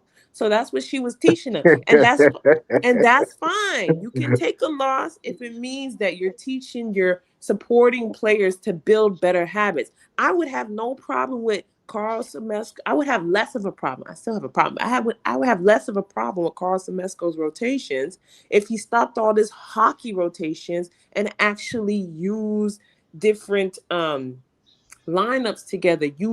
Place the bench player in depending on their tendencies, right? Because as a rookie, you can't really teach them new you can't teach them new tricks. You just have to let them play their game, but fit it with the players that play well with their game. I would have no problem with, the slower starts and all this other stuff if he was making incremental changes in that way. But he just waits until like the last 2 minutes of the game. Now all of a sudden Aaliyah Nas tucking in her jersey, she ready to go. And I'm like, sir, you could have been used her when Ryan could have hit nothing off of the side of a barn. You could have been used Pow Pow earlier when Jordan Kennedy was getting beat and slowing down and she didn't want to shoot, right? So I just have a problem with his rotations and his adjustments and what he's doing, right? Because That and maybe I'm wrong, Tiffy Cole, and this is collaborative. I'm not cutting you off, hopefully. We're just being collaborative. The thing is though, unless Rye is shooting horrendously, and if I'm wrong, y'all tell me if I'm wrong. From looking at the team this year so far, the first 8 games, there's 3 players he's gonna always put back or keep in the game. And we know who they are. That's Leash, that's Ryan, and that's Angel. Ryan would have to be shooting horrendously for him not to put Ryan in it. We seen games where Ryan had 3 fouls and he didn't take a route. We seen games where Ryan's played 36, 37, 37 minutes. Like he loves Ryan. And I'm not saying that that can't hurt him. It can when you love somebody too much. But he loves Ryan Tiffy. So she would have to do old school Ryan, right? Like 3 for 15 from 3 point Phil. But I think instead of benching Ryan, I think what he would do, he would talk to her, yeah, right? And say, "Hey, you got to do better." Da da da da da da da da, and then put her back out. Is that a fair statement, or you want Ryan replaced? no, I'm not saying to replace her. I'm saying to rest your starter. It's a long season. There's no Oh yeah, yeah, team. that I agree with. There's no team Oh, I because see. When she's not shooting poorly, rest her. When she's not even when shooting she poor, is shooting poorly, you can put her on the bench for a couple of minutes. Let her reset her mind. Let her watch the game from the bench and use your bench players strategically. There's no reason Pow Pow's not getting 10, 15 minutes a game. There's no reason because Jordan Kennedy is not a point guard, right? So there's no reason. Hey, what's good, my BD Sport? What up, boy? What up? Jordan Canada is a point guard. There's another way we disagree, but everything else I agree with. Jordan Canada is a point guard. well, BD loved Jordan Canada, so we about to get some fireworks up in here. But what I will say real quick, just to circle back to ADP's previous question is when it comes down to it, right? The Mm-hmm. reason why the Atlanta Dream gotta win tonight and the Fever gotta lose tonight is because the last time and the only time we've seen Angel officiated well is when Caitlyn was down bad. The W the WNBA was You like, talking about that dang, Nalissa Smith game when Angel scored 26? and like Well, 12 in the after fourth that game, quarter. she had a couple of good officiating, but I'm talking about last season. Caitlyn was down bad. Ain't nobody could name the players on the Indiana Fever. Asia was injured for a minute. Nobody was paying attention. The league said, "Dang, someone give Angel a whistle so that they could be somebody watching the games." And that's when we started to see her actually get officiated well. Camilla was going to Puerto Vallarta or wherever she was going to play those 5 games, and it was just like, dang, is Well, nobody you for know them to this game gonna watch. be the opposite, right? No, I'm saying, but I was like, you need a You're gonna have catalyst. 98 million people named Mama watching this game. No, I know, but I'm saying then when Angel started going on that MVP type run, everyone was like, everyone, I'm talking about even hating NBA pages, even, what's it called? Shannon Sharp, all these other ball men who do them podcasts and stuff, they were like, have y'all been seeing how Angel Reese is playing? And the WNBA realized, you actually get more viewership from positive Angel Reese games than all these lowlights that we're trying to manufacture. Um, so then they gave her a whistle for like 10 games straight. It was wonderful. It was wonderful, actually. So that's what I'm saying. Like this game, Atlanta Dream winning this game, one, I think it's gonna send the Fever into a generational crash out. But I also think what it's gonna do is it's gonna put the media on and say, you know what? Atlanta Dream is a team to watch, right? Atlanta Dream is a team that needs more um, televised games. Atlanta Dream is a team that needs more games in the State Farm Arena. And Angel Reese, who is their superstar, needs a whistle. That Honestly, Tiff, honestly, I think their positioning, at least this year, can't talk about the future, but for this year, it's clear they're trying to position Dallas, I think a team you've already mentioned, and Atlanta because they know that Indiana is going to suck. I think they're trying to position Dallas. Atlanta is doing it against all odds. Um, Okay, mhm. that's why I disagree with you. Hold Atlanta is on. not doing it against all odds. They were BD, Yeah. all hold listen, on, wait, BD, wait. wait. They were No, don't already a tell. good Wait, team no. before Angel got BD, there. They, Yeah. BD, wait. Give me that respect. We're not here to debate. You come up here, you say what you got to say. You got to 5 a.m. And according to my clock, it's ADP trying to go 4:54. to sleep. So if you I you're know, gonna right? get you're gonna get 2 minutes to decide I whatever just you saw want the to I just saw the do. message, BD. Funny. Okay, let me say this real quick then, since I only got 2 minutes. The Dream played great against the Sun, right? Angel Reese dominated Brittany Griner, and you could see the frustration in Brittany Griner. She threw the poor girl to the floor, right? So you could obviously see Angel was in her head. But the Dream, the slow starts got to stop. And two, you're not going to win too many games getting 0 points off your bench, right? Can agree with You, that. you, you can't just win like that without getting no support from your bench, period. They scored 0 points off their bench against the Sun. Now, the Fever game coming up, they're going to smack the Fever. Because let's be honest, the Fever roster 1 through 11 is just bad. It's a bad roster. Like, I thought they would be a playoff team, but I'm starting to change that mindset. You understand? Because I look at them on the floor and they don't play any defense. So if they don't score 100 points a game, they're going to get wiped out in a lot of games. So the Dream shouldn't have no issue beating the Fever. I think it'll be a 15, 20 point thing, but they can't start slow is my thing. It's going to be Mm. hard to just keep winning games when you let yourself get down 12, 13 points. And now you got to have this furious comeback in the second half. You can't But keep don't you winning think like that. but don't you Well, think they Indiana's BD they pace, started BD, will make them that play last fast? game, but that last game they you know what I'm saying, they started off pretty good compared to the rest of the games where they start off we might not see No, any I'm just points in the speaking in first. general, ADP. Like Oh, the Dream okay. typically start In off general, slow, okay. right? Okay. Yeah. That's been their pattern this Yeah. year. Maybe not the Right. Sun game, but just overall this year, their pattern is Right. to start slow, and then in the second half they turn it up. Yeah. But you Yeah. can't keep consistently winning playing like that. Is what I'm saying. Right. Mm-hmm. That's not a good recipe to win consistently, is to start slow every game. And then you got to make furious come, because that expends energy when you got to do that every game. And you're not playing your bench either. And you're not getting no production from your bench. One Production, thing is correct. one thing not to play them, right? But when you do play them and you not getting but 4-6 points a night, that's not a recipe for winning. Especially once they get to the playoffs, you have to have bench production once you get to the playoffs. We all know the dream is going to get to the playoffs. You got to have BD, let something me out of your bench. Well, BD Tony played the video with Carl talking about how he's going to figure out how to, well, he's going to get the bench players to more time to play, because we got to give them time to play to get out there, because we just, you never know what could happen. So he did say that in his presser. He said a lot of stuff, so we got to just see if it go, It's also a Yeah. trust and then thing. A all lot of them is young. You either got to And, trust them, or mix and yeah, match that's them with veterans, like Tiffy was saying. that's and kind of the lastly, point I was gonna make. Hold on, BD. I got a question for you. You a Liberty fan, right? I am.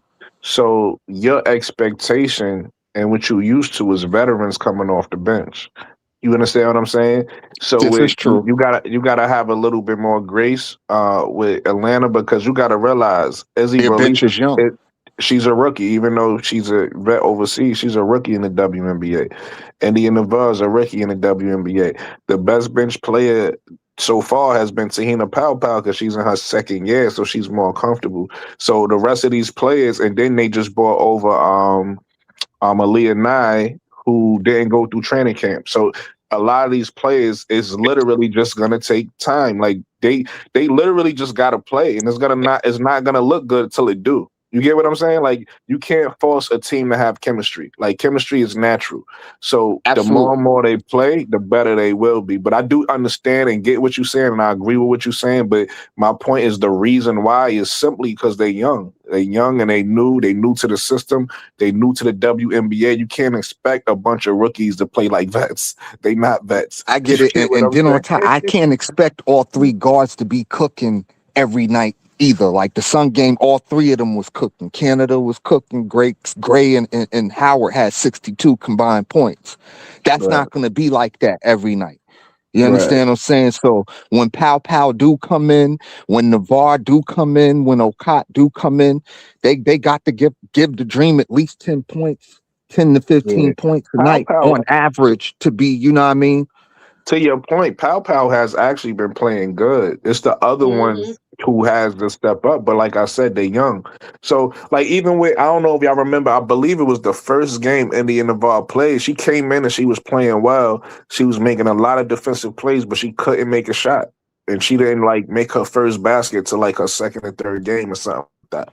Same thing with Izzy. Izzy didn't really make a basket until like her second or third game. But my point is it takes time to for you because India Navarre, I don't know if y'all watched that North Carolina, but she was like a She shot was maker good. for them. You get so shot making shots ain't her problem. It's just on a different stage with I see you later, nerves Brooklyn. and all of those things. You know what I'm saying? You want me to bring you something back? Yes. Okay, mama. So to Brooke, I like the way even though Okai is making rookie mistakes, I still like the way he continued to play her, because she gotta, you know what I'm saying, she gotta learn it, and it's good that she get a lot of those mistakes out, being that she haven't been playing Absolutely. that long. Absolutely. So I like And the way he's working on it, guys. But like Brooke was saying, he has to they gotta have a fair chance to get on the floor, you right, know. and to your point, ADP, she's making mistakes, but she's also making positive plays. So we see both. Yeah, yes, we We see do. both from her. Yep. Sometimes we see the footwork, you know what I mean? Sometimes we see her going there. Listen, it be times in there, it be times she be doing her little pivot under the basket, and I don't know what's about to happen, and she end up making the bucket. You know what I'm saying? So you know what I mean? Hmm. So we see the mistakes, but we also see her showing her skills off as well. So Hey, Brooklyn, let me ask you a question. You know, my daughter named Brooklyn, so forgive me if I said your name. I was speaking to my no, no, kid. no, it's cool. It's cool. Shout out to your daughter. Yeah, her name Brooklyn too. Um, Do you think the Dream could make any moves before the trade deadline to help them out a little bit? I don't think so, only because to me it looked like the type of a team that's gonna make moves is a team that's like something is not working. So with the Dream, I kind of feel like they kind of fill every position. I think Aaliyah Nah was that move, like them bringing her in. So I think they Right. kind of filled every position. I see certain teams I think should make moves. I know a lot of people don't wouldn't want to see it happen because they fall in love with certain players. But like when I look at a team like Connecticut, I feel like Connecticut got a lot of the same type of player, and they don't have a lot of shooters. So I could see them making a move. And then I look at a team like Seattle that got a lot of shooters that don't have a lot of wing players. So like teams like that, I could see making a move. I could see a team like Dallas making a move because as much as I love Enrique, but a lot of people don't, and she's not really fitting this. I could see Dallas maybe potentially making a move, but they should have made a move already, in my opinion. But so there's certain teams I could see making a move. I don't necessarily think, or obviously I'm not in the organization, so I don't know what they're thinking. But from the outside looking in, I don't think that they necessarily need to make a move right now, not the Atlanta Dream, because the pieces they have, everybody kind of fit already. You know what I mean? Even when you look at their bench, they have a lot of 6 foot to 5'10" guards. So they have big guards coming off the bench. They have good scorers coming off the bench. They got size coming off the bench. And then, like I said, when Bree Jones come back, that sends Nas Hillman back to the bench. So that makes your bench stronger. So I don't really see them. I think what they have is what they're gonna fight with for the rest of the season. And remember, guys, it's not how you start; it's how you finish. Yeah. Far as those bench players, Tiffany Cole. like No, I'm joking. they could start off like that for the first 10 Oh yeah, games, good and point. then the next 10 or 20 games they on fire. And it's just like your kids starting their first day of pre-K. You know what I'm saying? You usually have them home. They need to get have time to get adjusted. It's a new environment. And like I was saying, like not everybody learns new systems as quickly as other players too. So just give them Tiffy. Look, just give them a chance. We're gonna see some things like Brooke said. We're gonna see now do some things further on in the season. I believe they made a good choice in how they did their trades and who they got on the team. We just gotta wait and see. So guys, I'm gonna get y'all final thoughts. It's 5 a.m. in the morning. And ADP trying to go to I sleep. said I was not staying up because I was doing art stuff last night till 5 a.m. When did you So, come on? oh man, what time Was did it I come on, 12? guys? ADP, it's the summer. Come on, let us stay. Come on, I stay I up. Nah, I'm uh with ADP. I'm I tired can't. too. I came on at like 12:55 or something like that a.m. Okay. But you guys did a good. I mean, we had good conversations and stuff. Yeah, BD, we've been out here for a while. I don't know Yeah, why you got your you was late for class, so you. Yeah, but I'm on my way to work. You know what I'm saying? Oh, So oh, like, oh, gotcha. Okay. You so got I, you You I got you had your to definitely for sleep. the cameo. You did the right thing. ADP. You got your watch hours at night. I definitely look. They did me like they did Tony Brooke the other day. Tony said Tony was like the day Brooke. She was like, I can't mess with y'all today, and and, and then they put me in a trick bag, Brooke. So we've been out here for 4 hours. Yeah, I Well, know how I let, go. let, didn't y'all have fun the other night on Tony's show though? Cause I sure did. I had a blast. No, it Well, was fun. It was a lot of I'm fun. glad you Brooklyn wasn't guys on that show, was up there. Brooke won't up there, but I got but it to was a watch because I was doing some stuff this time, so it was good to see different people on the panel. And just I think with BD, people just gotta understand he just old school in the eco type of thing in America and all that great stuff. But when he come over here in this house, this queen is on the throne. So he gotta, just keep that ego to himself. But I'm not egotistical like you think I am, oh, ADP. oh, oh, oh, oh, oh, oh. ADP, I wanted to cook BD Um, real quick. I wanted to cook Big Dog real quick, but you had to she ready end to this go. too. Jacob, we not you gonna have to cook him next time. Next time I go live like this, I'll probably try to do it once a week. But guys, that D block, oh no, I can't do that like I used to. I had to because I was just starting my channel. But man, woo, you can't see the light, Caroline, about 2, 3 hours. You got to get back up. You can't see no light. And quickly, y'all, I don't mean to interrupt. Can y'all tell me how many watch hours you actually need to become monetized? Do any of I, y'all I know? think it's Three like three 4,000. thousand. It's Is it I think three it's thousand or four. I four think thousand? it's four. If I'm not mistaken, I think it's 4,000. And that's for the year, or you have to have that like per month or something? How does Nah, that that's for work the year. exactly? Nah, that's just it's one time. You just need to get the 4,000. That Oh, means, okay. Period. BD, you're gonna have to. I mean, you got to be on it. Like what I mean by that is drop them shorts. You got to drop them short videos. Drop videos in between you going live because, I mean, you might have to put some work in there where you just go live and just, sometimes might be about sports, sometimes might be about something else. Whatever, you got to take everything outside of the box and bring it to your YouTube channel.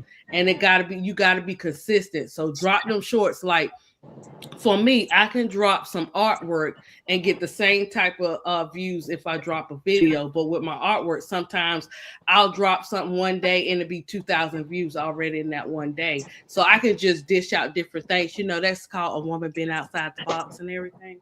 But that's what you're gonna have to do, BD. You're gonna have to Oh be no, on it. I'm not Like how looking to like get monetized. And I know I don't have the time to, like that to like do this no, full you don't. time. You don't. I got kids and stuff like that. It's not about that. Like if you want to get monetized, drop your shorts. I mean, you can drop a short and say, "Hey, such and such." Just 2 to 3 minutes or whatever the case may be. You don't have to necessarily go live every time. Is what I'm saying. So Oh, like okay.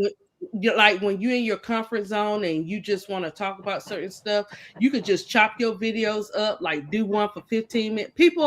Look, if people you got your 500, they're gonna those 500 people, when you drop something, they're gonna watch it. But the reason why, you just got to be consistent and keep an eye on your watch hours. Like it'll tell you how many watch hours you get. So whatever you got, I don't care what it is. If you want to talk about the sunshine, outside of there, they know your channel, they know who you are. Talk about the sunshine. I'm just saying. And I mean, because you could do it all. You know what I'm saying? You don't have to talk about one particular thing. You can talk about your football. You can talk about your, basketball. You can talk about the history. I saw you one day. I was just listening. I didn't go. I didn't go in the chat where you was talking about men's mental health and stuff like that. That's a big topic. Like, um, just different stuff. And just keep it. But what me and Miss D kept doing was I was going D block, D block, D block, but that D block was kicking my butt. But I got those watch hours though. But that was after Casey went to sleep. Oh, they were fun. Those were fun. I get to cook you all day. Yeah, I'm saying, yeah. Well, it started to get to you after a certain amount of time. You know what I'm saying? When you got to get up and do certain things, you be super tired or whatever. So that's all he got to do. Whatever he do, Jacob, he just got to be consistent with it. Okay, because I drop shorts here and there. You know what I'm saying? Like, I won't sit here and say I do it every day or whatever. No, I don't, because I just don't have the time. But I do drop them every now and again. I'm I getting a feel, little better at it. I'm I, You trying. could drop a I'm save feeling and talk to disres. Brooke too. I'm Uh, feeling disrespected, man, because I'm the king of the shorts, man, and y'all not even saying my name, man. Ain't nobody I didn't dropping even know you shorts like dropped me. it. I'm joking. That's what I'm saying, Brooke. He got the Kings. BD, you got the Kings in here. Bro Clock went on the show with you. They know how to help you. In case I reach out to all of them, and they got you. They got you. For as what if that's something you want to do to get your watch hours, because then after that, you know what I'm saying. That'll give you what, Brooke? That'll give you, okay, you'll have your membership and you'll have your super chats when it comes to getting those watch hours. Then when you get to 1,000, that's when you get paid for the commercials and all that great stuff. Yeah, And if you you just have a need. business, you can attach it to that too. Okay, Yeah, you yeah. just. Basically, my main question, I just wanted to know how all of that worked. Because, Yeah, I'm Yeah. not a big YouTuber like that. You know what I'm saying? Oh, I I'm more wasn't, but I'm more comfortable being on the panels actually than like doing my own show. do you? How many do you? How many subscribers do you have on your YouTube channel? I'm at 542. All right, so you just got your super chats and everything at 500, and then like she said, Well, once you I get, didn't I don't even know how to turn on the super chat. Like, you have I to never go. got an You have email to. or anything. Like No, he, no, no, but no. You're bro, not he gonna gotta get have an his watch email. hours. He gotta have his watch hours with those subs, right? Okay, so that, you know what it is, because I think it's two levels. So I don't know what level of watch hours he need to get 500. But whatever level of watch hours you need for 500, you have to get to that plateau. But once you get it, they're not gonna. I don't think they send you an email. What you got to do is you got to go inside your analytics page or whatever, and then you gotta it's gonna be something called paid or something like that. You gotta turn it on. You gotta. It's like it's a couple steps you gotta go through, and Mm-hmm. once you go through those steps, then you monetize, and then you able to start to get the super chats, and then after that you got to get to 1,000 subscribers, and then I think another level. I think it's the 4,000 watch hours, and then you able to get the full monetization. Oh, okay. Mm-hmm. See, you learn something new every day. That's why I'm glad I came up here this early in the morning to Yeah, learn and some just stuff. watch. Yeah, just watch it too. So what happened to me? Just watch when you use any videos on YouTube. Stop and go, because if you don't do that and you don't know how it works, then you're gonna mess around. They're gonna demonetize your channel. So I have to read like for my super chats and stuff. June 15th, I redo it. But now I know the game of the stop and go and stuff like that.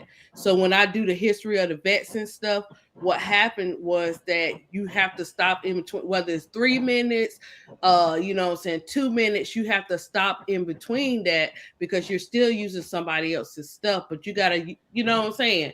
You can't just play the whole thing out.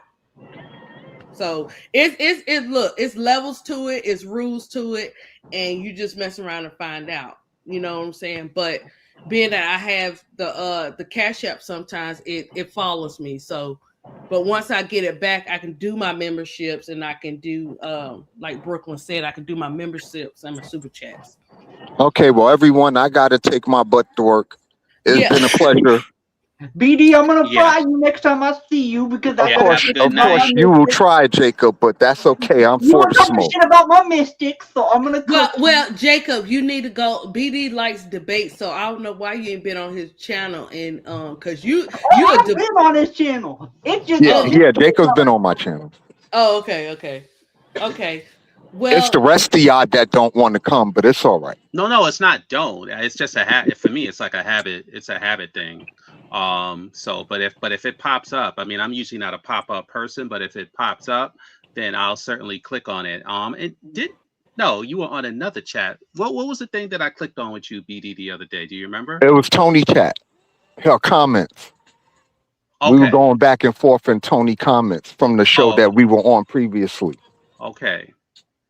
Okay, yeah, Like Brooklyn stuff is now popping up. Like I'll see with shorts with Brooklyn and stuff like that, and I'll go in and I'll tell them, hey, this is cool, blah blah Oh blah. yeah, I But mean, we may, agree to disagree on the basketball stuff, but at the end of the day, we all in this together, right? We all supposed to be one community at the end no, of the day. absolutely. And everybody should support everybody else. You understand yeah. what I'm saying? Because one hand Yeah, washes that's a the point, other though. type That's a shit. point, though. Well, that's what happened with ADP tonight. Like normally, I miss these shows either because I fall asleep or I'm not up or I'm doing something else. And then Yeah, and I had something I want to get off my chest, and I saw that she was on, and I wasn't going to get on. I told her, look, I don't know how long I'm going to be on, whatever, yeah, he whatever. And did say voila, that, right? for someone who wasn't going to be on, voila, I've been on 4 hours. Yeah, and then too, I use like my daytime Brook now be coming in there. I love the history of the vet. So me doing D block because I didn't go live earlier, but usually I leave that to Bro Clock. So Hey, you when is know Brooklyn gonna answer my messages, ADP? When is he gonna answer my messages because he keep ducking?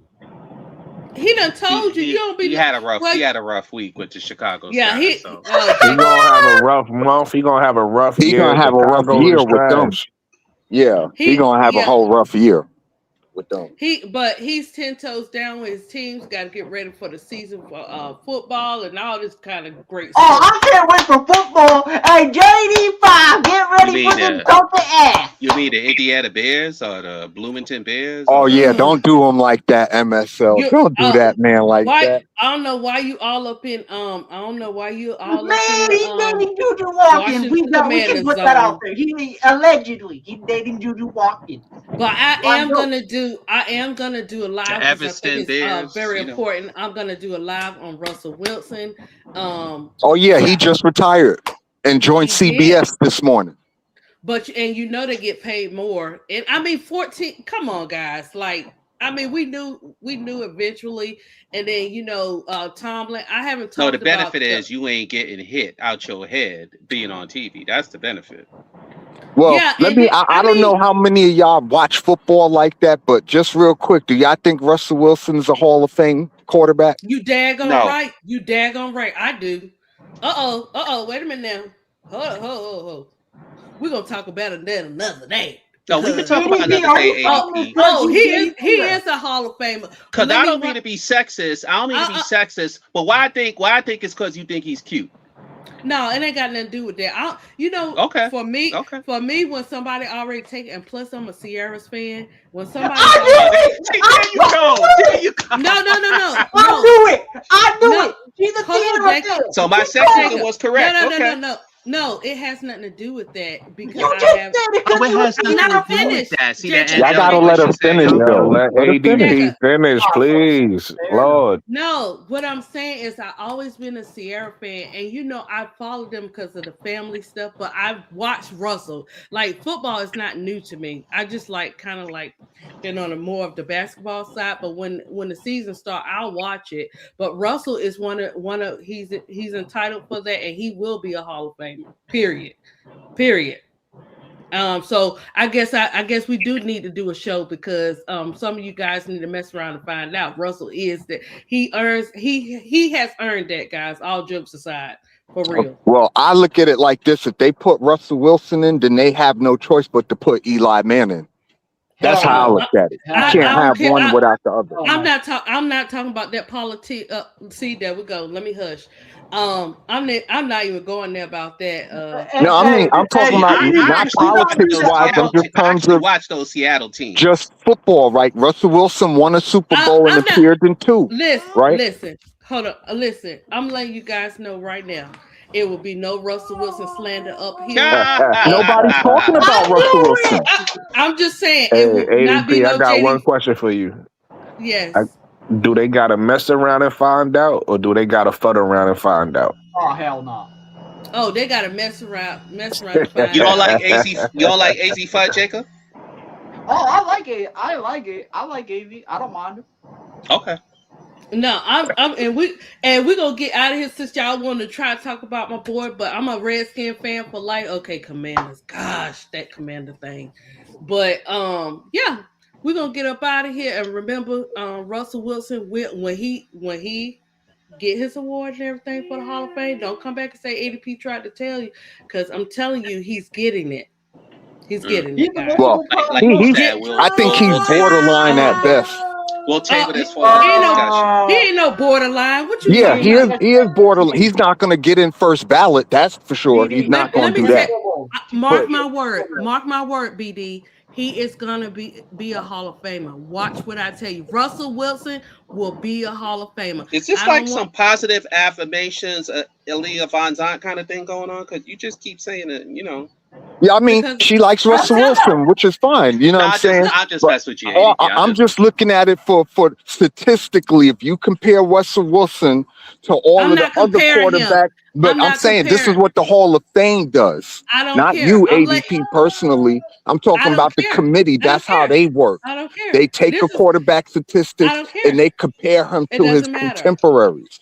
Let me tell That's you how they something. work. I look. I'm gonna tell you. I done told you one time. This is how I roll. I say what I say, and I mean what I say. When I say it, he gonna be a Hall of Famer. That's what I bet. It's not a debate. It's not a positive debate. affirmations. She's manifesting. I dig it. Yes. Oh, it's gonna happen. Watch, and we're gonna sit back and we're gonna chuckle about this thing, right? Okay. But anyways, guys, I want you guys to have a great day. I Um, Good you mean, morning, good know, night, y'all. Yeah, yeah. good Good night, morning, good and night. thank you for having me up. I appreciate it. Y'all Yeah, made my trip to work very enjoyable this morning. let's get that win today. And We let's don't go sleep. Knicks. Yeah, Oh they won the gosh. first game. Yeah. Tony, don't be messing with Tony. BD. Oh Spurs yeah, gonna you win know too. I'm fit to go all the way in on Oh Tony. yeah, San Antonio, right? Yeah, Tony. Yeah, you know I'm fit to go all the way in on her. BD, don't get too happy about that because they didn't No, lose by a whole listen, I'm bunch of not too points. happy, but I am thrilled that they stole the game. I'm not Oh, gonna oh, lie to you. oh, Like oh, because it's just the first game, it's just the and first game, but hey, you act like they won the ship, to but steal a okay. game in San Antonio after being off 11 days, I'm with that. Okay, if that helps you sleep at night, BD, It did. cause your team won one time for the series, I'm gonna let you have that. Well, Okay. ADP, you gotta understand something. I've been waiting 45 years Well, you're gonna for the wait 10 Knicks to more. do something. So, like, you gotta, give me a little bit of grace. I've waited 45 years for this. I can't help this. What you waiting for? You see how long the Redskins waited for JD5? What you talking about? Let's not that's a Well, go little there. different. That's a little different. if they would have took care of RG3, I know y'all don't like RG3, but let's Commanders, be Oh, honest. ADP, the oh, Commanders. RG3, his oh first yeah. two seasons Sorry, in guys. Washington, he was I mean, killing them. I meant to say Commanders because I don't want the tribes coming after me. Thank you, Brooklyn. I appreciate that. I mean the Washington Commanders, guys. That's where I'm from, so I gotta stay 10 toes down with the red. I mean Washington Commanders once again. Thank you. I'm gonna just say I Commanders, think you even need though some. I think you need some practice, ADP. I've been trying, I've been practicing because you don't want nobody coming at you. And I know that man did not just fix his mouth and say no RG3. You know it's time to go to sleep. You, Uh you uh telling me RG3 first 2 years on Washington wasn't lit? He took them to the playoffs twice. I don't care. Listen, man, we've been off The RG3 ever since offense he was picked his constructed mouth to for say him that though, but BS that's about another story. injuries. Right. Yeah, No, I'm yeah. talking about him on the football field, though, No, it not don't Uh, his matter. It don't it commentary. matter. don't matter. It don't All matter. that's erased. Everything got a race. Yep, everything's erased. Oh, y'all funny. Yeah, y'all Yeah, hilarious. But thank you that's for not how having me. I Thank you, work. Let ADP. me be the second to say good morning, good night, y'all. And good Okay, night. And good. Miss ADP, lastly, did you ever look up Lynette Woodard by any chance? Um, I think I did. The No, but actress? No, I she would was a know basketball player basketball. from the Oh, '80s, a very important one, a pioneer, oh, okay, actually. okay. I think I did her last year, BD, but I could redo Lynette. I believe I did her because I did a lot of the 1970, 1980 players, but I could redo her too. Because Oh, okay. I I just did a wanted to lot. know because her story really deserves to be told. It really does. Okay, I'm gonna check back and see. I'll go through my YouTube, but you know what I'm saying. I could run it back because we got, you know what I'm saying. We got to know about the old school. I got to watch that video Brooke was talking about too, because I like to learn. I like, you know what I'm saying. I like to know what I'm talking about. So, but I'll check on it, BD. I mean, I Oh, had to help. I had to help ADP on Gabriella Hawkins. I had to help her on that. She didn't know shit. I had to come on there. Yeah, he did, and how to say her name. That's what I'm saying. That's what I love yeah, about the panel Hawkins. in the chat. Yeah, I love about the panel in the chat. Like they help you out. You know what I'm saying? Help you out when you need to fill in the blanks or whatever and stuff like that. So that was good too. Because Jacob is good about that college ball. I mean, he's talking about the W, but when it comes to that college ball, he's really good at that too. I mean, we need to have a show. We need to have a show on college ball. We need to have a show. Well, yeah. I mean, I could talk to college ball too. I watch it, so it's Yeah, whatever with me. he's really good at in that area as well and stuff. You just gotta tell him don't crash out too much, BD. Right. We could talk Juju, Hidalgo, Hannah Hidalgo, Sarah Strong. I mean, let's get it, Jacob. Whenever you ready. When do you want to do a BD? I'm down after summer off. Well, hit me in one of my comments, and we Do could you go have back and Yeah. forth. IG BD? Do you have IG or no? I'm sorry. Do you have IG or no?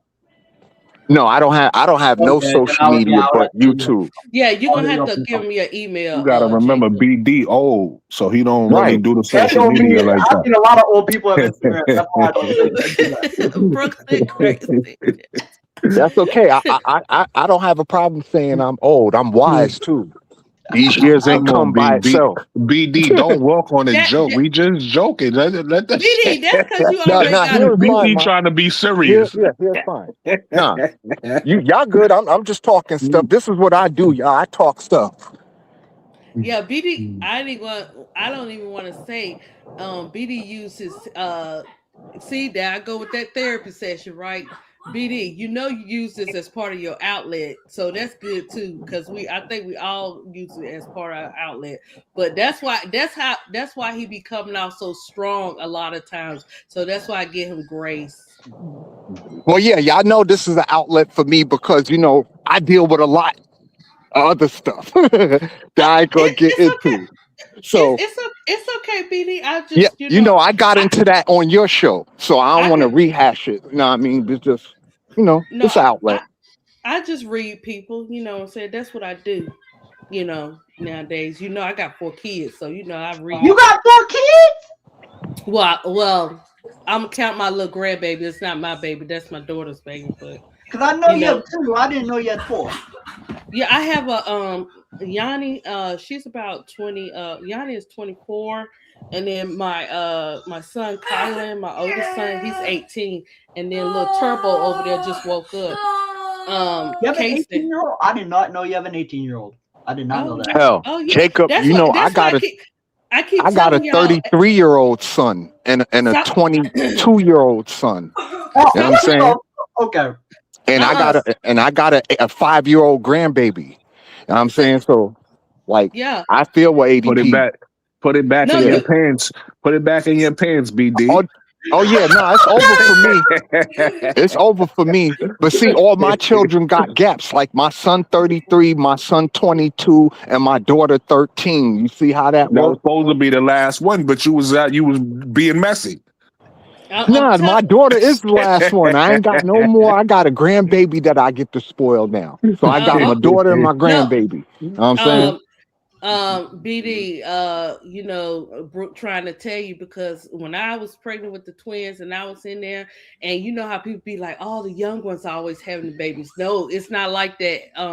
And Kason is 8 years old. It's not like that anymore. It's most of the older ones, the women's in their 40s and 50s and stuff like that are what I'm saying. Mm-hmm. Yeah, that Wait, don't what have no control. I get it. No, it has nothing to do with control. Okay, it has ADP? it nothing. ain't it ain't got Grandbaby? nothing to do with control, but it got everything to do with fun. Yeah, a lot of fun. A lot of Wait, fun, right? ADP, Cason's the grandbaby? No, Casey, hold up. No, I Kayson's am not her son, not her grandbaby. Jacob. Oh. I am not old, Jacob. Let me tell you. I, Because you said you that's had 4 kids. You said you You only had see, look, hey 2 look, look, Jacob, Jacob, Jacob, you see Jacob. that Stay out of lady in the grown people picture? business. That's ADP. Stay out of You see grown the people lady in the business, Jacob. background? That's ADP. I'm a pimp. I'm a pimp. I'm I'm a hoe. I told my kids your mama used to be a hoe. I mean, I'm just saying Oh, variety you of just people. reminded me. ADP. Remember, I said I had a fun fact about the Wizards. I don't know if y'all saw that Lauren Betts like little interview she did, but she talking about they done turned the Washington Mystics girls. They talking about Uh-huh. they done turned their name from Young and Turnt to the Young Hoes. Oh wow, that's horrible. No, for real, bro. They Yeah, she probably said just it's joking, on BD. IG. She said like y'all could probably find it. She said she should have kept that one in house. Yeah, that's funny. All right, y'all. Talk Y'all about have the a good young rest of hoes. y'all morning. ADP, you get some sleep. I'll be expecting to see you later this afternoon. I'm Um. being that check. I'm being that checker. We got a game today. That's when I'm gonna be at seven Oh thirty. yeah, We I got know a that game. it's the fever and dream, right? Yeah, I Yeah, know Yeah. yeah. everybody is waiting for that. Well, y'all have I'm a not. good day. I'm not. Okay. Salute to you all, and I holla at y'all. All right, Okay. peace, All right, guys. We're gonna call it a night. Thank you guys for showing up tonight, and have a good day. And I'll see peace, y'all in the peace, peace. chats. Peace.